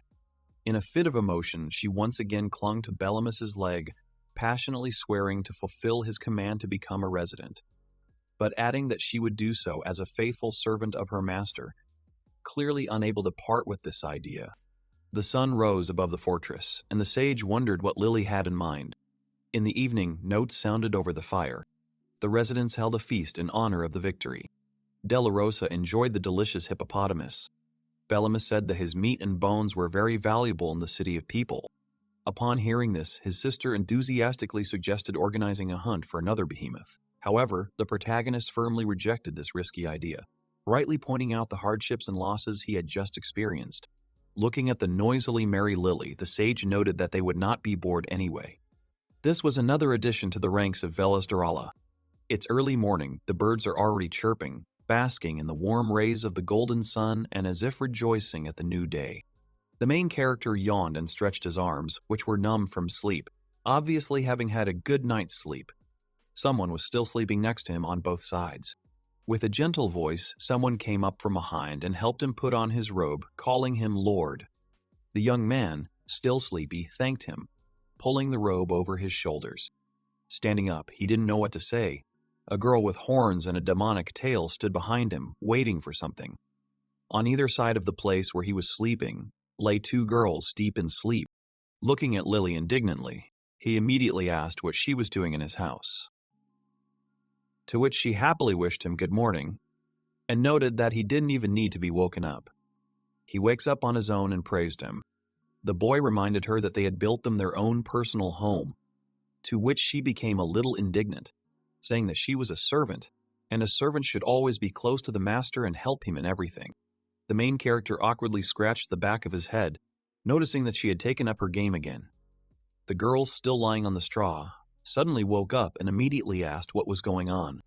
The lady with the Panama hat in her hand greeted the Lilica and invited her to join their breakfast, of course, if she didn't mind. The girl with the demonic tail immediately ran to her and asked her to help her. The lady saw how she handled the knife and praised her for such efforts, noting that she was doing better than Della Rosa, to which she only said that she was a servant. The recently awakened girl looked at them with displeasure. After some time, having finished preparing breakfast, the lady in the Panama hat finally called everyone to breakfast. After tasting their efforts, the lady said that it was really delicious, to which the girl replied that it was only because she helped her with the preparation. All four of them had breakfast. The lady also noted that Della Rosa definitely needed to follow Lily's example. The lady with one horn was clearly irritated by such remarks, but continued eating anyway. After some time, the main character thanked them for the food, eating everything that was offered to him. Seeing this, the girl with the demonic tail joyfully exclaimed, praising him for eating every last crumb, after which she ran to offer her mother her help. The lady in the Panama hat apologized for disturbing her, to which she, still with a joyful smile, reminded that she was, after all, a servant. Della Rosa was clearly unhappy and said that Lily was irritating her and clarified that she would do better to leave here as soon as possible. To which the lady smiled and noted that the girl was very attentive and nice, also specifying that she liked her for this. The lady with the horn was clearly unhappy with this. Finally leaving this place, Dolores suggested that the main character go to training as soon as possible, to which he only agreed, walking next to her. But suddenly, unexpectedly for them, Lily came up from behind and with a smile asked them where they were going. The young man said that they were going to training and clarified that she wasn't going to go with them, to which she said that she would go with him even to the ends of the earth. He asked her to have mercy on him. He immediately thought that it was okay that she was clinging to him at home, but outside of it, it was too much, and he was thinking what to do in this situation. He looked at her and asked if she was paying attention to his every word, to which Lily happily said that she was because she was a servant. People on the street were walking around absorbed in their own affairs. Having heard her answer, the boy said that in that case she should stay at home and help her mother in everything, specifying that such was his will. The girl with black horns was surprised by his words. She wanted to start objecting to his instructions, but he interrupted her, asking if she dared to disobey him. Lily did not know what to do with his order, clearly torn between the choices. Dolores happily ran to the girls Madero and Navashi, asking if they would have fun. They just smiled. The young man noted that this was not at all serious because they did not come here to have fun. The arrows hit the targets. The boy with the bow smiled triumphantly, having hit the target exactly, and seeing this, another young man decisively praised him for such good results. The main character looked at the crowd of guys, noticing that everyone here seemed to be in a fighting mood. The guys were training with each other in pairs. Suddenly, someone said that they were woken up and he turned around. Dolores stood with her eyes closed and stretched her arms out in different directions and began to create a magical seal much larger than herself. The young man could not believe his eyes when he saw it. Finally opening her eyes, the girl continued to create a seal from which a glow emanated and which had many inscriptions on the circles of the magic seal itself. Directing the seal into the air, a stream of light burst out of it, clearly capable of destroying everything in its path. Such a magical seal is called the Sacred Destroyer. The dust around rose into the air from such magical power. Finally, the beam began to diminish before the eyes of those present. Seeing this, the guys who were busy training began to enthusiastically praise the girl for such skills in magical knowledge. The main character looked at her with great surprise and asked when she managed to learn such a thing. The girl sighed with satisfaction, looking at the disappearing magic beam. Delarosa smiled awkwardly, saying that she had already seen it twice and clarifying that this was enough for her to remember such a spell. The young man was shocked. The guys were even more delighted with her skills. He noted that he understood that she was very talented, but not that much. The girl sighed, saying that it was very tiring. He noticed that the Sacred Destroyer is the strongest light magic. Her technique still needs to be improved, but to be able to repeat it after seeing it only a couple of times, you need to have talent. The young man called out to her. The protagonist asked if she wanted to evolve, to which Delarosa happily and determinedly asked if she could evolve even more. To which he said that of course, and if she wanted, she could get the ingredients for this. To which the girl initially agreed, but then said that this was not possible, because she had to do it herself. He categorically refused, reminding her that the next demon needed for evolution was much more dangerous than spiders, and told her to leave this matter to him.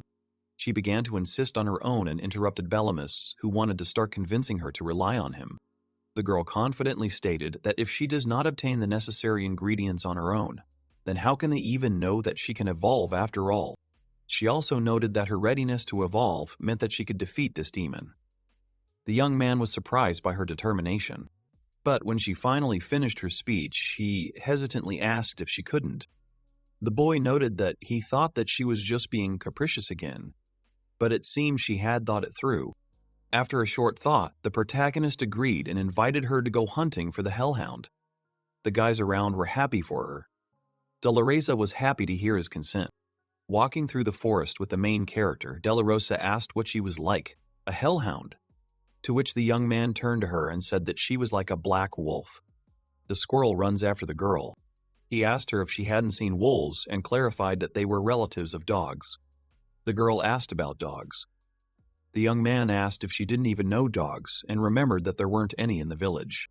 The main character thought that this was not surprising because the Flazes forest is too harsh a place for such gentle animals, although it would be nice to start breeding animals. In particular, horses, which would give them a great advantage in movement. He noted that he would have to think carefully about this. The girl said that she was glad that he took her with him, but she asked why Lily should go with them. The girl with the demonic tail walks ahead humming something. The young man said that there was nothing to be done because only she knew where the hound lived. Lily stopped and looked at them and pointed to a well-hidden cave among the trees and various vegetation, saying that they had already arrived and the cave was ahead. The young man noted that he hadn't even noticed and asked how she managed to find such a well-hidden place, to which she replied that it happened purely by accident. She told about how one day she was looking for a place to rest and came across a cave, and there was a hellhound that suddenly jumped out at her, also noticing that how she didn't die there. With complete confidence, Dolores headed towards the cave, saying that she would now knock down this monster. Lily hesitantly asked if it was okay that the girl would fight and not the main character, clarifying that the hellhound is a very strong demon, to which he said that although she looked weak, she should be able to handle the hound. The girl with horns began to worry, thinking that Mr. Bellamus would definitely win. But Delaros. He also noted that he was worried about her. Trembling with fear, she said that if things got tough, she would help too. The young man immediately realized that he couldn't count on Lily in this situation. While they were talking, the girl, with full confidence and determination, already ran into the depths of the cave where the hellhound should live. The main character rushed after her, shouting for her not to run headlong. She turned around saying how dark it was here, when suddenly the boy who ran up to her hit her on the head. He clenched his fist and said that he needed to move carefully. Dolores grabbed her head in pain and said that she understood. Lily grabbed his hand saying how scared she was. He noted that they were two extremes. From the dark depths of the cave, a heart-rending howl was heard, piercing to the bones. The girl with horns tearfully clings to the main character. Dolores confidently stepped forward, realizing that this was what they were looking for. A hellhound. Paws with bone claws began to appear from the darkness. A hellhound of the bone skull jumped out of the girl and already opened its mouth to start tearing her apart without thinking. Delaros cast a fireball spell towards the hound, but it quickly parried the attack by jumping to the side. Lily was shocked at how she dodged the attack. She attacked the hellhound several times in a row, but each time it managed to parry and dodge the girl's constant attacks. Lily was scared, squeezing the main character's sleeve and thinking that it was useless. No magic would save him, and if the hound managed to get closer, everything would end badly. She wanted to offer to help. The young man told her to calm down and added that she knew what she was doing. De La Rose created a fire dragon spell. From the seal appeared the head of a fire dragon that swallowed the hound. The hellhound began to burn from the magic spell. The dragon's head disappeared, leaving behind a fiery trail leading straight to the hound. Lily looked out, surprised that she had managed to win. The girl with horns was very surprised that she had been so strong all this time. Clouds of dust rose around from the battle that had just happened. De La Rose sighed with a smile on her face, and looking at the hound, she suddenly noticed that it looked like she had fried it too much with her fire dragon spell. To which the young man replied that surprisingly this time it was just right, and asked if she would try it, to which the girl happily agreed, and he then suggested cutting up the carcass. After some time, the protagonist stripped the roasted carcass of the hellhound and gave the first piece of meat to De La Rosa. She happily accepted it. Lily stands behind and rummages through her bag. She gave the girl the bottle and the liquid, specifying that she had taken some jam and red Ellery with her just in case, thereby making the girl happy. De La Rose poured red Aller jam over a piece of well-roasted hellhound meat. Her mouth began to water at how delicious it looked and smelled. Without much delay, she began to eat this piece of meat with her mouth full, saying that it was very tasty. Wiping her mouth with her hand, she noticed that it was as if this spider vomit had never existed. The protagonist noted that it seemed that the red aura had come in just in time. Lily asked if she could have a piece, to which the young man said that it was for De La Rosa's evolution and that she would have to endure it somehow, to which she had to agree, drooling over the meat. The girl with one horn asked how much more she would need to eat, to which he said that only 2 hellhounds were needed. There was still one left.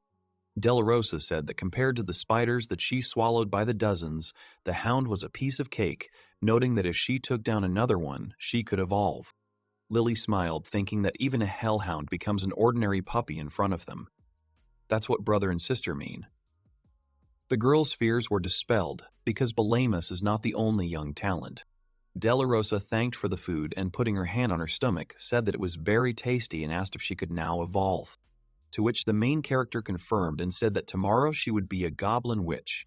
To which she said that this was great and she could sleep, starting to fall asleep at the table, but the young man began to send her to sleep in the house. The next day, in the main character's house, the lady in the Panama hat looked awkwardly at the girl in front of her and, having collected her thoughts, told her that she had not changed at all. The girl was surprised. De La Rosa began to say that maybe her mother hadn't noticed, but she had become even stronger and she already felt the power. Mother said that in her opinion the girl's horn had simply become a little bigger. Lily also noticed that she had hardly changed. The main character noticed that the girl with horns seemed not at all embarrassed that she was in someone else's house. The girl with one horn confidently offered to show them how much stronger she had become than before. The lady in the Panama hat offered everyone to eat first, but seeing her running out of the house, she shouted to her whether she could hear her at all. The young man noticed that the girl was simply desperately trying to show them her new power. Mother came out of the house and worriedly asked what De La Rose was doing there. The girl raised her hands up with complete confidence, announcing that she was starting. From her hands, a blinding flame of fire rose into the sky slightly higher, forming into a huge spherical object of enormous size called a fireball. The magical fireball rose very high above the village, brightly illuminating everything around and creating a simultaneously terrifying and beautiful view from below. Seeing this, Lily was shocked, noticing that it had become even bigger than last time, as if it were completely different magic, and wondering how much magical power was needed for this. The main character said that it was impressive, one could even say frightening. The girl laughed joyfully. The mother was proud of her daughter. Lily is watching. The lady in the Panama hat suggested that they all have breakfast as they headed back to the house together, but unexpectedly for them, the young lady with the horns fell to the ground and began doing sit-ups, holding onto the horns and counting. The young man asked what she was doing, to which she said that she was training because when she saw what De La Rosa was doing, something became clear to her. She was doing another approach. She realized that they were both strong and she was no match for them. What kind of servant would she be then? and she clarified that this could not continue. The boy noted that she had high standards for servants, but he noticed that it would be very convenient and asked her to gather everyone on the training ground after breakfast. The girl does not know what exactly he had in mind. After breakfast, Lily gathered everyone in the training area. The main character thanked her for such efforts, after which he confidently declared that he would teach them to cast spells without reciting magic spells. Everyone present was surprised. Lily was surprised that they could do the same, to which he said that imps are generally very capable of magic by nature, so they should be able to do it pretty quickly. Hearing this, the girl was inspired by these words and asked to start training as soon as possible. The young man conjured fire on his finger and said that they would move straight to training and said that they should clearly imagine the spell that they wanted to conjure, and that was all. He asked them to try to conjure a simple light first. All the imps tried hard to conjure, at least this, but unfortunately they couldn't do it. Lily looked at her hand and said that she was trying, but she knew for sure that she wouldn't succeed because she didn't know how to do magic like that. The young man suggested that she try to imagine that he was cooking it, and not them. He noted that it sounded strange, but let them try anyway. The girl concentrated, stretching out her hand and closing her eyes. She began to imagine how Mr. Balamus would cast a spell. Finally imagining it, a glowing ball appeared on her palm. The main character saw it and smiled, praising her. When she opened her eyes, she was surprised. When everyone else tried to do the same and imagined how the young man was casting a spell, everyone succeeded. Glowing balls appeared on everyone's palm. Everyone started to rejoice that everything worked out for them and saying that it was really cool. The guy noted that they learned quickly, noting that they are real imps. Lily called out to him and asked him to look at her. He turned around and was shocked by what he saw. The girl with the horns was able to conjure all 4 magical elements, saying that she understood how to do it. The young man praised her and noted that imps are of course good at magic, but she exceeded all expectations. She was surprised by his words. Slightly embarrassed, the girl asked if she could become as strong as his sister Delarosa, to which he confidently said that of course, noting that she definitely had a talent for magic, also saying that if she studied hard, she would certainly become stronger. The girl was very happy with his words of support and confidently and happily declared that she would try her best. He just told her not to let him down, also mentally noting that first Delarosa had surprised him and now Lily, and thinking that it would be interesting for him to watch their progress. The girl says that this all concerns her report on the situation in Velas Dorala. The creature asked if she was unhappy with something. Amaldora turned around and looked at him, asking if he had ever crushed ants just out of boredom. The girl stands in the middle of a huge hall and asks the clerk if he has ever crushed ants just out of boredom. He just stands there. He was silent, just listening to her.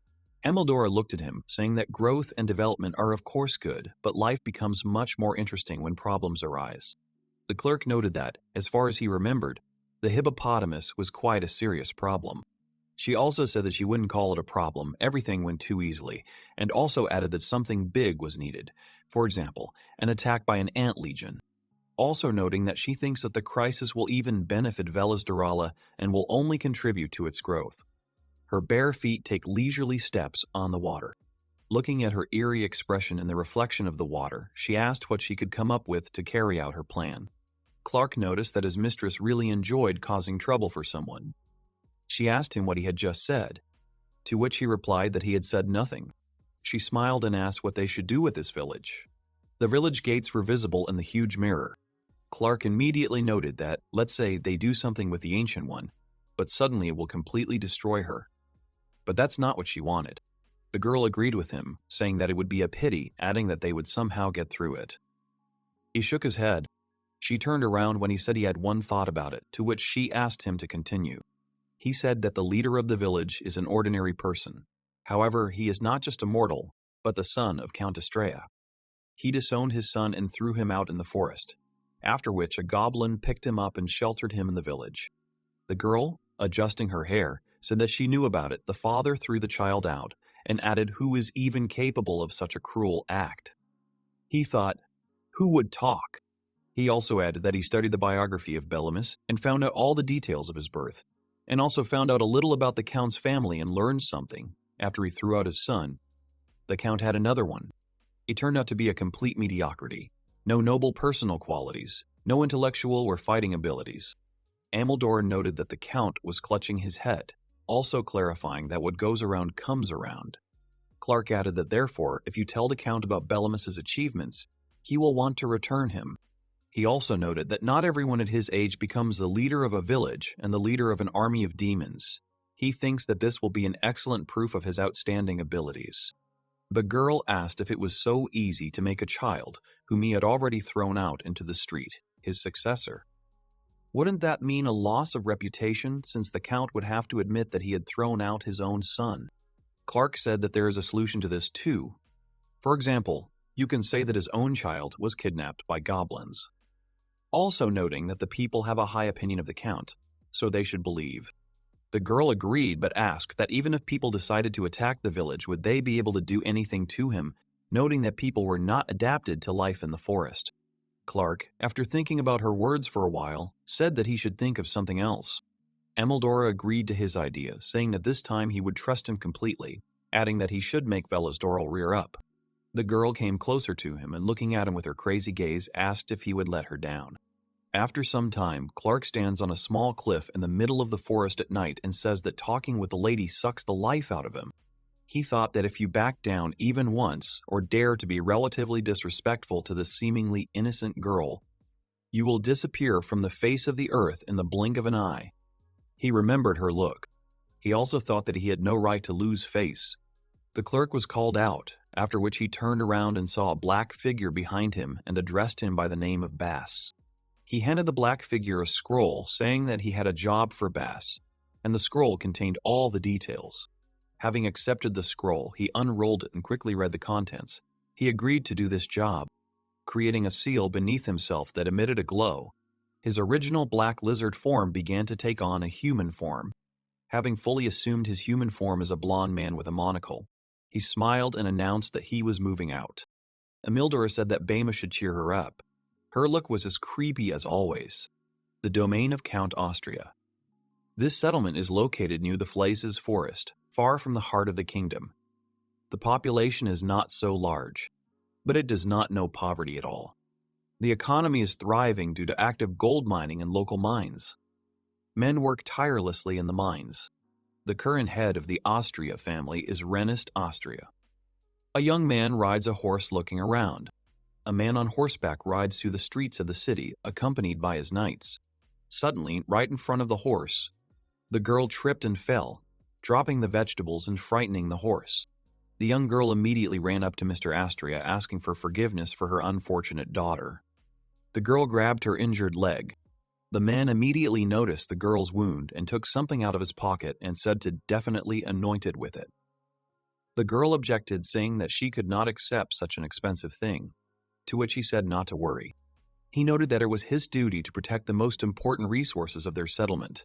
The girl clarified that he meant resources, to which he explained that for him, the greatest treasure is not gold, but the smiles of children. All those present were amazed by his words and admired his nobility and kindness, after which he left the city center and went to the main building of the settlement. The building had elaborately carved architectural details. Count Estrella sits at his desk and wonders what to do. In front of his desk, there were 2 soft sofas, and in the corners there were fresh flowers. Folding his hands in front of him, he began to think that the headship of the family should be inherited by his eldest son. This is the law. Also remembering that his eldest 5-year-old son can't even talk properly, and he's also not even able to walk normally, which means he clearly has congenital health problems. Also thought about his youngest son, who is 2 years old. It is not yet clear how talented he will be, but his sinful vice is the presence of magical abilities, even if he were the eldest son. He also noted that he had to throw it away anyway, as he had already done once. If he were to follow the laws and pass the leadership to his eldest son, then their family would come to an end. He could not allow this. The Count looked at the paintings of his predecessors, the former heads of this family, and hesitantly asked what they would do, because he saw only one way out of this situation. The guy closed his eyes and trembled a little about the fact that he would have to kill his own son. Interrupting his thoughts, the butler entered the room and announced that the guest had already arrived. The man asked who the guest was, to which the butler replied that his name was Bass Robertson. The Count immediately said that he did not know him and added that he did not have extra time for an audience right now. The old man began to talk about the fact that the guest claims that he saw a certain boy of about 6 years old in the Flazes forest. He clarified that he does not understand what the guest is talking about, but thinks that it is something important. Hearing this, Astrasia thought for a while, and when he realized that it could be his son whom he had thrown out in the forest, he immediately jumped up from his seat and ordered the butler to call this guest to him. A young man with blonde hair and a monocle stood in the room. He greeted Astrius politely and introduced himself to him with a slight smile. The man asked if he really saw the boy, to which Bass confirmed it, saying that his subordinate reported it to him, also noting that it looked like he was raised by goblins. The Count asked if such a thing ever happened, to which he replied that there were bad rumors about demons in the village. He also noted that among the rumors there are also incredibly highly moral individuals, noting that it seemed like this boy was lucky to come across such individuals. But then he added with a smile that in any case, these were just his guesses. The Count wondered what he meant by highly moral demons. He noted that he had never heard of a case where a goblin raised a human child and thought that there was no reason to trust the guest. Astray immediately told him that if he came here to lie, then he shouldn't waste his time on it. Bass smiled, saying that his subordinate could be trusted, and added that he was telling the truth. The man folded his hands in front of him and confidently said that he could not trust the first person he met, and asked if he understood this situation.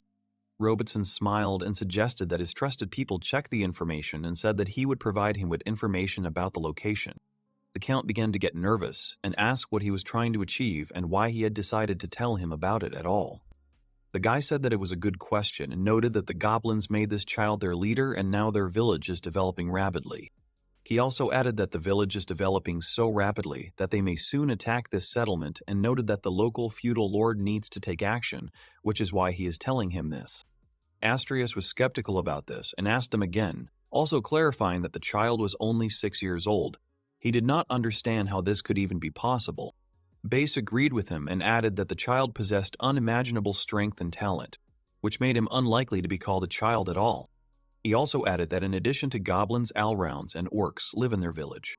Looking intently at the Count with his terrible expression on his face, he added that this situation simply could not be closed and asked if he was right.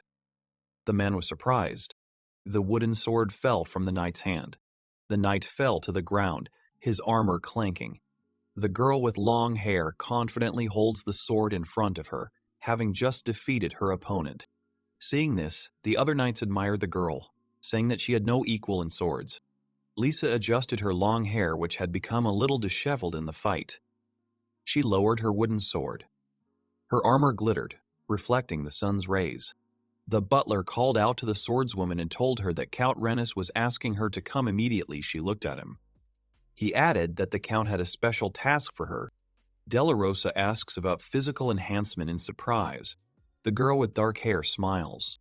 The main character goes ahead and says that, as the name says, this is a spell specifically for enhancing physical abilities and spells, and added that today he will teach them. The girl asked what he meant by physical abilities, to which the young man said that it is when you can run fast and jump high. Della Rosa said with a smile that it sounded fun, and she would remember it. The girl with bangs clarified that this is what is needed to run away from scary enemies. He asked if she had seen him use this magic, and added that for someone who had learned such a powerful spell of the Sacred Destroyer. The protagonist also added that it should have been clear to her by now how he used the physical enhancement spell. Della Rosa said that she had no idea. She remembered and clarified that when he suddenly started running fast, he used magic, and she thought that it was a special ability of people. He said that she greatly overestimated them. The girl with dark hair asked how they could learn this, to which the young man replied that the essence was the same as with other magic. He also reminded them that they just needed to imagine how the strength of their body increases and said that this would be enough. He closed his eyes, concentrating a little. The girls closed their eyes and said that they would try. The guy mentally noted that for Della Rosa it would be easy because she had already learned many spells just by watching. The girl closed her eyes and tried with great diligence to imagine how the strength of her body was increasing. Looking at her face, the young man asked what she was doing. She said it was difficult, noting that it was easier to imagine water or fire magic, but this spell didn't have that. The guy said it was unexpected to hear that from her. after which she asked to show them how to do it, to which he agreed. The main character concentrated on increasing the strength of his body with magic. Della Rosa looked at him and with a frowning face said that she still did not understand how to do it and asked him to do something. The boy suddenly jumped very high. The main character jumped onto a tall building on the village gate and asked if they understood something. The girls were surprised. He noticed that even Della Rosa also had weaknesses in magic. But this was also a good experience. He remembered how he used to be absorbed in reading books and noticed that he experienced the same. Remembering this time, he noted that only by overcoming all obstacles would she be able to gain something truly valuable. The girl looked up at him, saying that it was complicated and that she didn't understand anything, and asked if he really had problems with magic too. He confirmed her words and added that everyone periodically has difficulties. This is what it means to be alive, and added that she was now at such a moment, but she said that she still didn't understand. Suddenly, someone called out to the main character, and when he turned around, he saw a girl with dark hair who had cast a spell, but a little unsuccessfully, as she began to fall on him. She collapsed on him, raising dust on the roof of the stone building, after which she began to apologize. The young man asked if she was okay. Dolores saw this and was upset that Madero had learned faster than her. The girl with dark hair immediately said that everything was fine, and that she would definitely learn everything, to which she said that of course she would succeed. Sometime later, she was still standing on the training ground, diligently trying to do everything according to his instructions. The boy said the Madero could go home and said that he would stay here for now until Della Rosa calmed down. The girl reminded him that Teresa would also be worried, to which he agreed and asked to tell his mother that they would be late. Thus passed the time of her constant efforts to perform this spell. Night fell and the guy reading a book on the roof looked down, watching her. He began to feel sleepy. The girl looked up and realized that he had fallen asleep and sighed and said that she was already tired and didn't think it would be so difficult. She also added that maybe that was enough, and looked up. She remembered his words about how the guy had also experienced the same thing, but only by overcoming all the obstacles would she be able to gain something truly valuable. The girl sighed and gathered her strength. She said with confidence that since Bellamus did not give up, then she could not give up either, also adding that she was the older sister. The mother, seeing her daughter, smiled and wondered who she took after. Opening his eyes from sleep, the young man was surprised to discover that she had managed to cast the spell. The girl was lying on top of him, looking very tired. Without thinking, she immediately said that she would never train so much again, but he agreed and asked her to turn around and look at something. As the night wore on, the sun began to rise above the horizon, casting a golden glow over the endless forests around the village. Della Rosa and the young man watched the dawn with delight. She stood on a tall building and shouted for everyone to look at her. The townspeople looked up at her with admiration and praise. The main character watching her noticed that even despite the sleepless night, she still had so much energy. Suddenly, a guy runs towards him and calls out to him. The young man asked him to calm down and asked what had happened. The townsmen began to talk about the man. Everyone around began to worry. The guy told that a wounded man had fallen and was lying at the village gate. The main character began to worry like the rest of the villagers. One of the villagers reported that a wounded man had fallen and was lying at the gate of the settlement, also adding that she was bleeding and asking what they should do. The young man was surprised to hear about the person. He started to think that it was strange what a man was doing in the forest with a bunch of demons. But then he decided that he would find out about it later. With complete confidence, he declared that since the person was wounded, they should help her and ordered them to carry her to the village. Several strong guys immediately ran to the village gates. In one of the houses, an unconscious knight lay on a straw bed. The lacerated wound on her stomach looked painful and was bleeding. The girl was in pain while unconscious. Everyone gathered was worried. Della Rosa noticed that the knight was the same ordinary person as the main character and asked if everything was okay with her. Lily looked at the wound with concern and said how terrible it was, adding that she was losing a lot of blood and hinted that if this continued, it would all end badly. The worried villagers around the early man were horrified by the wounds on the girl's body. The protagonist pushed his way through the crowd, telling them to disperse. Extending his hands to the wound, he created a magical seal of healing. A seal was created around his hands from which a slight glow emanated. After a short period of time, the lacerated wound that had recently been bleeding began to heal before everyone's eyes. all the assembled residents were amazed at the boy's talents and how quickly the wound healed, saying that it was the first time they had seen anything like this. The main character said that this is not all and added that simply removing the wound is not enough. It is necessary to replenish the blood level and breathe life back into her body. He also noted that in addition to the fact that healing magic is difficult to master, there is another aspect that frightens many wizards. This magic requires incredibly delicate handling. One wrong step and you will tear your patient into small pieces from the inside, the very case when medicine can become poison. The main character noted that the swordswoman was lucky that he was there at the right moment. Having finished, he declared that she was saved. Looking at her, he also added that she had not yet regained consciousness but would live. Delarosa noticed that she immediately turned pink. Lily praised the guy, saying that he was inimitable. One of the villagers began to wonder how a man, and one with such wounds, suddenly appeared at the gates of their village. The young man said that he would have to ask her. Most likely she was just a seeker who was unlucky enough to run into a demon in the forest. That was the most logical explanation. She began to move. Opening her eyes, the girl immediately saw the main character in front of her and asked if he was a child. She immediately tried to get up and suddenly felt a sharp flash of residual pain. The main character worriedly asked how she was feeling and wanted to warn her not to move yet. But suddenly he heard a rumbling in her stomach. The swordswoman was a little embarrassed and awkwardly admitted that she seemed to be hungry.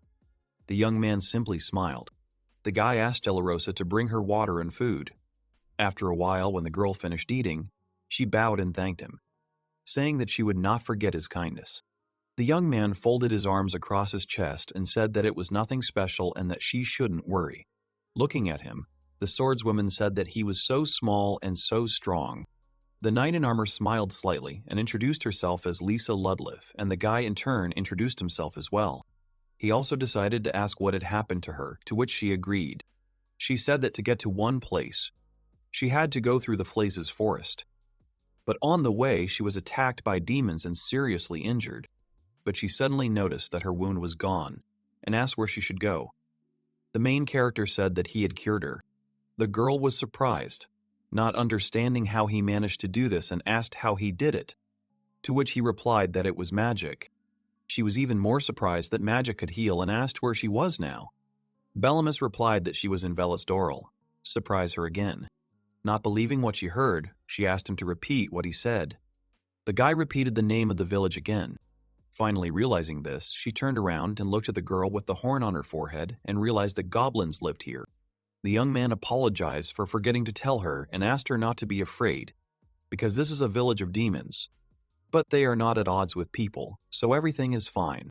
After listening to him, the swordswoman added that he was the only person in this village, and said that she was already at her destination.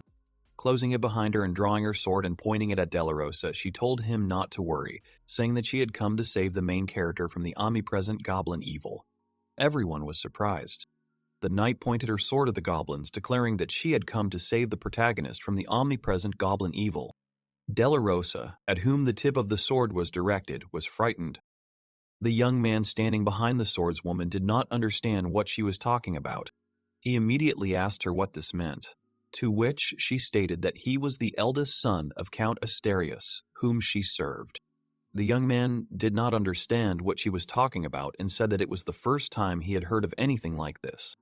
The girl said that it was not surprising because he was kidnapped almost immediately after his birth and recalled how she was sent on this mission. Lisa entered Count Asterius' office, asking if he wanted to see her. Rennes stands with his back to her and looks out the panoramic windows. Without turning around to look at her, he said that he had a task for her and added that what he was going to tell her now should not be known to anyone except her. Looking at her out of the corner of his eye, the Count stated that, as it turned out, his son, who was kidnapped by goblins immediately after his birth, might be alive. Lisa was surprised and asked if he was sure, to which he said that the information was received from unreliable sources, so he was not sure. But if we admit such a possibility, then it is amazing. He also added that it was hard for him to send her on such a mission without evidence, and asked whether she would go in search of his son.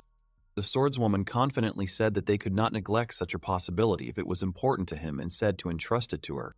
Having finished her story, she said that this is exactly why she is in this village. After listening to the girl, the main character could not believe what he heard and wondered if he had really been abandoned in the forest.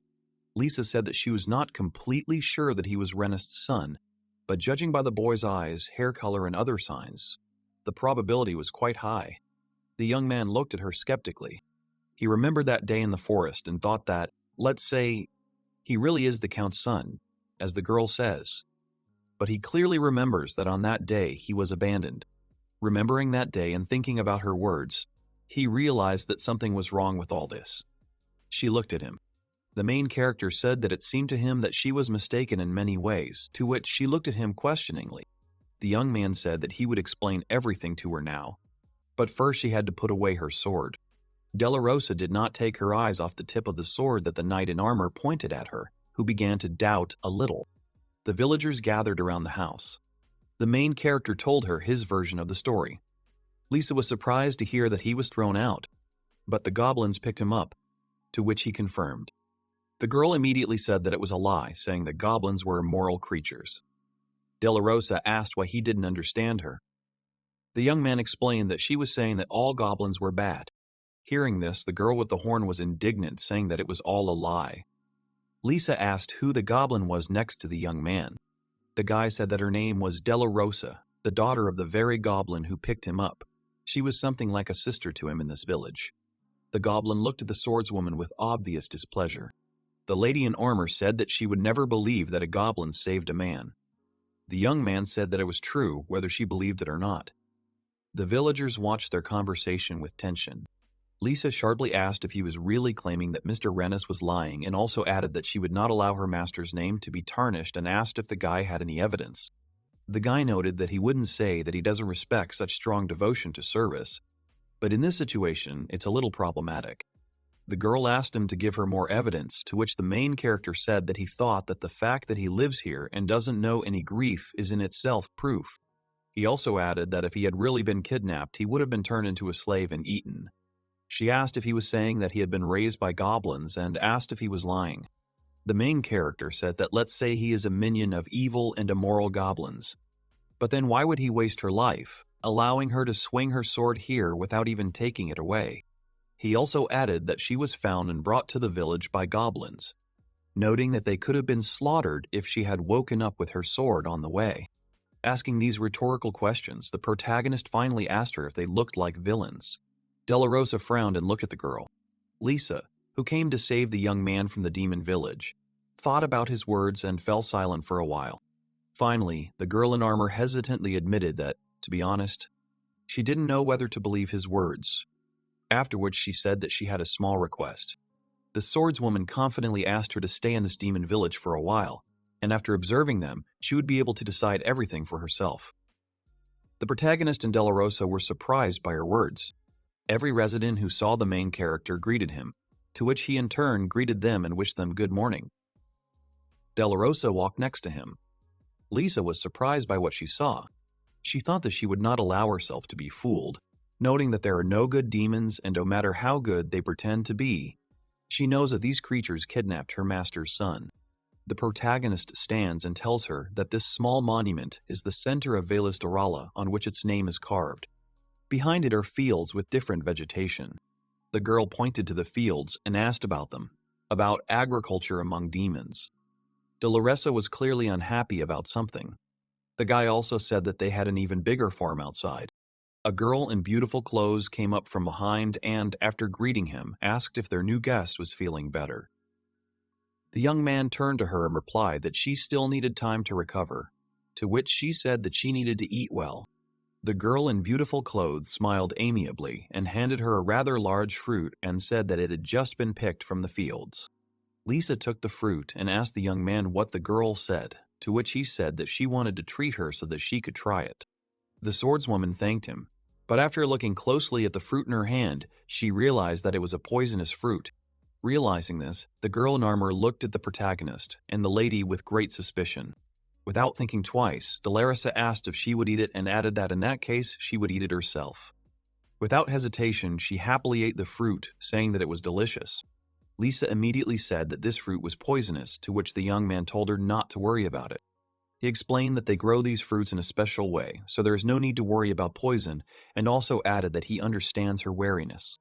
The guy added that if they wanted to poison her, they would have done it a long time ago. Like yesterday when they gave her something to eat, and in general, they would not have even tried to save her life in the first place. The main character handed her the fruit again and said that they still had a lot of them. She thanked him, but still refused. To which he only agreed and suggested that she forget about it, suggesting that they go to the training ground. After some time, the guy brought her to the training ground where all the residents were training. Manhua noticed that they had a lot of soldiers. He also asked who they were going to fight, to which the young man said that they were not soldiers. They were all family here. Moreover, this forest is full of dangers, such as hellhounds, although she herself felt this on her own skin. But the main character told her not to worry, because the villagers do not harm people, unless they attack first, of course. The girl listens to him. One of the city residents, while on the site, asked about the man's health, and the young man said that the wounds had already healed, so she was on the mend. The girl with a lively look said that this was excellent because she just wanted to have a sparring match with her and noted that the man looked quite skillful. The young man told the swordswoman that she wanted to have a sparring match with Lisa and noted that Navasha was the strongest swordsman in the village. Without much thought, the knight agreed and took the wooden sword for herself, saying that she would take this weapon for herself. The guy was a little surprised, but did not argue. She said with confidence that words are not needed. The sword will show the true you. Navasha asked what the girl said, to which he only said that she agreed. The two swordsmen entered into a fierce fight without a word, even with wooden swords. The young man wanted to warn them, but no one listened to him. Delaria began to cheer for Nawashi. The village's best swordsman launched a powerful attack. Lisa parried the attack, noting that her opponent had such a small body and such a heavy blow. She also noted that this was very different from her idea of the strength of goblins. Nabasi delivered the next blow and said that the girl was no slouch, also noting that it was the first time she had seen such a calm face on her opponent. The two strongest warriors fought each other without sparing their strength, when suddenly the knight's wooden sword broke. Half of the wooden sword flew off, raising dust on the ground. Lisa turned her gaze to her opponent. Navashi smiled and extended her hand for a handshake, saying that the girl was strong and adding that when she was fully back on her feet, she would like to spar again. The knight silently turned around and walked away. The girl in armor noticed that this goblin was clearly trying not to touch the place of her wound, also wondering if she follows the knightly code, but immediately thought that this was nonsense. Navashi did not understand what was wrong with Lisa. Lisa told the guy that she needed to think everything over in a quiet place. The girl sat on a bench saying that she thought she could catch them all in a lie if she saw their village from the inside. But for some reason, everything turned out completely differently. The young man sat nearby. She also added that the village, which seemed to be inhabited by evil demons, had become, in her eyes, an ordinary, lively human city. The city's residents were going about their business. The main character smiled and said that he was glad to hear this from her and added that her eyes were not deceiving her and he would prove it to her. She looked at him. From afar, several city residents called out to the young man and one of them approached and said that his friend had a baby. The woman was holding the baby in her arms. The young man congratulated them. Della Rosa came up and looked at the child and happily said that he was very cute. The swordswoman looked at the small baby with small horns on his forehead and small fangs. The woman holding the child saw her look and asked if she had never seen an orc child and added that she would let her hold him. The girl did not understand what the orc said, but the guy explained. The orc handed her child to the girl, telling her to hold it and adding that it was the cutest child in the world. The swordswoman refused, but eventually took it in her arms and looked at the baby. The baby in her arms was happy and began to babble something in his own language. The girl looked at him. She smiled holding the baby in her arms. The main character smiled looking at them. Della Rosa held out her hand saying that she wanted to hold him too. Returning to the house, the guy asked her how her day was in their village. The knight did not answer his question and said that she was hungry and asked if she could try the fruit in the basket. The main character took the fruit in his hand and gave it to the girl. She looked at the fruit for a while and bit it for the first time, starting to eat. Lisa tried a new fruit for her and with a smile and a full mouth said that it was very tasty. The protagonist admitted that he was glad to hear this from her and added, greeting her in Velis Dorila. Della Rosa smiled standing next to the young man. Someone said that the lady gave birth. The woman holds the newborn baby in her arms, a little surprised. The lady, looking very tired, extended her hand and asked what had happened and asked to let her hug her child. The maid nervously said that he was not screaming and asked to pinch his heel. Another maid said that she already had, but then they realized that the child was still breathing and had not cried once. The baby moved his fingers and thought that he had managed to use the magic of reincarnation after all. Also noticing that the girl holding him in her arms was his mother. The tired girl said that her child was cute and was already wondering what name to give him. Suddenly the door swung open and the count entered the room, asking if the lady had given birth. The maid congratulated him on the birth of the boy, adding that he was healthy. The man understood the maid's words. The baby, seeing his father, noted that he looked decent and wondered whether he was of royal blood. The girl holding the baby asked with a smile what they would name him. The count told her to wait because before that they needed to test his abilities. She became nervous. The baby began to think about what his father had said and if nothing had changed since his time. Then he was talking about the talent that is inherent in every person. He also added that this is why they can be checked immediately after birth. But he was outraged that someone would do this at all, without even giving the child a name. The father extended his hand to the child. The mother began to get nervous and reminded him that he had said something before the birth and wanted to ask him not to do it, but the man interrupted her, saying that this was not up for discussion. He said with confidence that if the baby's abilities were vicious, he would throw him out into the demon forest. The girl hugged the baby, not believing that this could happen. Hearing this, the child began to cry and wondered what kind of father would throw away his child because of his abilities. The man noticed that the baby seemed to understand what they were talking about. He apologized to his son and said that this was the law of this family, also adding that the leadership should be inherited by the eldest son of the previous head. However, the one who has vicious abilities is not worthy of this. The girl started saying that it was wrong to leave a baby in the forest and asked to leave him at least in the city. The father refused, saying that it would only complicate the situation in the future, and initially, he should have taken his life on the spot. The man took out a knife and said that his heart would not allow him to do this. He looked at them.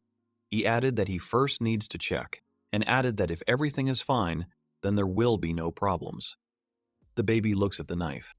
The count asked to hold the baby's hand and made a small cut on his finger from which blood flowed. He was surprised to notice that the newborn did not even cry. The girl holds his hand. A butler came up from behind, carrying something in his hands. The baby immediately realized that it was a special stone for measuring innate abilities. Commoners could not get such an expensive thing. Having brought the child's finger up and dropped a drop of blood on the stone, the man began to observe what color the stone would show them. Without waiting long, the stone with symbols began to emit a blue glow, thereby surprising the child's father. The girl hugged the baby and began to cry. The child was delighted with the magic. The father clenched his teeth and said that the stone showed a blue color. Standing in front of the bed on which the mother and her child lay, the count said that the color blue is a terrible vice. Hearing this, the baby was surprised that magic was a vice and wondered what happened to this world. The father extended his hands and said that he was sorry. The girl began to tearfully ask him to stop because he was just born and how could he do this? The maid calms her down. The counts, without regret, began to carry away the baby. The man stated that this child has no right to life, adding that he has no talents. The main character remembered this moment and the tearful words of his mother to stop and not to throw him away. The young man quietly asked about the fact that he had no talents. He looked at the starry sky with the moon and said that he would never forget what happened that day. The guy said that it was Count Asterius who threw him into the forest and wondered why he suddenly needed him. In the morning, the swordswoman, going out of the village gates, thanked them for their hospitality and added that she was now completely convinced that there was no lie in his words. The young man said that he was glad. The residents came to see her off. Lisa also said that he was asking for a lot, but still, she understood that his abduction by the goblins was just a misunderstanding, but she still invited the young man to return with her to the estate. The girl also added that the main character would be a wonderful count. The young man was surprised by her proposal. But even so, the guy declared that he was not the son of Count Asterius, but the son of Atreza from Velisdarala. The guy also added that without him the villagers would have a hard time, so he can't just tie up and leave now. Lisa said with a smile that she understood his situation and said that in that case she would return to the estate. The protagonist watched the girl leave and noted that she had fully recovered and that everything would be fine with her. Doloresa waved her hand and shouted for her to come to them again. After spending a day in Velisdarala, Lisa stands in the Count's office and tells what she learned, after which she says that she has finished her report. The man sits at the table. The man listened to her report and clarified that the main character said that he would not return and asked if he really said that. The girl said that Bellemus wanted to put all his efforts into the development of the village as its head. The Count asked that after hearing all this nonsense, she dared to return to the estate and asked why. The man looked at Lisa seriously and asked why she didn't take him with her by force. She became nervous under his gaze. The nervous swordswoman said that she wanted to ask him something, to which he asked what exactly. Without thinking twice, she asked if it was true that his son had been kidnapped by goblins as the Count had said. He was surprised by the question, but did not show it. The knight said with confidence that everyone in the village was saying that they had picked up an abandoned boy in the forest. Renest was silent for a while and then asked what she meant by believing them, to which the girl replied that it didn't look like they were lying. The man jumped up and asked if he was in her right mind and added that they were now talking about evil demons. Lisa stated that this is true and precisely because she believed it. She did not take Bellemus by force. She also added that unless the Count had never gotten rid of his own child in the forest in the past. The man is silent. The swordswoman ventured to suggest that Bellemus was not his son and added that their eyes, hair color, and many other things were similar, but she thought it was just a coincidence. He became nervous. She thought about how she wanted harmony to continue to reign in Velisdarala, and noted that Mr. Rennes was a wise man, so he should understand everything.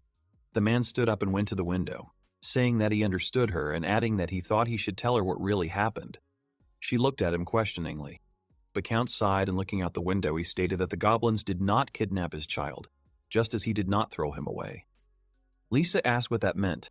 He said that one of his subordinate knights betrayed him and kidnapped the child, also adding that when they caught him and interrogated him, it turned out that he had thrown the child out in the forest. However, unfortunately, they were unable to find him. Renest said that he had no idea that goblins had picked him up and added that a long search had been unsuccessful. Gritting his teeth, he admitted that, having decided that his son had become food for demons, he had ordered the search to be stopped with sorrow in his heart. The girl listens to him. The man continued saying that the betrayal of his subordinate is a disgrace for the Count and it had to be hidden. Standing facing the window, the Count said that this is why the subordinate was executed for another reason, and the cause of the child's death was attributed to other circumstances. Listening to him, the girl asked why the knight needed to kidnap the child. The man said that as they understood from the interrogation, it was hatred towards the Astrias family. He never suspected it, and it was his mistake. Lisa objected and asked, by chance, not about the execution of Mr. Onboss, which had happened 6 years ago. She noticed that the reason had not been clearly announced and asked if it really was him. Rennes confirmed her guess. The swordswoman said that this could not be, and why did not he tell her about it earlier? He apologized and said that his subordinate was his friend and he did not want bad fame to spread about him immediately after the execution, and added that since he knew that his son was alive, he would return him and asked her to help with this. The girl said that she understood his point of view, but still said that this is not what his son wanted. The man turned to her with confidence and said that his son was a human being, which meant he should live with other people, and also added that he could truly be happy here. Lisa immediately stated that she knew, but still it was somehow wrong to return his kidnapped son by force. Rennes said that she was right, adding that they first needed to negotiate again, and if they could convince him, then that would be good. But if that doesn't work, then they'll launch a full-scale invasion. He turned to the window. The man added that this was his final decision. Lisa was shocked by his words. Without looking at the girl, the Count added that he relied on the swordswoman. Lisa had no choice but to agree. Returning to the demon village, the girl told all this to the main character. The young man sighed and said that his answer remained unchanged. He was not going to return to the Count's family. The knight said that if she could not convince him, then Renest would try to return him by force. The guy asked if he was going to bring in troops, to which she said that most likely. He asked if she really believed what the Count told her, to which Lisa asked if he thought the Count was lying. The main character looked at her with confidence and said that it was so, to which she asked him why he thought so. The young man replied that he thought he was lying because the young man remembered the day he was abandoned clearly and distinctly. Hearing this, the girl was surprised, not understanding what he was talking about. The main character confidently stated that he remembers that very day, clearly and distinctly. The girl was surprised to hear his words. She looked at him with some suspicion and asked if he was serious about this, to which he confirmed.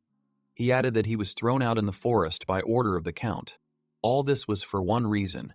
The young man had innate magical abilities, because of which he considered that the child had no right to live. Lisa categorically said that this could not be and noted that, of course, magical abilities are considered vicious. But even so, she could not believe that Mr. Ernest was not capable of such a thing. The girl lowered her head. The young man realized that she did not believe him. The main character invited her to listen to his story about what he remembers about the Count, as well as about his mother and about the knight who did all the dirty work and carried him into the forest. For some time, the guide described these people to her in detail and finally said that this is approximately what they looked like at that time. The swordswoman was amazed and said that everything really did match up about Renest and about his wife, and even about Mr. Anbis. She asked how he knew all this. Okay, Count, he is still alive, but his wife and Anbas have been dead for a long time. The young man was surprised and asked if his mother had died, to which she replied that she died 3 months after his birth. The main character remembered how his mother screamed when the Count took him away from her and said that everything was clear. He immediately thought that he and his mother had only been together for a short time and that her death was very sad news. His face reflected his grief. Della Rosa, who was standing nearby, noticed this and called out to him, to which the young man said that everything was fine and smiled. Lisa asked why the Count wanted to return him in that case, to which he said that she should know about it. The swordswoman remembered her eldest son Renest and thought that as far as she knew, there were concerns about his health, although it seemed to her that all this would pass when he grew up. She also noted that the Count obviously does not intend to count on this, and also noted that if Balamis is returned, then he will become the eldest son of the family, and the current one will lose the right to leadership. But now he can't just do that after he once abandoned his own son. The girl wondered that instead of parental love, Renest had only cold calculation, and also noted that even Balamis did not want to return, but he still tried to do it by force. She closed her eyes and thought that she didn't want to believe it, and thought that Mr. Asterius couldn't be such a scoundrel. The young man said that in any case, he definitely does not intend to return, and also said that he had a small request. He said that when she returns to the mansion, she should report that he died from illness or an accident. The girl was surprised, and he continued saying that she would think of something. The main thing was that the reason to attack the village would disappear. She asked if he was suggesting that she lie, to which he said that it would be better that way. The knight thought about his request for some time and finally agreed to fulfill it. Standing up, she said that she would tell Renest about this. The guy thanked her, saying that they were in her debt. Lisa bowed and finally left. Della Rosa waved goodbye to her and there is silence. Someone is watching them from behind the house. Lily looked out and asked if they should let her go. The young man asked if she had been eavesdropping, to which the girl with horns said that she was a servant. She noted that it was of course good to lie to the Count, but she could have asked her to stay and added that it would have been even better that way. The boy said that this would simply give the man another reason to invade the village to get the knight back. Lily admitted her mistake and said that even if she lied to the Count, it was not a fact that he would not touch them. The young man said that she was right and added that they needed to come up with a plan in case of an attack. The main character explained everything to those gathered and added that in the worst case, he would have to hand himself over to Renest.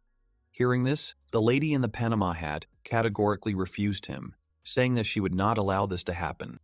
The old man asked Balamis if he wanted to live with people, to which the young man answered negatively and added that his home was here. Della Rosa frowned and said that she would never forgive those who tried to take her brother away from her. The woman also noted that Mr. Balamis was needed by the village of Velisdoral. The girl with blonde hair noted that they were able to unite and become stronger only thanks to him. Lily tearfully asked that if he were gone, then whose servant would she be? The demon standing nearby only looked at the crying girl. The orc said that if these people wanted to take the young man by force, they would show them their strength. Navashi agreed with the orc and confirmed that they would not give him up. After listening to their confident words, he sincerely thanked the villagers. Without thinking twice, he confidently said that no matter what happened there, the main character would never leave the village and added that they needed to prepare for battle. The Count thoughtfully looks out the window. One of the villagers asked the young man how big the Count's army was. The main character said that the exact number is unknown and added that there could be thousands or maybe even 10,000.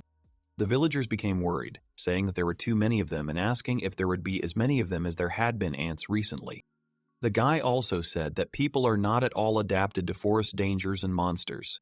Most likely their numbers will decrease before they get to the village, so there's no need to be afraid.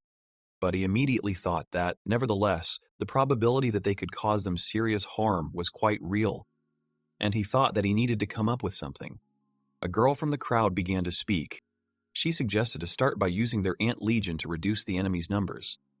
She noted that there were more of them, thanks to the village, and said that they could be useful. The young man looked at her and said that in that case, they would suffer greatly. The girl said that in fact, the soldiers of the ant legion without the main core are like arms and legs without a body, and in their case, these arms and legs can still grow back, so the damage will not be strong. The guy asked if she was sure. She added that while everything is fine with the core, their people will live and grow. But it is a pity, of course, that they will have to part with numerous comrades who recently joined them. But she said that they were ready for this, and also added that she would stay in the village to organize its protection, and asked the young man to allow her to help, thereby surprising the guy. He thought about her request for a while, then agreed and told her to act and asked about the number of the legion, to which Medina said that there were about 700 of them.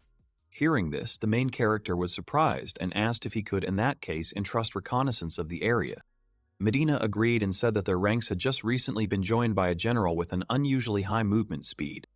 The young man said that this was excellent and added that the Count's estate was in the west and asked that her general keep an eye on the routes along which the army might advance. She agreed.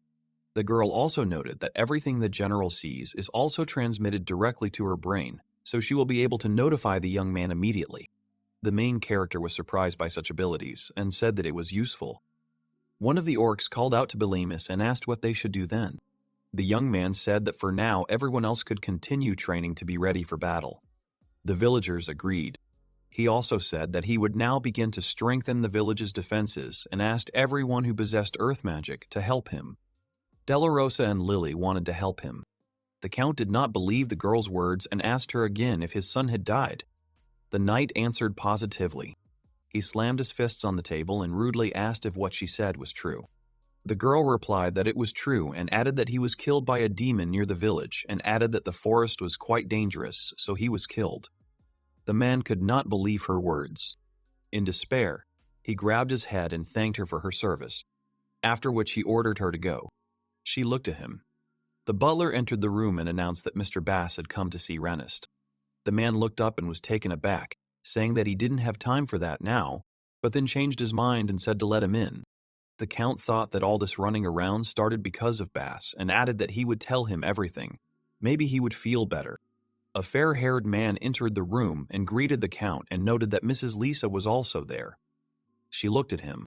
With a smile, Bass said that he heard that the very child from the village in the forest turned out to be the Count's son and was surprised by this news. He also asked if he had already been returned here, to which Renest said that his son was dead. The man was surprised. The child's father said that this was true. Without listening to the Count, the fair-haired man declared that it was impossible. Assyrias looked at him questioningly. Lisa became nervous. Renest immediately said that the knight confirmed this information, to which he said that it was a lie. He immediately looked at the girl and asked the cause of death, to which she became nervous and said that the child was killed by a demon. Bass said that this was nonsense and added that this boy was able to defeat a hippopotamus, and in the western part of the forest there lived demons that were not even close to him in strength. She said that she saw it. Smiling creepily, he looked at her and asked her that she was lying about the boy's death. The girl got scared and looked away. The Count stood up from the table, telling him to stop, and added that Lisa would not lie to him. Base said that the Count's son was able to single-handedly unite entire tribes of demons and noted that without outstanding oratorical skills, this would simply not have been possible, and also noted that his son was able to fool Mrs. Lisa and make her lie to him. The man just looked at them. The girl looked away, nervous. Rennis noticed this and thought that under normal circumstances he would have trusted her completely. But if his son really was alive, then the asked reason line would continue. Bass said that he could believe him or not, but the problem would not go away. Even without his son, the village of Velasdoral would continue to live. He also added that the village would still pose a significant threat to people in the area, and added that the Count could leave everything as is, but responsibility for damage to the city would lie with him. Lisa, becoming very nervous, began to ask Rennis to come to his senses, saying that the demons of that village were harmless, saying that she assured him of this and that there was no reason to fight them. Base smiled and asked why she was defending them, and with such a volley, and noted that it was very suspicious. After which he added that this is what he was talking about, saying that there was only one way to find out the truth: to see everything with your own eyes. The man thought. Lisa and the fair-haired man are waiting for Count Asterius's answer regarding the situation. The man thought for a long time, remembering the child he abandoned in the forest after his birth. His heart was beating faster and faster with every second. But unfortunately for the swordswoman, Count Renest confidently said to prepare for the invasion of Velasdoral. The protagonist proudly declared that everything was ready. Several villagers stood on the high wall protecting the village. Preparations for the invasion were complete. The young man decided to sum up their preparations by saying that they had made a second wall, also made 15 towers and also a small moat near the outer wall. He confidently stated that it can be said that they worked hard during these 20 days and added that it was worth it. He also noted that now even a 1,000-strong army would not be able to take them so easily. The young man also noted that these works benefited not only the village, and noted that all the magicians actively used their powers, which should increase their abilities many times over. Navashi smiled and said that they were no slouch either, and added that while they were playing with magic, everyone else was training until they dropped. She and Delarosa said with delight and confidence that they would defeat the people, calling them pathetic. The main character filled him with the fact that it was not yet a fact that the village would be attacked, and he had to hope that everything would turn out peacefully. The girl with dark hair was scared and said that she hoped so because she didn't want to fight with people. Navashi said that since they were done with this, she offered him sparring, saying that they needed to train. Delaros said that he would teach her Enderu magic. The girl with short hair pulled the young man towards her and said that she would be first, to which his sister pulled him towards her saying that she would be first. The protagonist walked away and told them to stop arguing over trifles and noted that he had already agreed to train with Navashi. Delaros was upset. Someone called out to Mr. Bellamus and shouted that something bad had happened. All four turned around at the shout. Medina stopped near the company and tried to catch her breath from jogging. The young man asked her what happened. Realizing that something was wrong, he looked at the girl and asked if the enemies were here, to which she confirmed his words. She closed her eyes and using the collective mind, she saw what one of the ant generals saw when he said that the enemies were coming from the west. A huge general sits on a tree and watches. She said that an army of people entered the forest of Flazes, and seeing the army in his mind, Media declared that their number was about 7,000 knights. Everyone was surprised to hear their number, clearly not expecting it. The young man immediately noticed that it seemed that Lisa had failed to convince the Count, although she was not one of those people who could lie. He said that in that case they would act according to plan and said to deploy the ant army, and asked to try to reduce the enemy's numbers and buy them a little time. He also added that if they manage to slow them down, it will have a significant impact on the soldiers' morale, and noted that it is worth reminding them that this forest is the territory of demons. Medea accepted his orders and said that she needed to concentrate to control the legion at such a distance, so she would return to the nest. Delaros asked what they should do then. The boy thought about it and said that they couldn't rest while Medea's troops were fighting there. He also added that Navashi should gather all the goblin soldiers and prepare them for battle, and he would quickly teach Darrow and Doloresa how to use defensive magic. The young man said that Lily and Alances should also learn this, to which the girls said that they would be called now. When they ran away, he was left alone and thought that he wanted to avoid this war. The main character looked at the forest in front of the village walls and thought that there would be no mercy. He will not spare his enemies even if the enemy is his own father. The Count rides a horse in armor. Bass smiles. Lee is a little nervous. An army of 7,000 soldiers led by Count Renist make their way through the thick forest to the village of Velasderala. Asterius turned his menacing gaze forward, leading his army to invade the demon village when he suddenly noticed mercenaries right ahead. While in his mansion, he spoke of preparations for an invasion. Lisa could not believe what she heard. Bass smiled and said that this was a wise decision. He also said that since he decided to go to the village, he would like to hire him and his friends. The man asked who he was, to which Boss replied that he forgot to introduce himself and said that he was the head of a group of mercenaries. And with a smile on his face, he added that they specialize in eliminating demons, so they will definitely be useful to the Count. Renest immediately asked about the price and size of his group of mercenaries, to which the fair-haired man said about 1,000 people, and the price was 50,000 rin. The Count was surprised by the price and asked why it was so cheap, to which Boss asked him not to worry because the quality of their services was much more expensive than the price. The man remembered this conversation as he continued riding. He also noted that he doubted that they would really be useful, but 50,000 rin would not be a pity for such a thing. But even so, Rennis could not even think that Boss would turn out to be the head of the mercenaries. The man looked at the Count with a smile, after which he looked at Lisa and asked if everything was okay with her, noting that her complexion was simply terrible, to which she replied that everything was fine. The girl wondered if she was doing everything right and thought that maybe she should have been more assertive to convince Renest, and wondered if there was any other way out. She remembered the main character who showed the monument and thought that because of her now Velasdoral would be destroyed, and wondered if it was right. Lisa reminded herself that she was the one who served the Count's family, so fulfilling the will of Lord Asterius was her duty as a knight. But as a human, she can't do that, because it's wrong.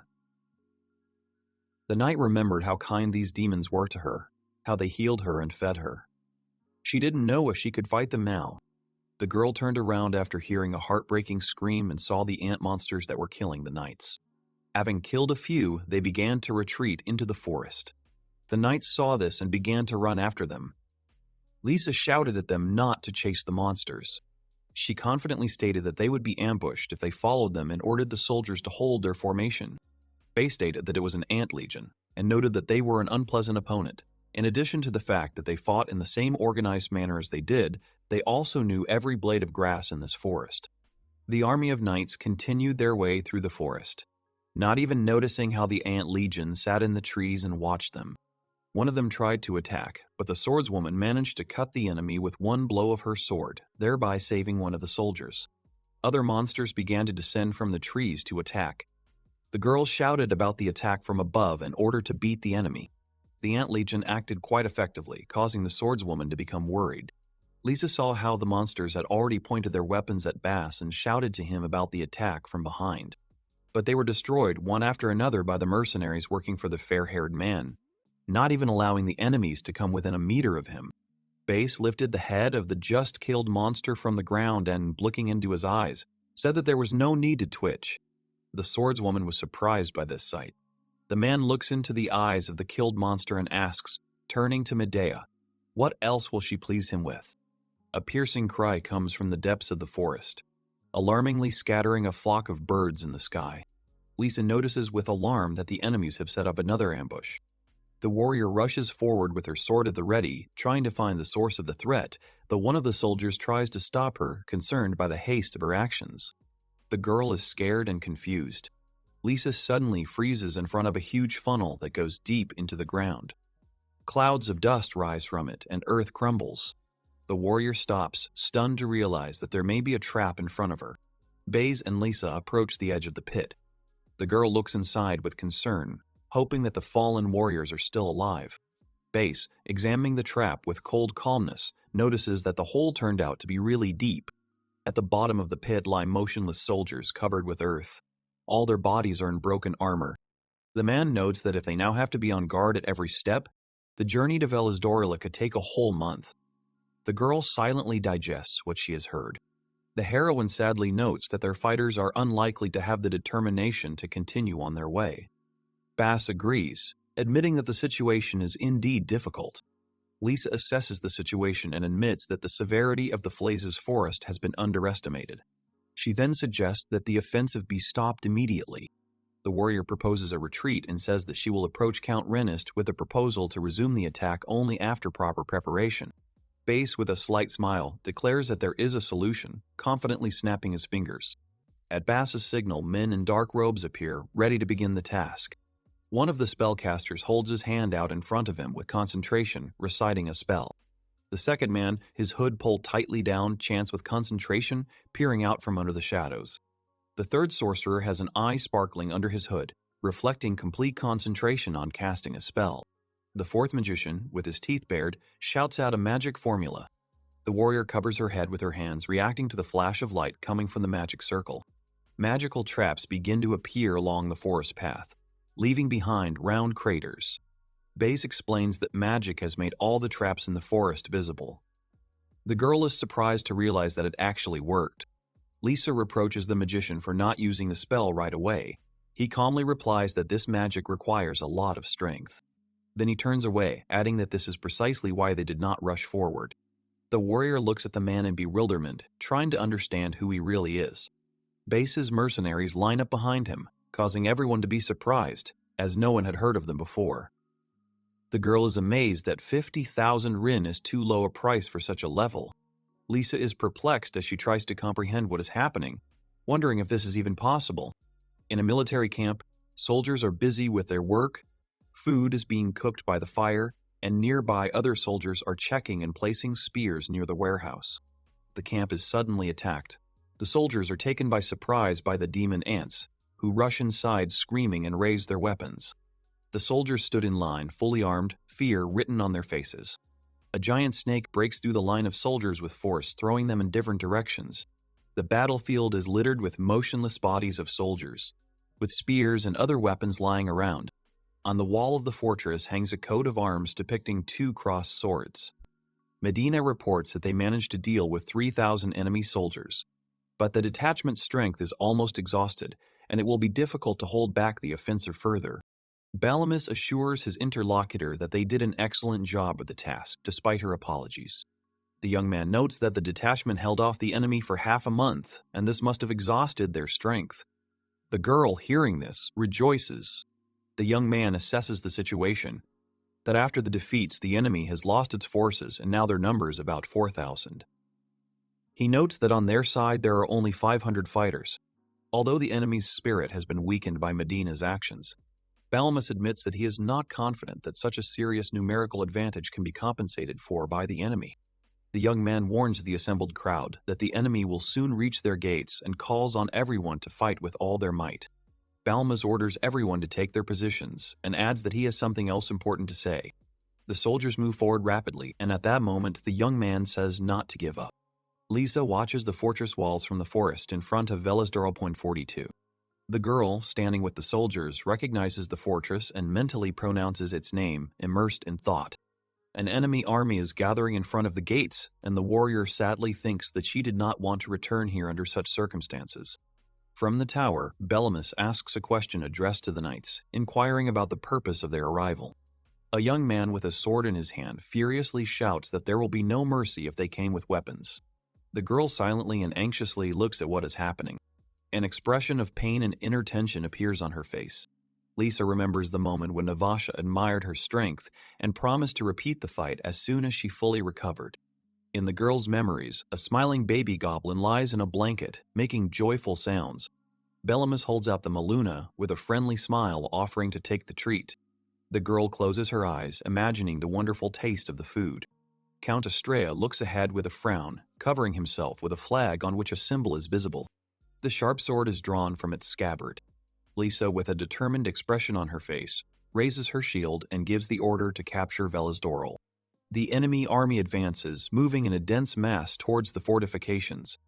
The defenders watch from the tower. The young man with his gaze downcast expresses regret and sympathy, mentally addressing Lisa.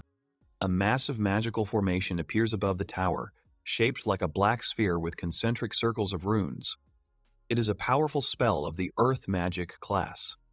The soldiers below watch the approaching threat with alarm. A group of soldiers look up in horror after hearing a strange sound and sensing the approach of something unknown. A giant magic circle hangs over the battlefield, attracting the attention of all the warriors. The participants in the battle below watch the unusual phenomenon in the sky, not understanding what exactly they're about to face. A huge meteor falls from the sky with a roar, hitting the ground and causing a massive explosion with streams of flame and flying debris. The soldier is crushed under the rubble. His face shows pain, his mouth is open in a scream. One of the soldiers is seriously injured when he is struck by a piece of debris. A knight with a bloody face and clenched teeth remains conscious after being hit by a stone from stones. Dust and smoke from the devastating blow envelop the battlefield. Swords, bodies, and armor fragments lie among the rubble. The impact site left a crater with debris and dust visible around it. Soldiers stand in the foreground observing the aftermath of the destruction. The soldiers, confused and frightened, report heavy losses caused by one crushing blow that destroyed many of their comrades. Lisa, with a determined expression and a raised voice, encourages the others to overcome their fears, demonstrating her readiness to fight.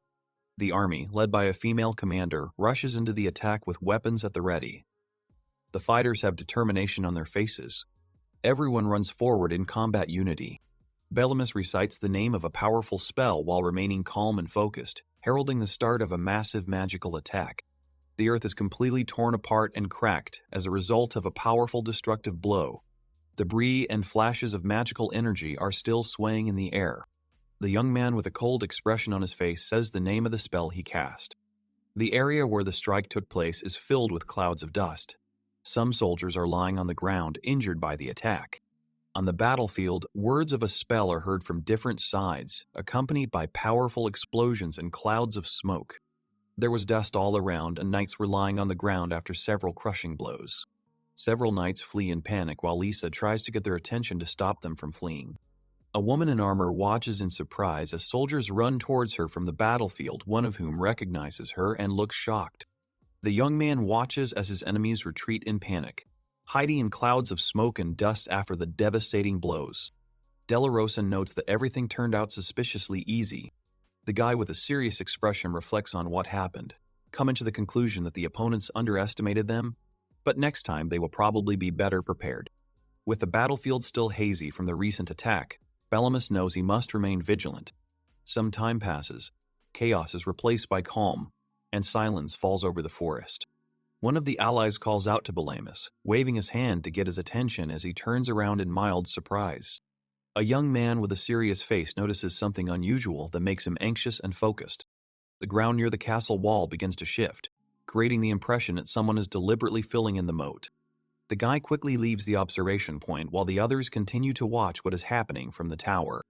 The protagonist suddenly notices something and turns sharply, showing alertness and anxiety. From the tower, he notices 3 silhouettes hiding at the edge of the forest, which makes him suspicious. 3 spellcasters in dark robes appear in the forest, who, as it turns out, were the source of the enemy's magical attacks. A young man shoots energy through a magical bow. His eyes reflect surprise. At this time, outside the castle, one of the opponents rolls out a wooden siege tower to the walls of the fortress. Bellamus watches the approaching enemies from above and notices the use of siege weapons. From above, the fortification is shown completely surrounded by the enemy, who is taking advantage of their numerical advantage. The character with a serious expression on his face concludes that the real battle is now beginning. The warriors approach the enemy fortress using siege ladders and rush to attack, raising their weapons. One of the attackers shouts out enthusiastically that their goal in the assault is to capture the fortress, which they believe contains evil demons .97. Bellamus's companions react sharply to what is happening, expressing alarm and tension before the impending attack. Soldiers run screaming toward the fortress, using siege ladders to scale the walls and begin the assault. The demons scream as they climb the ladders. There are too many of them. The protagonist watches the approaching threat with a tense face, assessing the situation. A squad of armed soldiers climbs the ladders to the wall of the fortress with battle cries, ordering to destroy everyone except the boy and leave no one alive. One of the warriors climbing up suddenly freezes in fear, hearing or seeing something frightening above. His eyes are wide with terror, his face is covered in sweat. Barbora appears above him and mockingly says that he has a souvenir for them. He looks confident, ready to counterattack. The orc lifts a massive boulder over his head, standing atop the wall, and with menacing determination orders the attackers to retreat home. A huge rock crashes down, destroying the stairs and scattering the attackers. The soldiers fall along with the rubble. The enemy commander orders to open fire on the orc standing on the wall. The archers shoot arrows in unison, aiming upwards. The orc's powerful body is under a hail of arrows, but he calmly withstands the attack. Despite the number of hits, not a single arrow pierces him. He reacts rather irritably. Up close, the orc, with an angry and contemptuous expression on his face, says that the attack was a trifle for him. The attacking warriors below, seeing the lack of effect from their attack, begin to panic in horror and bewilderment. Their faces are full of fear and confusion. They did not expect that the enemy would be so invulnerable. The orcs shower the attackers with huge boulders from above. The stones fly down with a roar, knocking the soldiers off the ladders and preventing them from moving forward. One of the defenders suddenly turns around, hearing shouts from behind. His face expresses surprise and tension. Seeing his comrade being attacked by enemies, the orc rushes to help. The battle on the wall continues in chaos, the attackers trying to hit where there are no scales, hoping to cause damage. The fighter cringes in pain or a sudden blow. His face is distorted in aggression and alarm. He was caught off guard. The orc finds himself surrounded on all sides, enemies rushing at him with weapons, striking and not giving him a break. Despite his strength, he realizes that there are too many attackers and the situation is getting out of control. One of the soldiers, with a mad expression on his face, swings his sword straight at the orc's face, threatening to gouge out his eyes. He screams that scales will not save him, clearly intending to deliver a fatal blow. A sudden blow occurs. Suddenly, someone's hand slams into the attacker's face with great force, deforming his helmet and breaking his face. Belmis performs a spinning attack, sending the soldier flying upwards. His appearance completely changes the balance of power. Barbora looks surprised and the enemies panic. The soldiers stare in shock at the young man who has attacked them. One of them recognizes him with horror as the son of Count Renist, while the other is shocked to find that he is only a human boy. A guy with a focused and determined expression on his face prepares to attack. Suddenly, his sword cuts through the air with incredible speed, leaving behind a bright trail. After the attack, the enemy soldiers fall one after another, and the young man himself is already on his knees, having finished his movement. Behind him stands an astonished orc. The orc smiles with relief. Belmis is glad that Barbora is alive. Having received confirmation that the situation is under control, the young man announces that he is moving on, leaving the defense in reliable hands. The orc responds readily, making it clear that he will deal with the remaining threats. Ilensi, with a serious expression on her face, releases a powerful stream of fire from the magic circle, directing it towards the enemies. Fire rains down on enemy soldiers, engulfing the battlefield. Warriors scream in pain as they try to avoid the flames. The girl notes the success of the attack with relief and confidence, but at the same moment her attention is distracted by something strange. She turns sharply, surprised by the new threat. A huge battering ram with a metal tip crashes through the fortress wall. Stones fly to the sides. Smoke comes out of the breach. The attackers have begun the active phase of the assault, using a siege weapon to break through the defense. The ram is rolled back to the wall to repeat the attack. The commander's order not to stop and move forward. Ilansi watches the events with concern. She says that the enemies must be stopped immediately before the ram destroys the wall completely. As the woman speaks, a group appears, rapidly approaching the breakthrough site. One of the defenders says that they have already arrived, indicating that the reinforcements arrived in time. Navasha leads the defenders forward. With a cry of encouragement, they rush towards the tower, ready to fight to the end. Their fighting spirit is emphasized by a swift rush and a single cry. At the same time, an army of opponents is coming from the other side. Soldiers with swords at the ready run to attack, having received orders to destroy all the goblins. The girl rushes forward, making a lightning attack. Her sword rushes forward with incredible speed. The goblin girl delivers a powerful kick to her opponent, launching herself into the air in a swift motion. The soldier who is the target of the strike has no time to react. His eyes widen in fear and shock, realizing that he will not be able to dodge. Navasha looks at her opponent quickly and confidently. The girl, with a determined expression on her face, finishes the attack by sending the enemy flying into the air with a powerful blow of her sword. The enemy loses his helmet and balance, rolling on the ground in defeat. The soldiers watch in panic as one by one their comrades are thrown down by the attack from above. One of them exclaims in horror that he does not understand how this is possible, observing the unprecedented agility and strength of the opponents. Navasha easily and accurately cuts down her enemy on the run without stopping. Her confidence and calm emphasize that for her, this is a normal fight, and she surpasses her opponents in both speed and skill. The soldiers are confused and ask why the creatures they thought were inferior are so powerful. The ram collapses with a roar, and the debris flies in all directions, along with the enemies.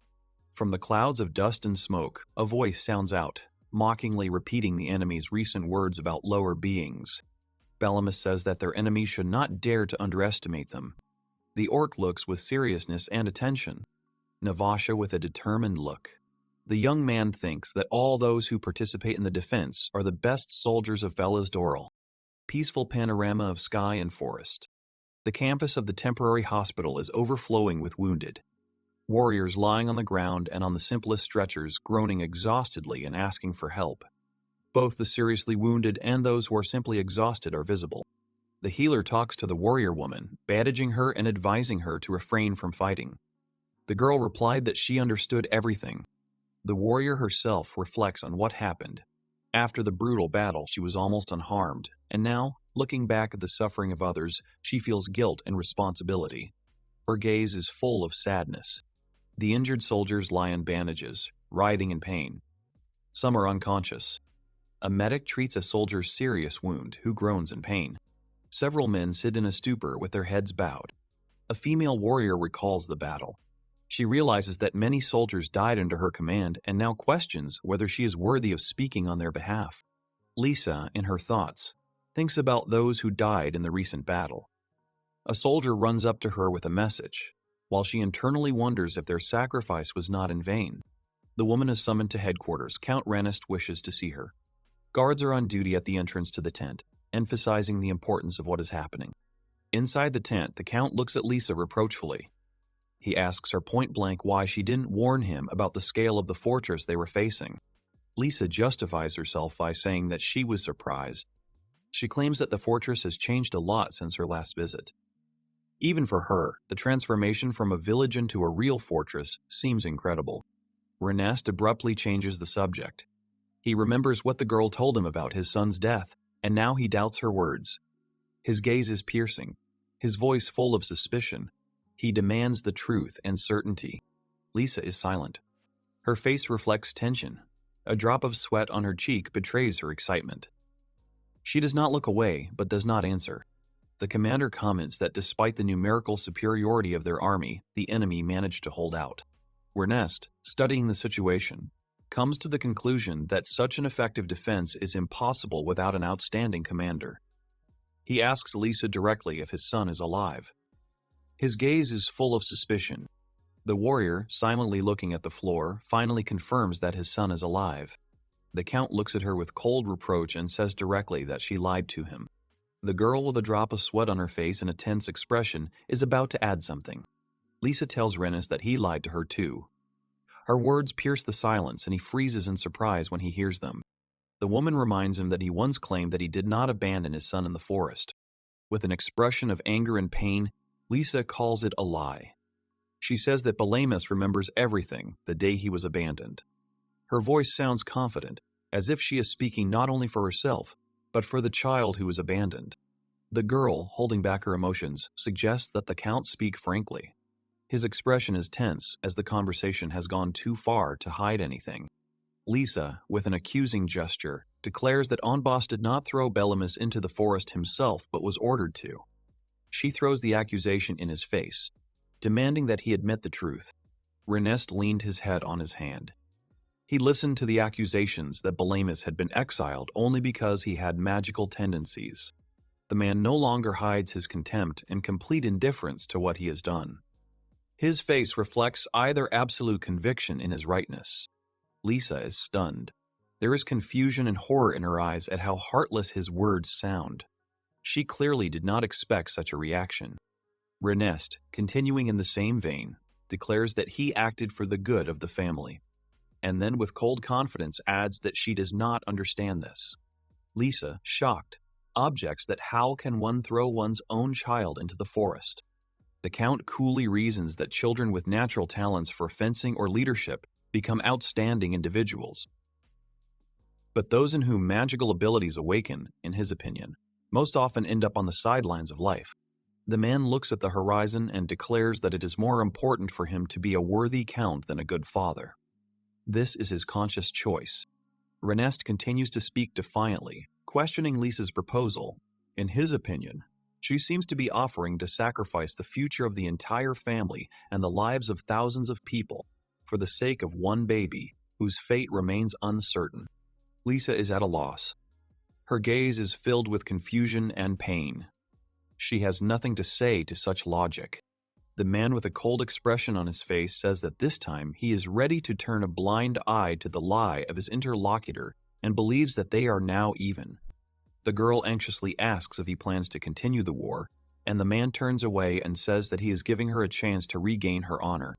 The man admits that the situation is not developing in their favor, but despite this, he cannot ignore the presence of a large demonic fortress nearby.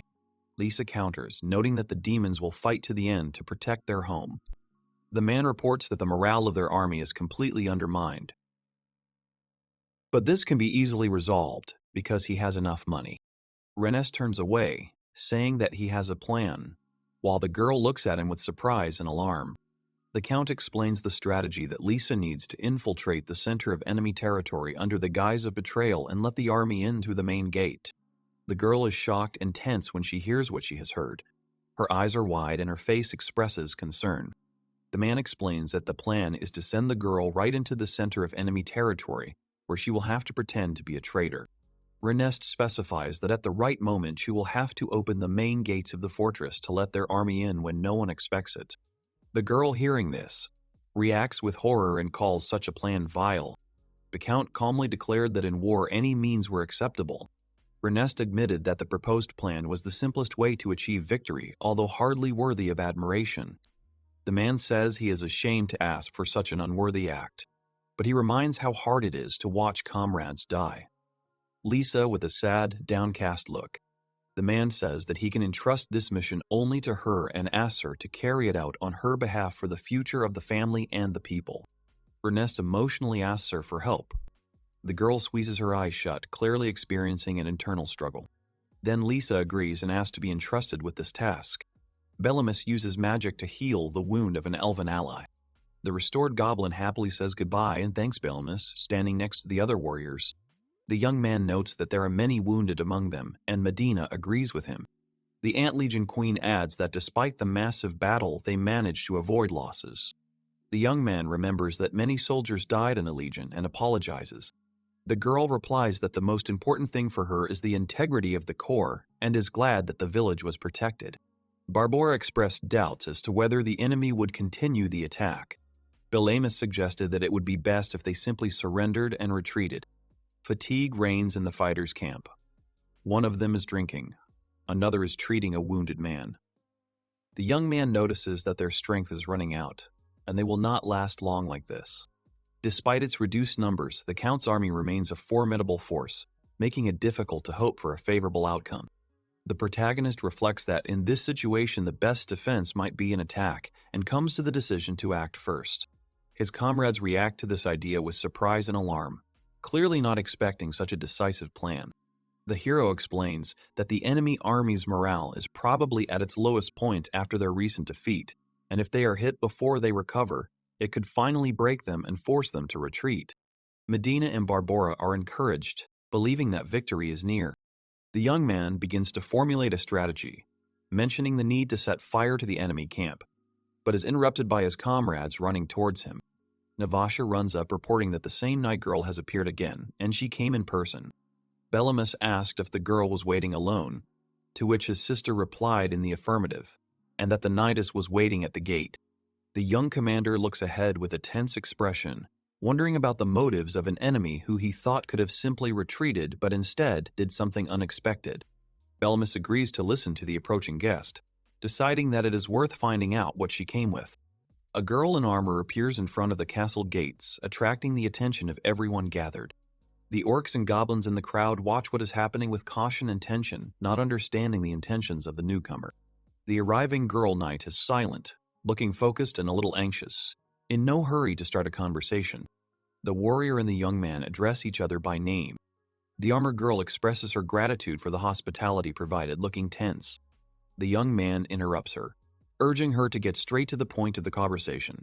The girl lowers her gaze without saying a word, as if gathering her courage. Then Lisa raises her head and resolutely declares her intention to betray Renest. The guy looks at her in a daze and shock, not hiding his surprise. One of the knights asks a question about this being a winning strategy. Battle flags flutter against the backdrop of the forest. Should they really hide in the forest and just wait? The count, sitting on his horse, confirmed the knight's words. Lisa had infiltrated Velasdorel, pretending to betray them. The men were dead serious.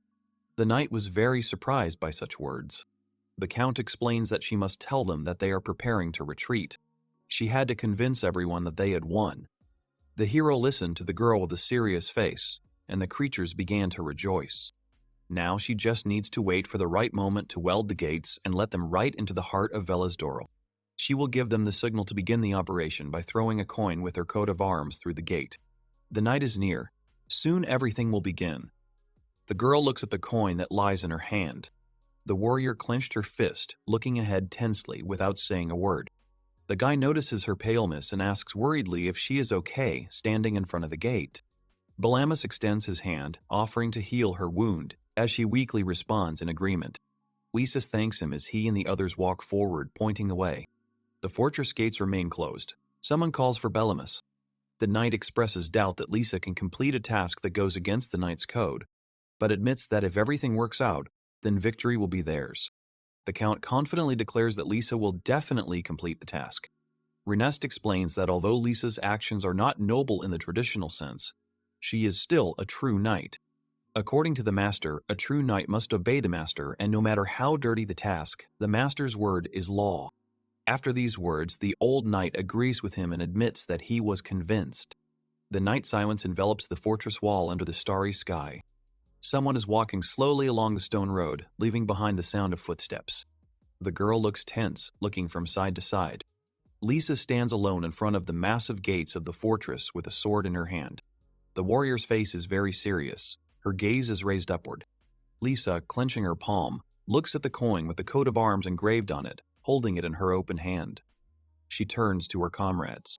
The girl clenches her fists in a gauntlet, tensely pronouncing the name of Belamus. The warrior screams with anguish. She throws a coin asking for forgiveness. The coin with the coat of arms flies forward, leaving behind dynamic lines of movement. The night sky spreads out over the forest, and someone calls for Mr. Renest. One of the knights informs the commander of the signal, and the detachment immediately sets into motion. The standard is waved, and the commander gives the order to move quickly and quietly. The army begins to advance, the heavy steps of the soldiers raising an alarming rhythm of the offensive. Soldiers in full armor approach the fortress, preparing for an assault. The army approached the bridge near the fortress gates. The ranks of soldiers notice that the gate they were heading for is closed, causing them surprise and alarm. The girl with her eyes closed remains silent, experiencing strong internal tension before the decisive action. The girl in armor walks among her allies, thinking about what happened and cannot understand what she is fighting for. A banner with a coat of arms symbolizing the attackers appears before Lisa's eyes. She does not understand what she is fighting for. The enemy soldiers point upwards in confusion. One of them shouts as he spots something above, while the heroine wonders who she is really supposed to be protecting. Defenders stand around the fortress, and the girl mentally apologizes to her comrades and commander. Outside, the enemy army is in disarray. One of the fighters realizes with alarm that they have been ambushed. Panic and confusion arise among the soldiers because everything that is happening does not correspond to their original plan of attack. Lisa, watching what is happening with her eyes closed, mentally realizes something important and finally comes to an understanding. The girl realizes that she must fight as Lisa Ludloth herself, and not as someone else's knight, taking responsibility for her choice. Archers fire a volley of arrows at the enemy, launching a surprise attack from the fortifications. The remaining defenders activate magic spells, striking at enemies that are surrounded. Renest and his squad, seeing the panic in the ranks, cannot understand what happened, faced with chaos. One of the commanders, in shock, says that he does not believe what is happening, calling it an ambush. The Count, shocked and confused, admits with horror that Lisa has apparently betrayed them. Surrounded by her comrades, the girl stands at the gate and one of the warriors asks in confusion whether she really decided to betray. The girl said that she considered the actions of Mr. Rennis to be wrong. And this is her opinion not as a knight but as an ordinary person. All this time she served in the name of knightly honor, but she saw that everything she believed in turned out to be just a beautiful lie. The warriors do not know that they are giving their lives for the mistakes of their master, and the most devoted and faithful have their heads chopped off for learning the truth. But she's not going to turn a blind eye to this truth and burn Velastoril to the ground. She can't do that. The young man listens to her with the most serious expression on his face. He thinks that it doesn't look like she's lying. However, she said that they could not trust her. The boy discusses the possibility that everything said could be part of their enemy's plan. The girl responds that she understands them. The girl calmly explains that she really did receive an order to enter the castle and feign betrayal in order to open the gates and give the signal for an attack. The hero was surprised. Balamus asks Lisa a direct question, asking if she really intends to betray her master and not just pretend. A powerful explosion occurs on the battlefield, chaos reigns at the gates, everything is illuminated by flashes of attacks. The young man watches what is happening from afar, pleased with the result. The young man, sitting in a tree, confirms that their plan worked. The enemy was lured to the gate, where he was caught in a trap. Amid explosions, the soldiers run forward while the boy continues to voice the plan, to break through to the rear and eliminate the commander. There is something shocking reflected in Balamus's eyes. He probably notices something unexpected. A branchy tree hides a young man who watches from a distance. His gaze is determined. He notices his father, notes that they have not seen each other for a long time. The writer screams the Count's name in panic as the situation on the battlefield gets out of control. The protagonist seriously contemplates the need to show the fallen leader's body to the enemies to confirm his death. Balamus reflects on his memories as a child, rejected for his lack of abilities despite being related by blood. The man looks at the child with disdain and coldly declares that he has no ability. His voice is cruel, and at the same time he ruthlessly admits he is not the boy's father. The little child, trembling in his arms, freezes at these words, as if the whole world is collapsing around him. The boy looks up at his mother in fear, his eyes filled with despair and confusion. Why is she, his own blood, helping a man when humans pose a mortal threat to their people? 295. The hero releases a powerful magical charge, saying that he has only one mother. An image of Arisi emerges in my memory, tenderly holding a baby in her arms, a soft smile on her face. Her words about how every life matters, no matter where you come from, playing in the background. The boy's eye is focused, surrounded by magical symbols indicating the beginning of the spell. The hero shouts his mother's name out loud, activating a spell that surrounds him with magical seals and flashes. As the battle rages, the Count rides forward on horseback, unaware that a magical ball is flying towards him at high speed. Explosions and magical flashes cover the battlefield, highlighting the impending threat.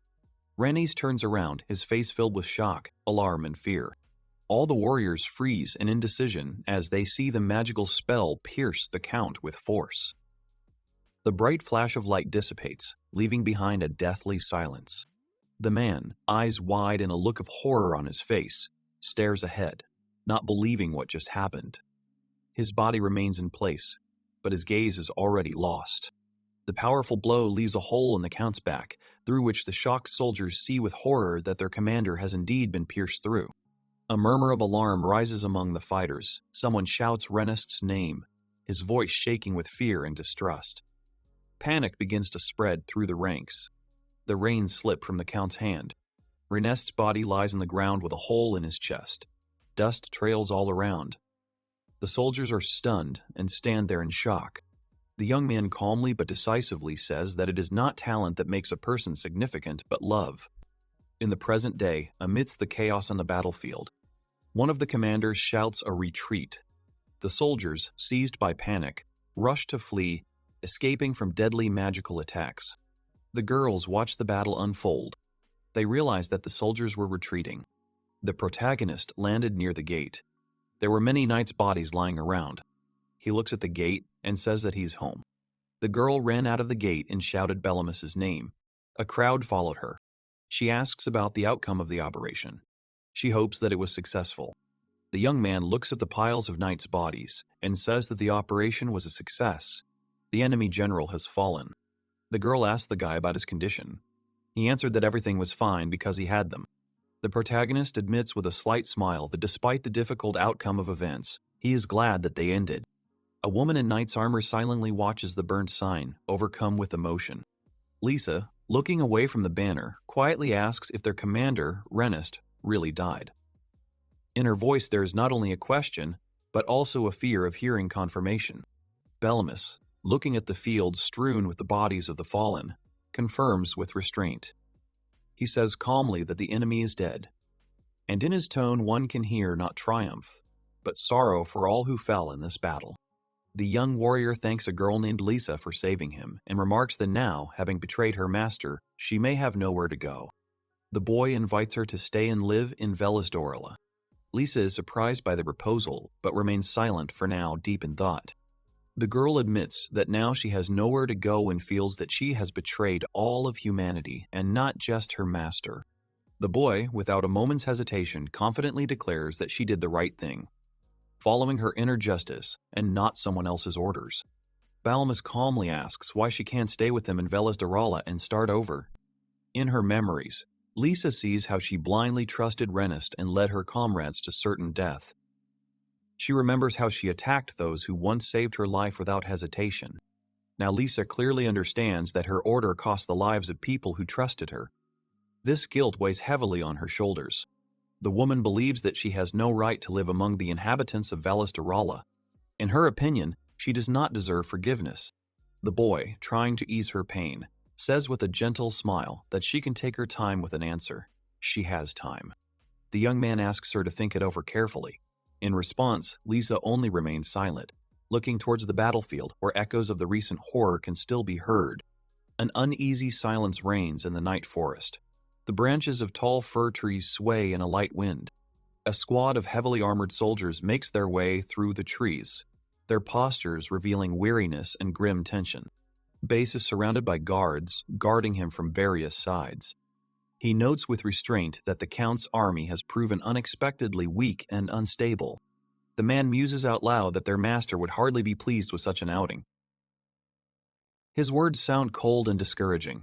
The bass suggests to the knight that maybe they should stop retreating and go on the offensive again while they still have the opportunity. 37. The man says that they must avenge the death of the Count. The knight remains silent. The officer says the army's forces are exhausted, the fighters are worn out, and they need to go back and reorganize before thinking about another attack. The knight coldly assures them that winning is not that important, hinting to Bass that his team is here anyway for the pay. Base, smiling slightly, explains that while victory is not necessary, his master has ordered that as much damage be inflicted on Velasdorl as possible.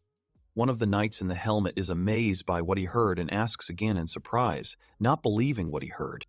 The man clicks and shadows of monsters appear from the darkness, showing confidence in the upcoming battle. Next, a close-up is shown of a monster with a massive mouth, standing against the background of other creatures ready to attack. The huge paws of the furry creatures tread the ground with a heavy hum. The base shows a huge army of monsters. Winged demons soar in the air. Demons, lizardmen, and werewolves go ahead. The man confidently declares that military force will be provided. A group of knights watch in horror as the monsters approach. Panic, fear, and complete incomprehension of what is happening are visible on their faces. At this time, in the vicinity of Boss, many terrifying creatures, massive demons, werewolves, winged creatures, and monsters with scaly skin line up in battle formation. He confidently declares that with such an army, one can reach even the end of the world. The man addresses his interlocutor with a sly smile, as if challenging him, as if he doubts that he will dare to object.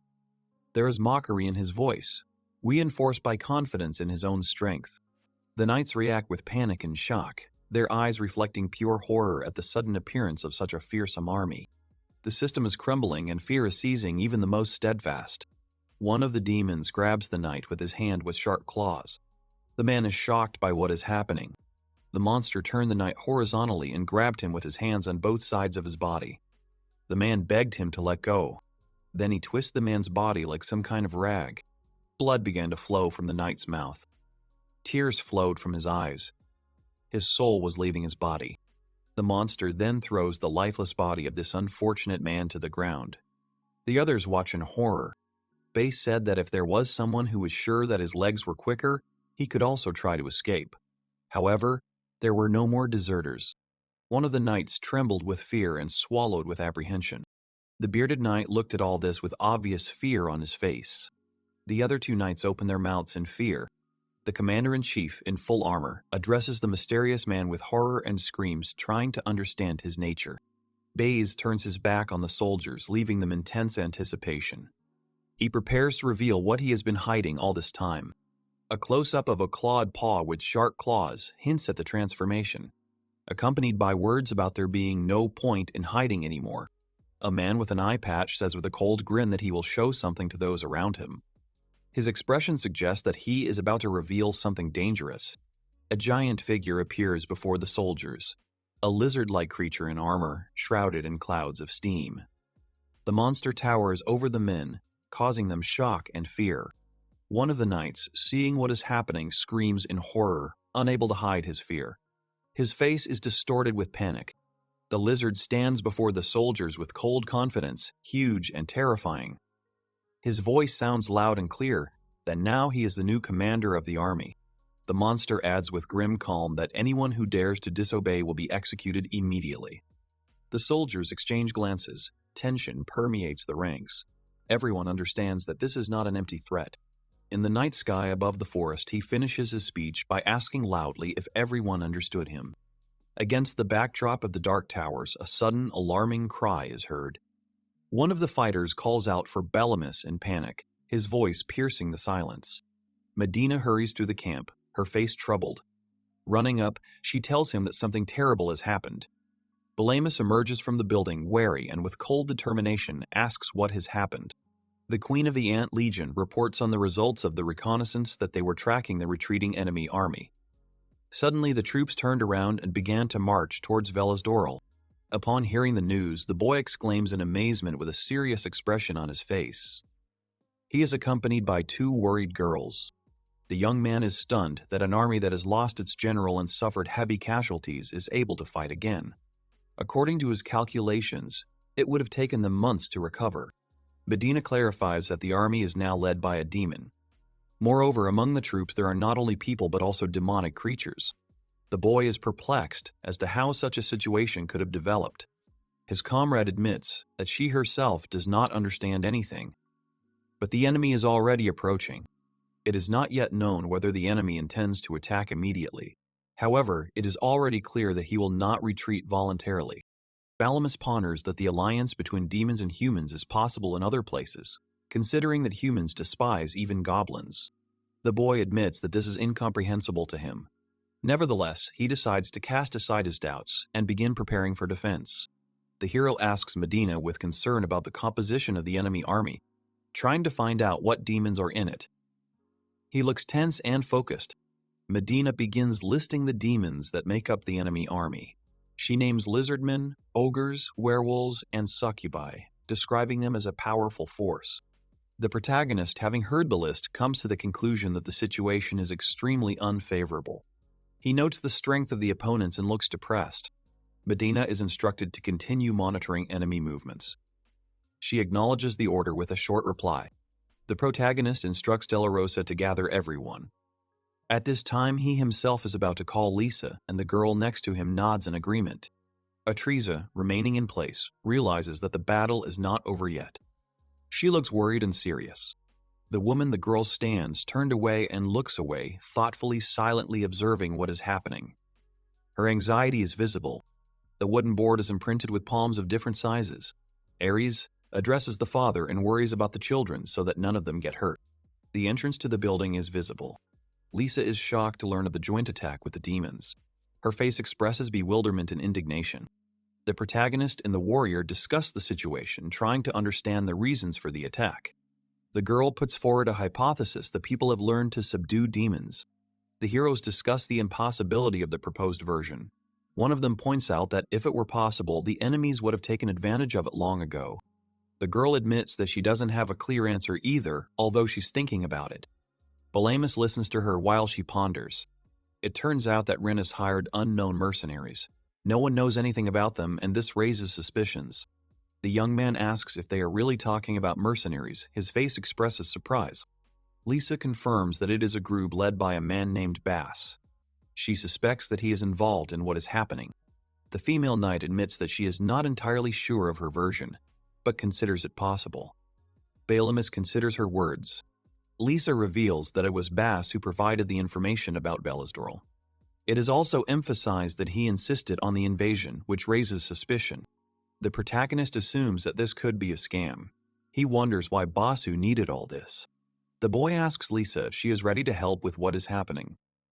She confidently agrees without hesitation. Lisa swears an oath to protect Belisdorl no matter what, with the face of a lizard-like enemy shown in the background. There are arrow targets located on the fortress. Navasha and the other fighters look away in alarm at the news of the second attack. Everyone looks tense and worried. Balamus confirms that the attack has indeed begun again. He pauses, hinting at a new threat. In the square, a young man tells the crowd that demons will come with the enemy.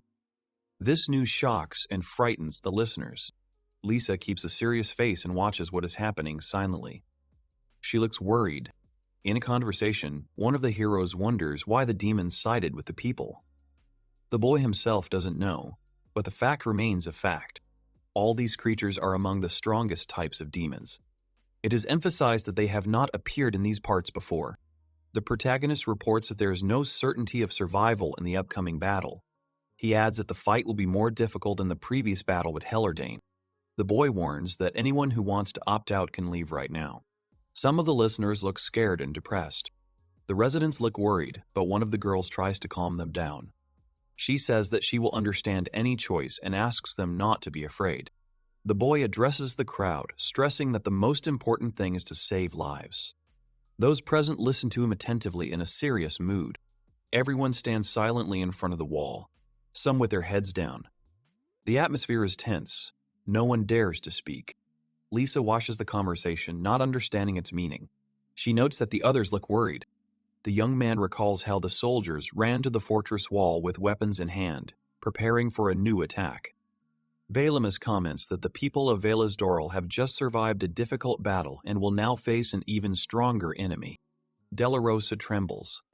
Her mother looks at her with sympathy, sharing her fear. Atriza hugs her daughter close, hugging her head. She tries to comfort her despite her own anxiety. The warrior watches the scene in shock, sadness and worry reflected on her face. Atriza looks at the girl with surprise and sympathy, hugging her. She, in turn, mumbles confused words as if she cannot express her feelings. Suddenly, Della Rosa explodes in rage, loudly expressing her indignation. Her anger is expressed through screaming and sharp gestures. The mother is shocked by the girl's sudden reaction. Her face shows a mixture of surprise and confusion. The girl nigh watches the outburst of anger and amazement. Her eyes are wide. She clearly did not expect this. Balamus is also stunned by what is happening. He looks at the situation with surprise, not fully understanding what is happening. The girl angrily accuses her enemies of trying to take her brother. Her figure is engulfed in flames of rage. Her mother is shocked by what is happening. The boy's sister continues to curse, pointing out that the enemy had been defeated in the past, but was now attacking again. Her face is distorted with rage. The girl threatens her enemies, declaring that she will strike harder than their mother. Her determination is emphasized by the grotesque expression on her face. Lisa looks at what is happening with a nervous smile, not knowing how to react to it. Medina covers her mouth with her hand and stifles her laughter. Her expression becomes softer and more mocking. Navasha winks and smiles, returning to a more cheerful mood. She looks confident and animated. The goblin girl supports Della Rosa, expressing approval of her words. The rest of the crowd looks at her attentively. Medina also voices her support, looking confident. Behind her, other participants are visible, ready to act together. Barbour demonstratively clenches his fists. He calls for punishment for those who spoke out against Belisdorla.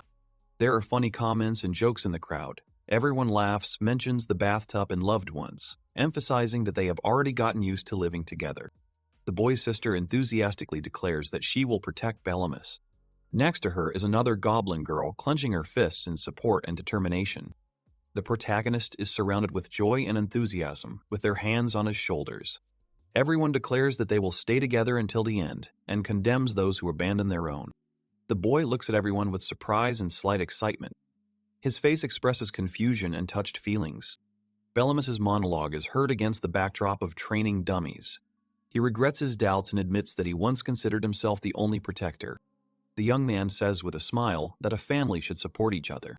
All the residents raise their hands enthusiastically, agreeing with the idea of unity. They are ready to fight shoulder to shoulder. Lisa, watching this scene, reflects on what is happening. Despite the language barrier, she is convinced of the sincerity and unity of those present. Everyone hugs and strokes the boy's head affectionately. He looks happy. Lisa thinks that demons are more humane than people themselves. Against the backdrop of the tower and the sunny sky, the thoughts of the warrior sound, swearing to protect Bellisdoral. The girl knight with a determined face claims that she is ready to sacrifice herself for the sake of protection. In her eyes, one can see strength and readiness for self-sacrifice. Lisa addresses the young man by name as she stands next to the others. The warrior declares that she is ready to help if there is a need. The female knight declares with determination that she wants to help Bellisdoral in some way. Her eyes are full of determination and her voice sounds confident. Against the backdrop of the training wall, agreement is heard. Bellemus says directly and with confidence that he has a task for her. He acknowledges her readiness and entrusts her with an important mission. Bellemus gathers everyone in front of the training ground and suggests starting with a brief overview of the enemy. The Queen of the Ant Legion reports that the total number of the enemy exceeds 3,000, including both humans and demons. It is also reported that the army is predominantly composed of lizard men, who appear to be commanded by a larger member of their species. Bellemus shares the observation that despite their rough appearance, these creatures possess a relatively high intelligence comparable to that of goblins. Among demons, they are considered quite intelligent, which makes them especially dangerous. The hero notes that these enemies are strong in close combat and have virtually no weaknesses. The young man adds that the lizard men prefer to act alone, but in a group they pose a great danger. The Queen of the Ant Legion says that the army also includes ogres. The discussion participant also adds that among the opponents there are also extremely dangerous demons. The girl shares her observations of the enemy army, which leads to new conclusions. The faces of the residents express concern. They are serious. The guesses are confirmed that the demons have frightened the people, forcing them to go into battle again. In the background, silhouettes of frightening demonic figures appear, in front of which the human army is lined up. The participants express anxiety and discontent. Comments are made about the impossibility of setting up an ambush, the cruelty of the enemy's methods, and the moral problems of coercing soldiers. Bellemus says he has a plan. Those present do not hide their surprise. Their looks are full of questions and confusion. They expect explanations. The boy explains the essence of the plan. If soldiers have no sense of duty and honor, then nothing prevents them from betraying their army. This gives an opportunity to exploit the enemy's moral gap. Then the young man turns to Lisa, emphasizing that the plan cannot be realized without her participation. The other participants turn their attention to her. Lisa watches silently, amazed and thoughtful. The girl knight wonders if she can convince people, as her betrayal has greatly undermined their trust in her. The warrior admits that everyone already knows about her betrayal, and therefore, most likely, the soldiers will not listen to her. Lisa reasons that from the point of view of ordinary soldiers, the inhabitants of this land are the same demons, and it is unlikely that anyone will agree to voluntarily help them. Bellemus clarifies that it looks like this plan won't work out, to which he receives an uncertain answer from the girl. The girl admits that she cannot promise success, but if she doesn't try, the situation will be a lose-lose one. Despite her doubts, Lisa is determined to try to convince the soldiers at any cost. The girl thanks him for his support, while Bellemus assures her that she will definitely be able to reach out to others, because he considers her a very diligent person. The young man discusses the planned persuasion of the soldiers, emphasizing that if they succeed, then only demons will remain in the ranks. The rest will leave the battle. However, no one can say for sure that they will win, because the opponent is still very dangerous. The team is tense, but understands the importance of the situation. Barbora suggests that they can use the same tactics as last time to defeat the leader. The boy thoughtfully agrees with him. The boy makes a serious decision. If he fails to convince his enemies, he will have to act himself. He feels responsible and is focused on the task at hand. Bellemus recalls information about the enemy leader, a creature that has gone through the final stage of lizard evolution, known as the Lizard Man Emperor, a dangerous and powerful enemy standing at the head of the army. The allies are shocked to hear this. They are in shock from the realization of what kind of enemy they are about to face. The protagonist notes that he has a chance to win one-on-one, but he will most likely not be able to avoid the army's intervention. This complicates the situation. The boy admits that he is not sure if he has enough strength to defeat such an opponent. He looks tense, but does not lose his determination. The allies are alarmed. One of them is surprised that the enemy is so strong that even Bellemus doubts. Someone shouts with determination that they will take it upon themselves. Mavasha, with an inspired expression on her face, declares that they will all help in the battle against the lizard, thereby showing her support and fighting spirit. Medina confidently says that they will provide a diversionary maneuver, taking on the entire enemy army so that the main fighters can act unhindered. The protagonist firmly declares that he forbids acting in such a way, stopping the dangerous initiative. The young man standing next to him adds that he would have said no without hesitation before, but has now changed his mind. He admits that he has gained faith in the strength of those around him and has realized that he is not alone. The boy remembers how the locals would hug him, expressing support and warmth. It was in these simple gestures that he felt they were like a real family. The residents look forward with inspired faces. Their eyes show understanding. Strength is not in individual feats but in unity and solidarity. The panoramic view opens up to a garden, in the center of which stands a tombstone, illuminated by a soft light. Bellemus, looking at it, quietly says that family is those who stay together, even despite disagreements. The protagonist says with determination in his voice that he trusts everyone present, demonstrating complete faith in their union. With soldiers advancing in the background, Bellemus warns that they may have to give their lives in this battle, because the enemy is strong and merciless. But despite the risk, he confidently declares that they will definitely win. His speech penetrates the hearts of the fighters, instilling in them courage and readiness to fight to the end. Birds in the sky suddenly take flight, breaking the silence, a sign of approaching danger. Large animal paws and clawed feet stomp on the ground, accompanied by the stomping of soldiers, increasing the tension. The characters on the tower notice the approach of the enemies. Lisa and the young man look into the distance where the enemy army is visible. Bellemus says with alarm that they are here. The vanguard of demons and monsters is getting closer. Among them are wolves, lizards, orcs, giants, and soldiers with distorted faces. The fear on the faces of the enemies is clearly visible. The two allies on the wall look down in horror. One clenches his teeth. They are ready to fight despite their fear. The lizard-like creature licks its weapon with its long tongue, leaving behind drops of mucus. It looks menacing and focused, preparing to attack. The werewolves are approaching, screaming and clearly eager to fight. The characters behind the wall, watching what is happening, are horrified to realize how frightening the real threat is compared to the stories about it.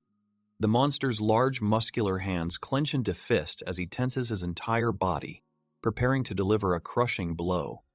His posture conveys a primal rage and power. A devastating blow shakes the ground, raising clouds of dust. The soldiers jump back in panic, trying to maintain formation and avoid being hit. At this point, the enemy squad rushes forward, shouting battle cries.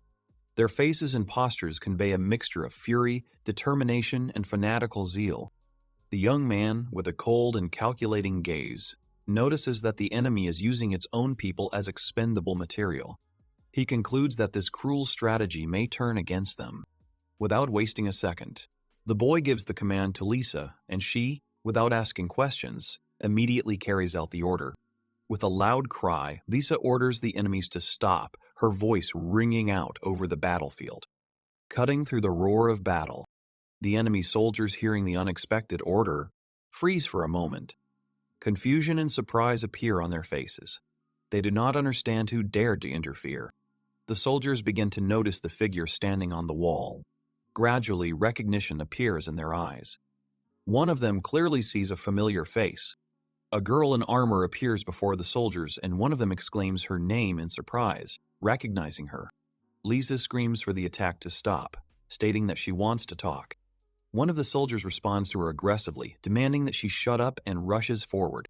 The others begin to shout insults, calling her a coward and a traitor, refusing to listen to her. The girl looks confused by their words. There are beads of sweat and confusion on her face. The warrior bites her lip from internal tension, trying to contain her emotions. Looking down, Lisa acknowledges the validity of their accusations and agrees with them.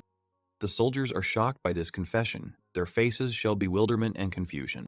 The knight admits her guilt to her former comrades. She regrets betraying their trust and breaking her knightly code, calling herself a scoundrel. However, the girl says that she did this in the name of justice, and her actions were a conscious choice. She explains that she tried to stop Renest, believing his actions to be cruel, but he refused to listen to her, so she decided to betray him without hesitation. The soldiers on the ground shout angry remarks, claiming that her words are worthless and refusing to believe her. The girl points to Bellemus, saying that it was for him that Renest decided to start the invasion. The soldiers are surprised when they hear that the boy is Renest's son. The soldiers were shocked by this statement and clearly did not expect such a turn of events. The female knight asks the army a direct question about what they are fighting for, reminding them that at first it was simply an order from their commander. Several terrifying demons of varying appearances are shown in close-up. Lisa says that everyone is now facing a threat from these creatures. The warrior says that an alliance with the demons will not save their lives. She believes that the demons will kill them even if they survive the battle. The girl points to Bellemus, saying that he is kind-hearted and will save those who join them. On the wall is a picture of Bellemus himself, watching the events. The reptilian makes a magical gesture, and a magical symbol glows next to him. This demon releases a powerful stream of magical energy from the fortifications, directing it towards Lisa and Bellemus. A huge explosion occurs on the wall. The magic charge released earlier explodes, causing heavy damage. A boy and a girl stand in a cloud of smoke after the attack. Lisa looks tense and tired. Bellemus makes a magic circle. One of the soldiers angrily agrees. The enraged soldiers shout that Velasdorel is still a haven for demons, and even Renest's son does not change that fact. One of them accuses Lisa of betrayal and of Renest's death, calling him a criminal and rejecting any excuses. Suddenly, an order is given for everyone to be quiet. The soldiers turn in confusion to the source of the voice. Commander Perion appears, a serious and powerful military leader. The warrior and Bellemus discuss him among themselves. It turns out that this is the same man whom Count Renest trusted completely and who now leads the army of people possessing great authority. Perion declares with cold determination that Lisa no longer has the right to speak for the knights, as she has strayed from their path. His words sound like a death sentence. The girl knight meets his gaze silently, understanding the seriousness of the accusation and its possible consequences. The soldiers fall silent, feeling the change in the air and the tension between the sides. The atmosphere becomes oppressive, but suddenly Paris says with a slight grin that, despite everything, he has not turned away from his old comrade. These words cause surprise and alarm in Lisa and Bellemus. They did not expect such a contradictory gesture, not understanding what exactly he was planning. Perion looks sternly at Lisa and says that she should not continue her speech because she has strayed from the path of a knight. The girl lowers her gaze, shocked by the commander's words, unable to object to him. He says that everyone has turned away from her. Perion suddenly says with warm determination that, despite everything, he alone has not turned away from her, and looks straight at Lisa. Hearing this, Lisa and Bellemus are shocked, as they clearly did not expect such support from him. The soldiers react to the knight's words with bewilderment, accusing the warrior of betrayal and asking how he can protect her. Perion admits that Lisa did betray them. However, he questions whether they have the right to reproach her for this if they themselves are cowardly and submit to demons. One of the knights clenches his teeth, unable to find anything to say in response to the fair reproach. His silence speaks louder than words. He understands the rightness of his interlocutor, but cannot come to terms with it. The other looks down, his face full of doubt and internal struggle. He hesitates between loyalty to the order and his own sense of honor, not knowing which way to choose. The man in armor says that the girl followed her own ideas of justice by siding with Velasdorel, and did so of her own free will. Perion continues, explaining that even though she has strayed from the path of a knight, justice still drives her heart. In the background, you can see frightening demons and monsters that the soldiers are probably afraid of. The warriors look depressed and worried. They stand silently and lower their gaze. The girl, with a confused expression on her face, asks why he is defending her, turning to Perrin. The knight turns to the warrior and says that it was he who taught her how to use a sword, and that the sword shows the soul of a person. Lisa looks at her mentor with excitement and inspiration. He believes in her nobility. Perion shouts at the soldiers that they must understand everything. The knights are in a stupor. The commander shouts loudly at his comrades that no one guarantees that they will remain safe. They look at the commander with concern and awareness of what is happening. Perion says that you shouldn't let fear take over you. Everyone continues to stare in stupefaction. The knight appeals to the warriors that they must decide for themselves and take responsibility for their lives. A huge lizard is heading towards them, but the commander continues to express the opinion that it is time to choose whose side they are on. Perion points a spear at the huge demon and continues to address everyone what exactly the target is for the battle. The lizard puts up a defense against the spear, blocking the blow with its massive weapon. There is an unpleasant scraping sound of metal on metal. The demon fights back against the knight with all his might, striking with fury and precision. Perrin did not expect such fierce resistance and loses the initiative. The commander gathers his strength, tensing his entire body, and with a battle cry rushes into battle, not allowing fear to take over. The knight swings his sword straight at the enemy's face. The lizard writhes in pain, its roar fills the air, blood runs down its scales. Perion is startled to see something huge and menacing bearing down on him. His face distorts with the realization of the danger. The demon lizard turns sharply and lashes out at the man with its massive tail. The warrior is thrown back several meters and falls to the ground with a cry of pain, trying to gather his strength. The soldier falls down screaming as he looks at the fearsome lizard that appears before him. The armored commander stands before the enemy, declaring that the enemy may take his life, but they will not take away something more important. His voice sounds firm. With determination in his eyes, Perion loudly declares that his pride will not be taken away, no matter the threat. His voice rings out like a challenge, inspiring his allies and challenging his enemies. The enemy raises a heavy weapon above his head, preparing to deliver a crushing blow. The girl screams out the commander's name in fear, realizing the impending danger. The lizard prepares to strike, but is suddenly met with resistance when an ally's sword thwarts his attack. He is caught off guard by a precise counterstrike. One of the soldiers panics and orders a retreat from Perion, realizing that their leader is about to engage in battle personally. He fears for his safety and does not want him to risk himself. Perion himself is surprised by the actions of his comrades with a serious expression. He looks straight at them. The soldiers line up in battle formation, ready to engage in battle. Their eyes show determination. Dolomus is relieved to see that the army has changed its mind and is now on his side. Lisa exclaims with joy and surprise, turning to the warriors who took her side. Bellomus gives the order to attack, and the combined army of humans and demons rushes into battle shouting a loud battle cry. A boy with a determined expression calls for support for the soldiers, urging his allies to take action. His voice sounds confident and inspiring, as if reminding everyone that the outcome of the battle depends on their unity. A squad of archers draws their bowstrings, preparing to fire arrows at the enemy. Their faces are focused. Their movements are precise, each one waiting for the right moment to strike. Mages cast spells, forming magic circles in front of them to aid in battle. The knight, standing before a fearsome army of demons, is the first to launch a counterattack, calling on the others to follow him. Soldiers in full armor rush forward, ready to meet the enemy face to face. The battlefield is in chaos as demons wielding claws and clubs tear apart the human ranks. One of the fighters barely manages to defend himself from a blow from a huge paw, while his comrades engage in a fierce fight. A winged demoness appears in the sky above the battlefield, hovering with a predatory smile. Around her are arrows that pierce the bodies of enemies. One of the soldiers, gritting his teeth, rushes into the attack. His gaze is full of determination and fear. He understands that retreat is impossible, but inside him, horror rages. Meanwhile, the winged demoness casts a spell, and 3 huge, flaming skulls burst forth from the magic circle. With a terrifying roar, they fly forward, leaving behind clouds of smoke and darkness. One of the knights gets too close to the magical attack and barely manages to deflect the blow. The soldier looks at something in horror, unable to contain his surprise and fear. His face is distorted. He did not expect such power from the demons. The man, raising his sword against the flying skulls, notices with horror that his weapon is melting under the influence of magic. He is shocked by what is happening, not understanding what he has encountered. The knight panics and sees that the spell is flying straight at him. The fighter loses control of the situation. His sword is melted. He jumps in fear.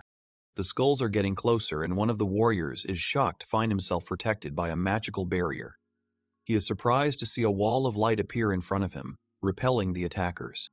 The goblins quickly activate their magic. They understand that if they don't knock down the enemy now, it will be too late. The spell of the defenders works. A bright lightning rushes towards the flying opponent. The devil turns back. Her eyes are full of fear and surprise. A flash of magical energy blinds the battlefield, illuminating the figure in the center with a powerful blow. The demoness affected screams in pain, his silhouette distorted in the bright light. Bellemus, with a determined expression on his face, gives the order to open the gates, demonstrating leadership and readiness for action. The commander addresses the assembled soldiers, warning them of the dangers of the upcoming battle. Despite the risk, he expresses confidence in their strength. With a strong look, he emphasizes his faith in the squad, assuring them that he completely relies on them in this battle. In response, the fighters smile and confidently confirm that they will cope with the task. One of them asks Bellemus to be careful, showing concern. The inspired squad advances into battle, weapons raised. With a battle cry and a loud roar, they rush forward, ready to fight for victory. The commander explains that while the main detachment distracts the enemy, the elite group will have to secretly infiltrate the rear and attack the leader of the enemy army. The young man emphasizes that he must conserve his strength for the fight with the enemy, hinting at the importance of conserving energy before the decisive battle. The boy entrusts the neutralization of all enemies encountered along the way to his allies, placing the main burden of the breakthrough on them. The girls, upon hearing their assignment, react with excitement, promising to protect their comrade at any cost, despite their anxiety and worry. The warrior confidently states that their squad will do their utmost to complete the task, expressing determination and dedication to the cause. Navasha, with a fighting spirit, calls on Bellemus to take action, stating that the time has come to teach the enemy a lesson and avenge past events. The protagonist turns to his team and asks if everyone is ready to begin the mission. A team of various fighters, including demons, warriors, and mages, rush forward with a battle cry. Their faces are full of determination. They run in unison, driven by a common goal. All participants run at the same rhythm. The two demonesses turn around and realize that something is wrong. The appearance of the girls causes shock in the lizard-like creature, which looks up in surprise, realizing that there are enemies nearby. Bellemus notices that the enemies have already spotted them, realizing that the stealth infiltration has failed. One of the lizards furiously rushes into the attack, shouting a battle roar and swinging his weapon at the youth's allies. Barbora deals a crushing blow to the enemy, blocking his path, saying that he will take on the enemy himself. Navasha slides underneath the orc's body, protected by his body. She communicates her position, preparing to engage in close coordination. The muscular lizard prepares to attack, tensing its body and rushing forward. Its aggressive posture emphasizes the intensity of the battle. The girl delivers a powerful blow with her sword, taking advantage of the moment while her comrade holds the enemy in the air. The coordination of actions allows for an effective attack. The blade pierces the lizard, blood spurts, and his face is distorted with pain. He did not expect such a blow and realizes defeat. The enemy screams in agony, clutching his paw to his wounded chest. His scream echoes across the battlefield, highlighting the effectiveness of the attack. Navasha notes with satisfaction that the scales are unable to protect enemies from the blade. The demoness in the sky launches a powerful attack. Several skull-like fire creatures fly forward, frightening the enemies and disrupting their formation. In response, one of the allies panicked and asked what was going on, while another screamed for help, urging her to take action. The situation became increasingly chaotic. Della Rosa suddenly descends from above, attacking the devil with strength and determination, using the element of surprise. Her body is engulfed in magical energy, and the blow is aimed accurately. An expression of surprise appears on the devil's face, She did not expect an attack from the air and barely manages to react, recoiling at the last moment. The protagonist's sister, clenching her fist, fills it with a magic spell. She calls out to Madara with a scream, signaling the start of a joint attack. Delarosa fires a blast of magic straight at the devil, who nimbly dodges the blow. Meanwhile, she turns around and warns Madara to prepare for a counterattack. Madara screams in surprise, not expecting to have to act so quickly. Her reaction is a mixture of confusion and tension. The defender closes her eyes for a moment, not wanting to look at the possible outcome of the attack, doubting her friend's success. The girl, overcoming her fear, shouts out that she cannot fight like this. But at the same moment, she breaks away from her place and delivers a crushing blow to the enemy with unexpected force. Madara laughs in amazement, not understanding how exactly she managed to do it. She looks like she can't believe she's doing it. Her ally suddenly notices someone calling her. A voice carried through the noise of battle, distracting attention to a new threat or signal. Navasha smiles and is happy for Madara, saying with sincere admiration that she never doubted her strength for a second. The girls, catching their breath after the attack, smile and exchange a phrase that it was a great warm-up. However, they understand that the real battle is just beginning. Huge demons, much more dangerous opponents, are approaching them ahead. Navasha confidently clenches his fist and with a battle cry says that it is time to fight. Madara nods in response, confirming his readiness to fight to the end. Belmus looked ahead resolutely. He needed to get to the very rear of the enemy. He stood behind his squad, which reliably protected him. The protagonist decided that it was time to deal with the commander and finish this. Suddenly, the evil lizards began to point their tentacles and activated magic, aiming at him. The young man watched the shells flying towards him and prepared to attack. But suddenly, a familiar voice was heard from behind. She asked him to leave the attack to her, next to Balamas, and activated a protective shield. Both heroes found themselves inside the magical barrier and were able to protect themselves from the blow. The girl confidently controlled her magic and decided it was time to show what she could do. She used a magic thread and tied the lizards together. Thick smoke rose into the air and a loud cry was heard. It was their servant. Numerous attacks were made. The mechanical girl with many arms defeated the tied lizards and loudly declared that she would not allow anyone to touch Mr. Bellamus. The entire squad rushed forward. The protagonist confirmed this while in the protective sphere. He joyfully shouted that they worked well together. The girl noted that it was all thanks to his instructions. The heroes in the ball moved quickly towards the next opponents. The two-horned monsters raised their fists, preparing to begin their attack. The girl shouted loudly, assuring everyone that they would easily break through the barrier. At that moment, a fist struck her magic ball. She continued to hold back the onslaught and noted that the shield should hold. The punches followed one after another as the enemy made a decisive swing and concentrated all his strength. With a powerful blow, he tried to break through the barrier. The girl looked up and saw the shield crack under the pressure. Her face showed complete amazement. She exclaimed that such a barrier could not be broken with bare hands. The opponents did not calm down and continued to destroy the shield with their blows. The girl screamed in panic, not knowing what to do. The shield crumbled under the onslaught of the enemies. She noticed that a little more and the barrier would be broken. At that moment, Barbora, without thinking, ran up to the monsters and shouted at them to get lost. He pushed the enemy away from the shield. Balamus saw Barbara and shouted his name loudly.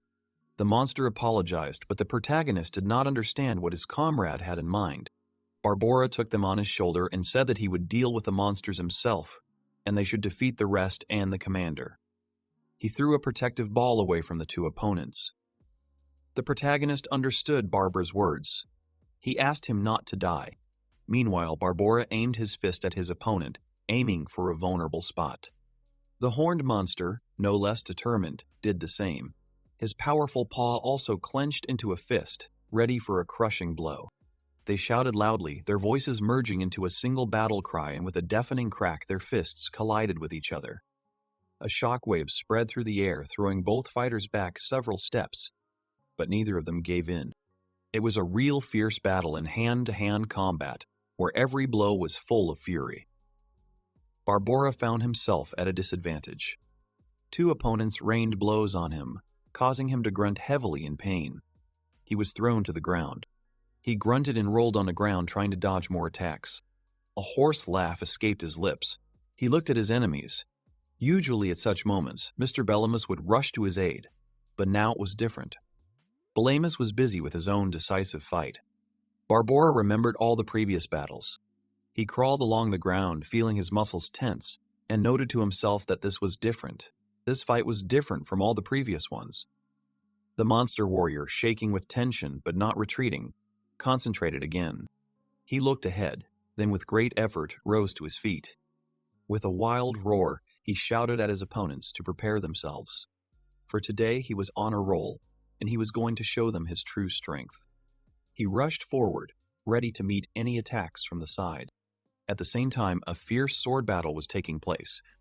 Blades collided with a ringing sound, striking sheaves of sparks into the air, and rapid thrusts followed one another with dizzying speed. Nabasha, holding her sword, wondered why they were stuck there for so long. She looked at her sword and wondered how long it would take for them to reunite with the others. She looked at her sword and realized that it was already at its limit, just like her. The girl stood in the middle of a pile of defeated opponents, but new villains were waiting for her ahead. The situation was becoming more and more tense. She noted to herself that she had probably overdone it.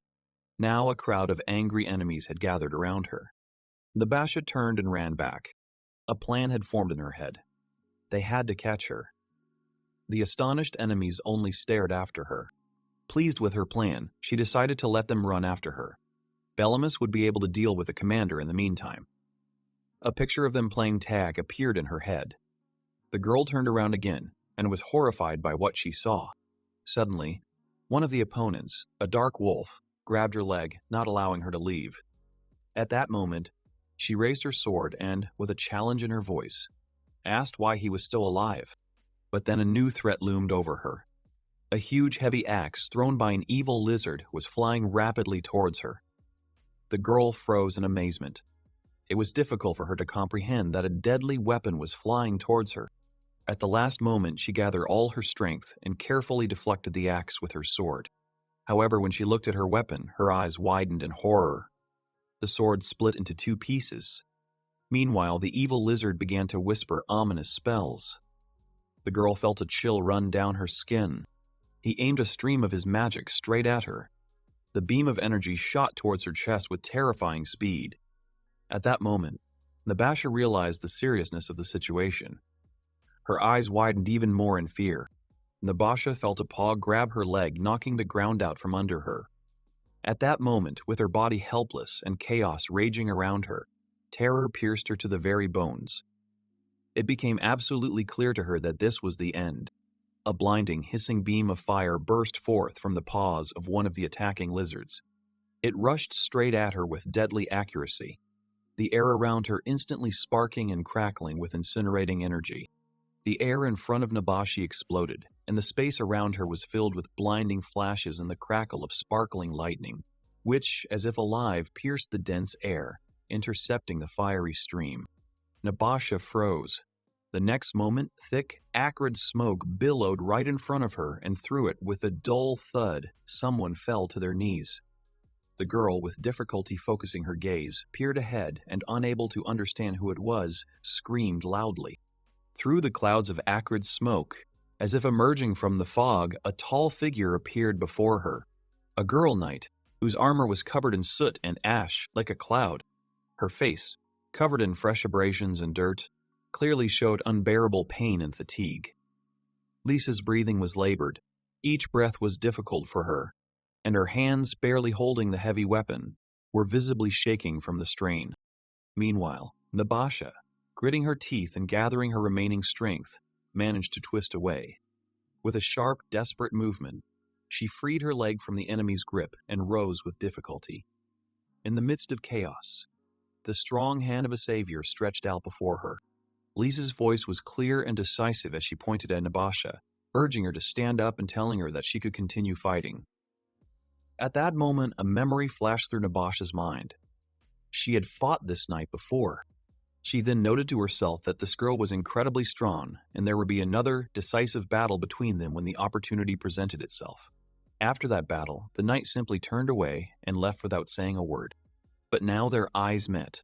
full of understanding, of common purpose, of silent readiness for the next battle. Without further ado, their palms met in a firm, decisive handshake, a silent promise of support. Nabasha exhaled, thanking Lisa, her voice full of gratitude.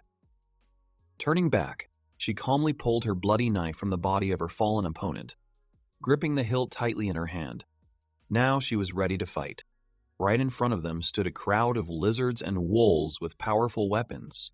The girl thought that if they got out of here alive, her savior should teach her everything she could. They stood with their backs to each other and prepared to defend themselves. Enemies were approaching them from each side, but the girls bravely fought off their attacks, shouting loudly in unison. Meanwhile, the main character was hovering above them in a protective shield, flying towards the rest of the enemies. They rushed towards the main boss. The enemies were screaming loudly and running quickly after them, trying to catch them. Behind all the enemies was the main enemy, their commander and boss. The girl turned to Mr. Bellamus and said in bewilderment that she did not believe her eyes. He confirmed her words, looking up resolutely. The Lizardman Emperor stood right in front of them. The heroes wondered, wasn't this the enemy general? The other monsters were protecting him. Meanwhile, the main characters were already in the half-destroyed shield, which was supported by the sorceress. The enemy noticed that he had wanted to meet Bellamus for a long time.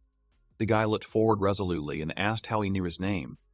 The monster replied that he was quite famous, although he himself probably guessed it, and they attacked with only 2 of them. It was a reckless idea. The Lizardman Emperor held his weapon straight in front of him. Suddenly, a fiery dragon mouth appeared above them. A loud cry rang out and said that who said there were only 2 heroes? All the opponents looked up at the bright flames. They screamed in horror as the fiery ash rained down on them and everyone caught fire.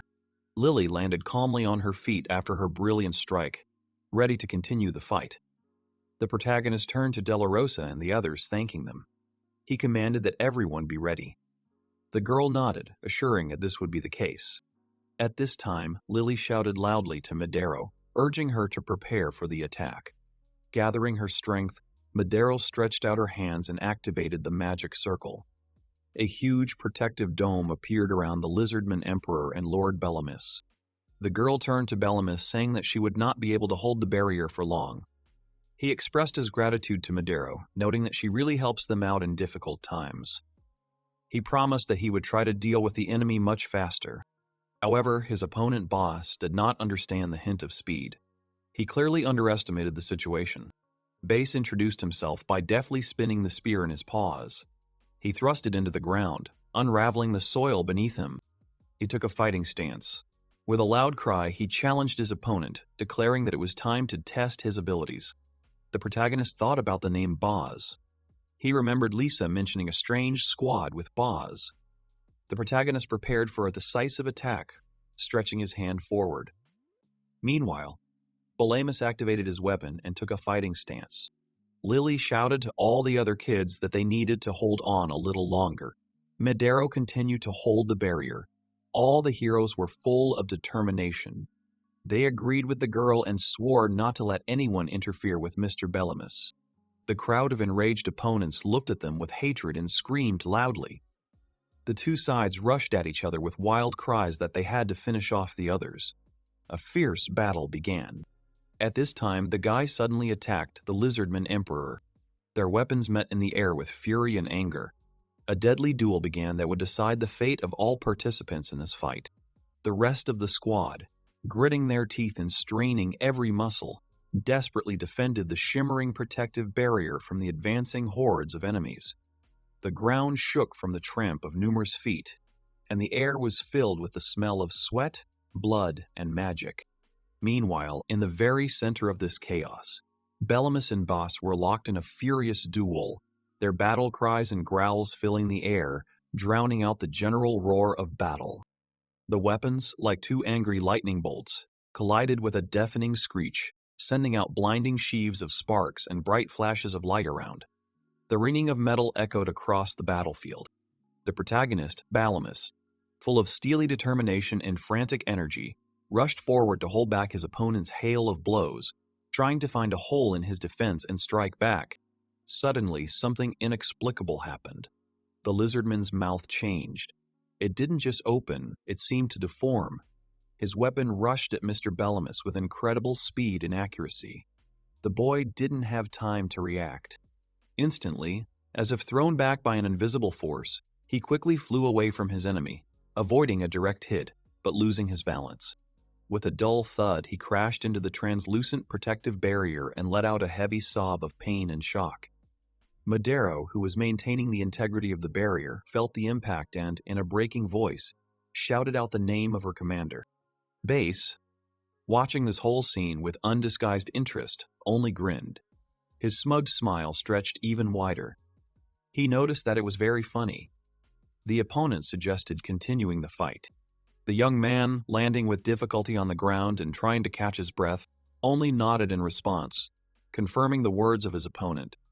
He admitted that the lizard was indeed strong. Bellamus was ready for a difficult, exhausting fight. This opponent, however, exceeded all his expectations. Right in front of him, tall and menacing, stood Bass, confident of his victory, his gaze full of cold, calculating strength, foreshadowing an even greater trial. With a loud cry, he rushed towards the young man. Bellamus thought about his comrades. Thanks to their support, he had a lot of mana left. He knew that he had to keep his distance and fight out of his opponent's reach. Jumping sharply to the side, the boy disappeared from Boz's field of vision. He did not understand what was happening and froze in amazement. At that moment, Bellamus used a light arrow which whistled past the enemy. The protagonist noted to himself that he was indeed very fast. He needed to attack head-on. The Lizardman Emperor continued to run towards him at a rapid pace. At that moment, the guy activated the arrow again, but suddenly realized that he was overestimating his own speed. Right in front of him, Bass disappeared and the arrow flew past. The protagonist was amazed. How could the enemy dodge from such a distance? Meanwhile, Bass decided to break through the protective barrier and aimed his weapon at him, trying to break the barrier. The protagonist realized that this was his chance. He jumped up and activated his magic on the Lizardman Emperor. Using Frost Breath, he released numerous small ice fragments that flew straight at the enemy. The shards sealed Bass's hand and weapon, trapping him in an ice barrier. Bellamus began casting spells with both hands. Apologizing to his opponent, he noticed that Bass had managed to dodge and now turned around in confusion. He said decisively that the games were over. Many swords flew straight at Bass, flying from all directions. Bellamus used his magic, Light Rain. Hundreds of light swords flew towards the lizardmen. The enemy just looked ahead, amazed at what was happening. Then a deafening explosion was heard, and many fragments flew in all directions. Madero, watching this whole spectacle, noted that it was amazing. Bellamus's power was on a completely different level. At that moment, the young man froze in confusion. There was a series of volleys, and he did not understand what was happening around him. The smoke was thickening, and loud sounds were coming from the place of impact. Base deftly deflected the lightsabers with his spear, remaining unharmed.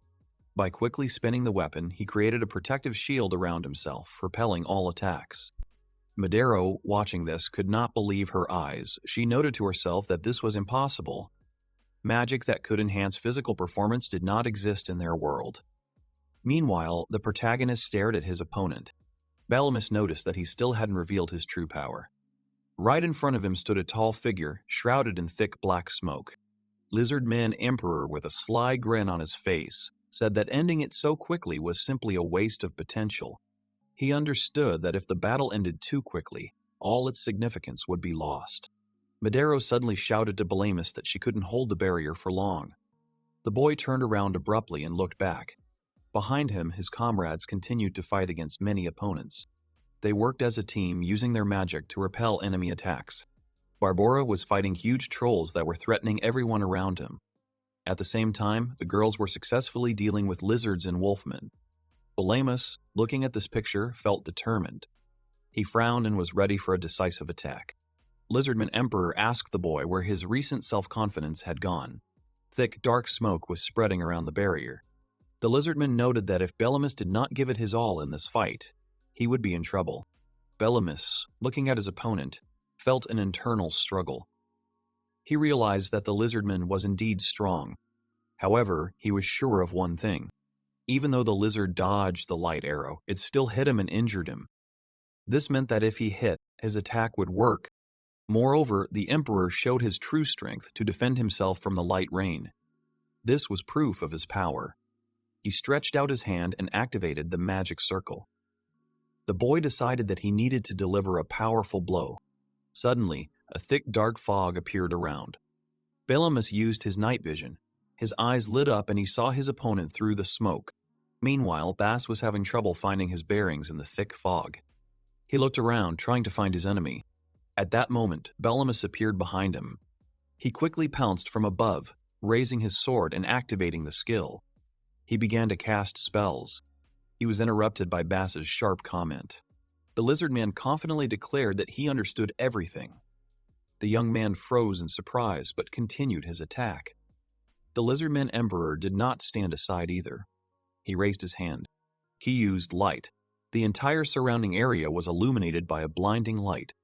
Belamus screamed in pain because his eyes could not withstand the brightness. Bas noticed the guy and exclaimed that he found him. Then he used Dragon Flame. The enemy's fierce fire attack was heading straight for Belamus. However, the protagonist was not taken aback. With effort, he activated a powerful wall of ice, which rose up in front of him with a roar, forming an impenetrable barrier. Almost immediately, sharp ice spears began to burst forth from the corners of this ice fortification. With astonishing speed, they rushed straight ahead, aiming at the unsuspecting enemy, cutting through the air with a whistle. In response to this attack, Bas quickly spun his spear. He easily deflected all the ice fragments flying at him. He confidently and loudly shouted that all these attempts were useless and that Belamus, relying on luck, would never be able to hit him. However, the protagonist, keeping a straight face, noted to himself that he had not expected a direct hit from these ice projectiles to begin with. Nevertheless, he continued to activate new ice spikes.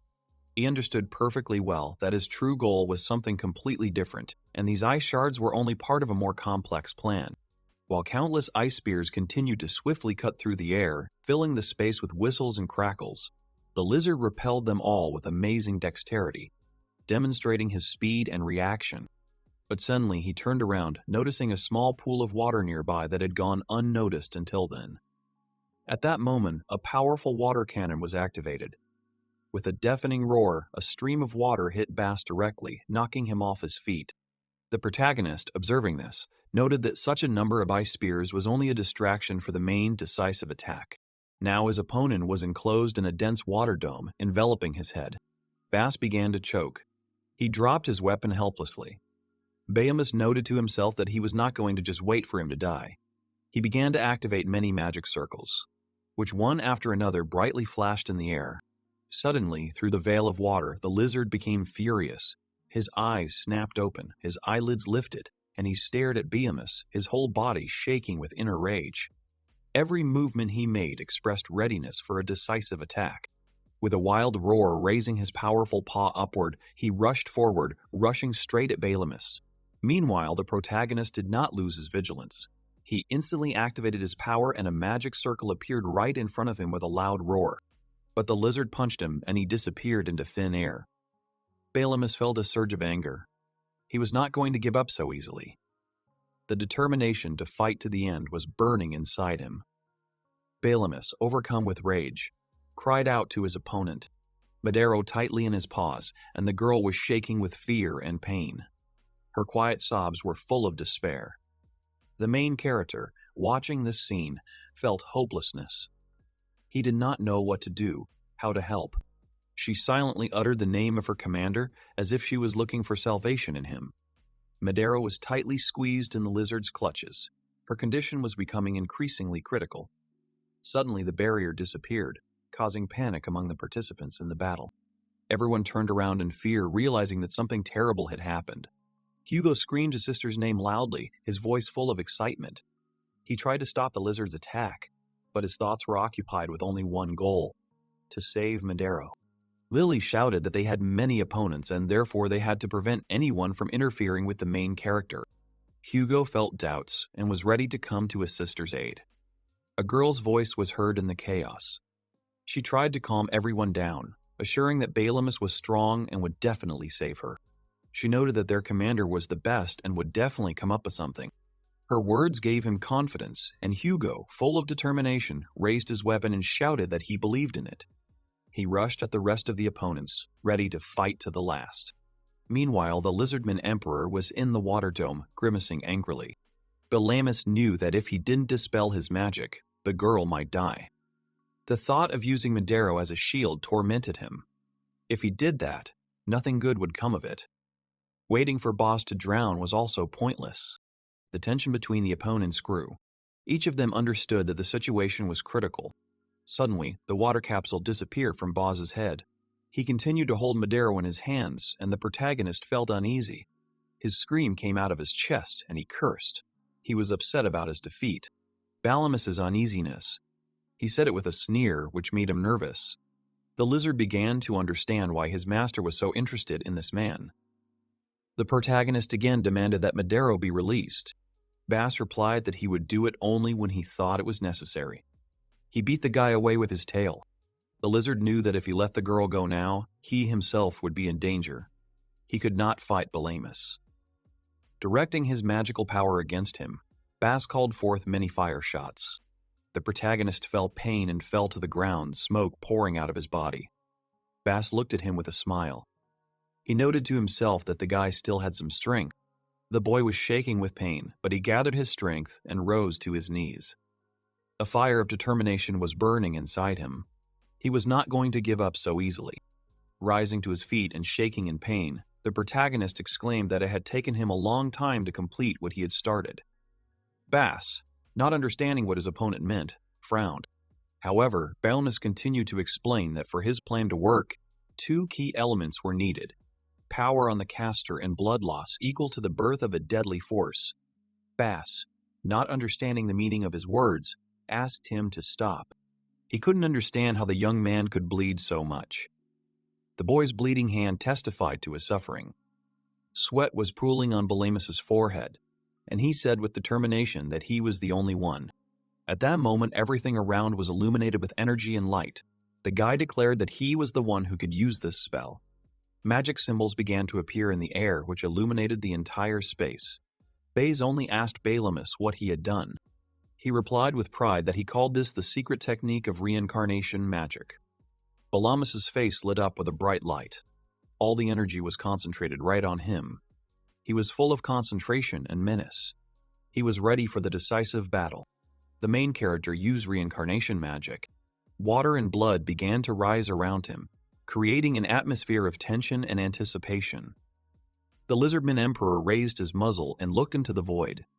He did not understand what was happening around him. All the energy formed a flow resembling a DNA chain, and this spectacle was mesmerizing. The protagonist, gathering his strength, raised his hand to the sky. He concentrated on his blow, feeling how all his energy was gathering in his fist. As if saying goodbye to his opponent, he said his name. The opponent only looked at him with bewilderment. All the energy and liquid swirled into one big vortex, filling the space around. The light illuminated the forests and fields. A flow of energy passed through the entire space. At that moment, Bass released Madero from his fist. The girl landed on the ground, rising to her feet. Bass's eyes were filled with emptiness. She looked around, not understanding what had happened. Balamus explained to her that he had used a secret technique. He had caused Boss's soul to be reborn. He looked at Madero. She extended her hand to him and asked about the meaning of rebirth. The boy noted that the lizard would return to this world someday. In the future, he would return not as a lizardman, but as a harmless little bird. The girl regretfully admitted that she did not understand his words and apologized. She supported him and they walked forward through the fog. The young man reassured her, saying that the main thing was that she was alive and well. Madero thanked him with a smile. They were moving away from the enemy's body when the protagonist suddenly perked up. Pointing to the dead enemy, he shouted loudly for everyone to listen. He had killed General Bass. The boy challenged all those who wanted to fight to come forward. He warned everyone that their opponent would be himself. All eyes turned to Belamus. The team was determined to fight again. He concentrated and took a step forward. At this time, the opponents ran away from the crowd in panic, screaming loudly in fear. The girl looked ahead and noticed that they had escaped. Shouts of joy were heard all over the field because they had won. Everyone was happy and proclaimed the name of Mr. Balamus. Smiles shone on the faces of his comrades. However, Madero noticed that something was wrong with the boy. He was staggering, apologizing, and noting that the rest was unimportant. Soon he fell to the ground, exhausted. All his comrades ran to him, shouting his name in panic. They noticed how pale he was, like a corpse, and how he was barely breathing. Fear gripped their hearts, because this could not be. The whole crowd watched in fear. Madero remembered that he used blood for his magic. The girl explained that in order to activate the spell with which he defeated Bus, it was necessary to lose enough blood to die. Everyone exclaimed, because Belamus was exhausted. De La Rosa pushed everyone aside and shouted loudly to be allowed to go to her brother.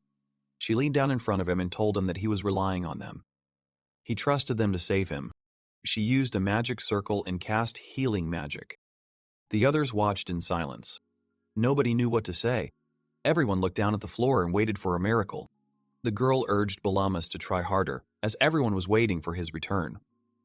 She shouted loudly for him to open his eyes. And at that moment, the main character's hand twitched. Madero noticed it and perked up with hope. The boy was shaking, but when he opened his eyes, he smiled. His sister, sitting next to him, turned to Balamus with a voice full of excitement. She said that without him, he would have achieved nothing. After all, he was her brother. The girl hugged him sharply, pressing him to herself. She sat on her knees, holding him tightly in her arms. Tears were streaming down her cheeks, and she said with despair that if he died, she would never forgive him. There was sincerity and pain in her voice. She shouted loudly that this is why she is his sister, because she has him. Her hugs were full of warmth and care. The boy, feeling the full force of her love, said his sister's name. At that moment, everyone around was smiling and crying at the same time. They were happy about their victory and the return of their commander. All eyes were fixed on the clear sky. The sun illuminated the walls of the tower. They began to ask each other if they would go home now. Jubilant voices were heard all around. The battle had ended without losses, and at that moment everyone felt joy and unity. Everyone returned home after a hard battle. Recovery camps were set up in tents. In them, heroes gathered to rest and regain their strength. Each of them shared their experiences, helping each other. They provided first aid and used their magic to heal the wounded. The general couldn't believe his eyes. He noted that it was incredible. Even though they were opponents, they were now caring for those who had once been their enemies. He turned to Belamus and said that he didn't know how to thank him. The guy standing next to them intervened. He pointed out that there was no need to thank them. They themselves had suffered in this war and had experienced a lot of grief. If there were no more battles, there would be no reason for conflict. However, he added that he had one request. The general asked curiously what exactly he wanted to promise. Balamus extended his hand forward and asked him to promise that they would never attack these lands again. The general froze for a moment. But then he confidently said that he would not repeat such mistakes. They shook hands firmly. Them. She thanked her commander for believing her words. Balamus just closed his eyes and replied that it was nothing. He felt guilty for leaving her alone in such a desperate situation. Lisa remembered the moment when she had to give up hope of returning to a place she could call home. She didn't know what to say in response to his apology. Then Balamus continued that they would all die without even knowing why. The girl gritted her teeth and said that it was all her fault. She was ashamed of what had happened. The knight said that if she had acted more intelligently, perhaps this battle could have been prevented. But he knew that was in the past. She had done her best, and if she felt guilty, then they could say the same about themselves. He pointed his finger forward and ordered her to look. Lisa's eyes filled with surprise. Her courage saved them all. Around them, many people were healing and recovering from the battle. The girl was shaking with emotion as she watched what was happening.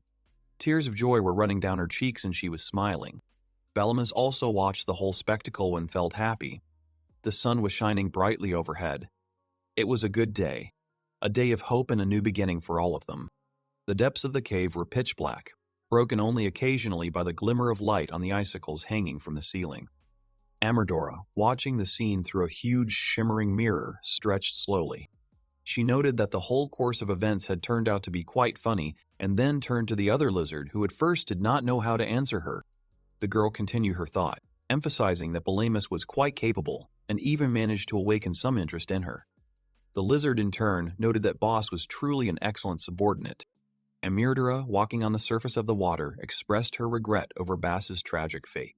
However, she added that it was thanks to his death that she was able to see Belamus from such an attractive side. Her eyes were filled with horror. She wondered why he had such power. It seemed very strange to her. The girl turned to Crack Kun, telling him that he could leave. He replied that he should take his leave immediately. It was noted that serving Mrs. Meridora was the end of Bass's luck. And who knows, a dark thought was voiced. Perhaps his turn would soon come. Belamus were watching all this. She said that she felt healthy and that this land was a place of shared prosperity.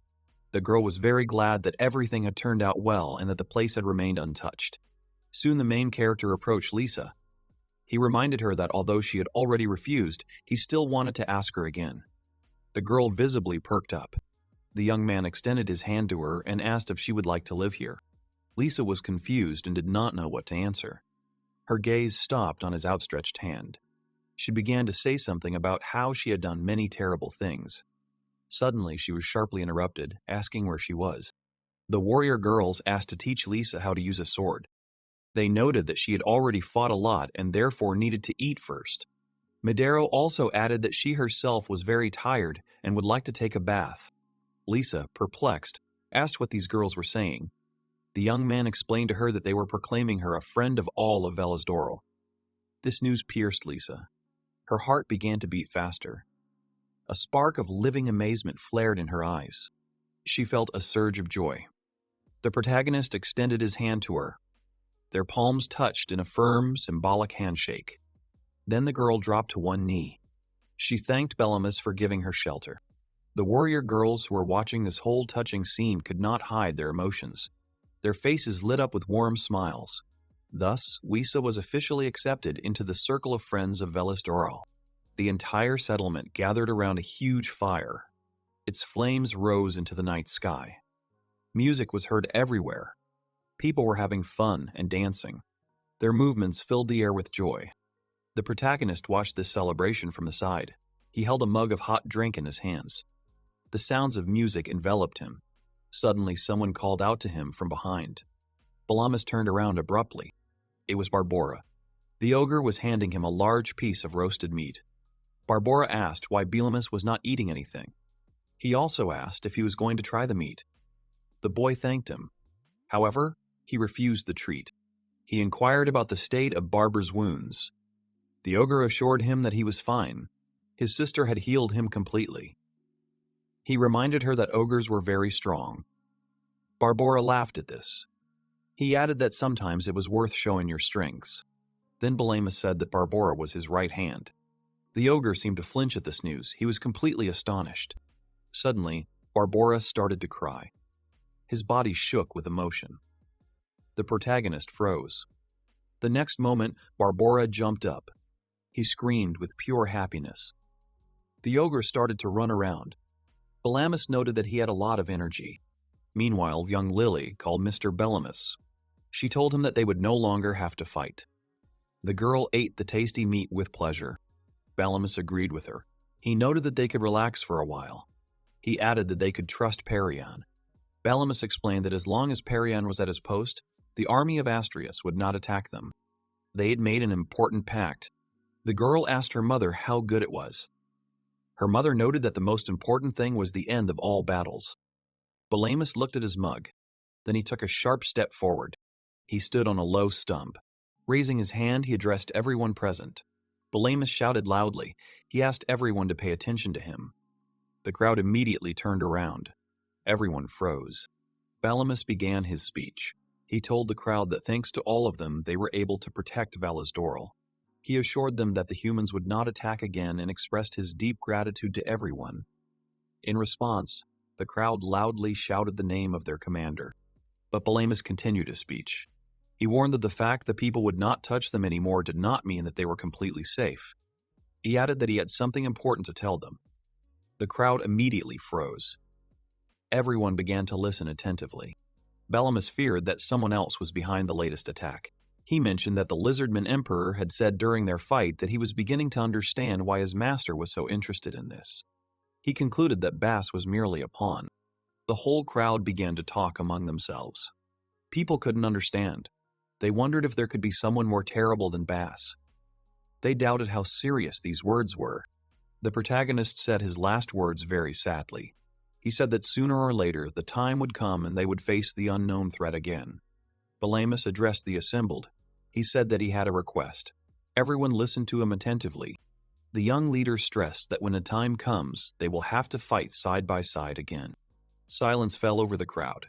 People exchanged thoughtful glances. Deep concentration was written on their faces. The young girl, continuing to eat meat, turned to Balamus. She asked in bewilderment what he was talking about. The girl reminded him that it was Bella's Doral. She wondered if Mr. Bellamus had forgotten. She specified that this place was called the Land of Co-Prosperity, and they, in turn, were the people of this land. The girl added that, of course, they all agreed with his call. A spirit of unbreakable unity spread throughout the settlement. Smiles shone on everyone's faces. Everyone was ready to unite in the face of the challenges ahead. The protagonist, Balamus, looked at his fellow tribesmen with warmth. A soft smile played on his face. He noted to himself that his question was, in fact, superfluous. He then expressed his deep gratitude to everyone. Balamus promised that from now on they would protect this place, standing shoulder to shoulder. He raised his glass high, loudly proclaiming a toast to the future of Bella's Doral. In response, everyone standing around the huge fire also raised their cups. They joined in the toast to their happy future. 5 years had passed since those events. The sound of swords clashed, indicating intense training. Nabasha and Lisa trained hard, honing their sword skills. Their movements were precise and polished. Each of them was fully focused on their combat training. They used all their skills in this mock duel. The girls exchanged glances. Light smiles appeared on their faces. They realized how effective their joint training was. Della Rosa ran up to them. She called the girls by name. She asked if they had seen Balamus and added that she had prepared breakfast for him. But to her surprise, he had disappeared. Nabasha casually slung her sword over her shoulder. She chuckled softly, noting that this behavior was very much in Balamus's style. Lisa suggested that Della Rosa look for him together. The girls started to walk around the neighborhood. They jokingly complained that Balamus could take his time in the morning. After all, morning is a time for calm. Soon Madero noticed them. She asked what had happened and was very surprised. Della Rosa explained to Madero who they were looking for. She asked if she had seen him before. Madero replied that she had not seen him yet today. Suddenly, Della Rosa noticed Barbara floating in the sky and called out to him. She asked if he had seen Balamus. Barbara responded by exclaiming that Balamus was ahead. He pointed in the direction they should look. And indeed, the main character was standing on a high bridge. He was in the middle of a beautiful building which, as it turned out, he had built himself. Della Rosa shouted loudly to him again. She reminded him that it was high time for breakfast. The guy looked down at her. He apologized, noting that it was too late for breakfast. He added that today promised to be a very eventful day. Right in the middle of the dense forest, a majestic castle now towered. It was a creation built by joint efforts. A peaceful silence reigned around.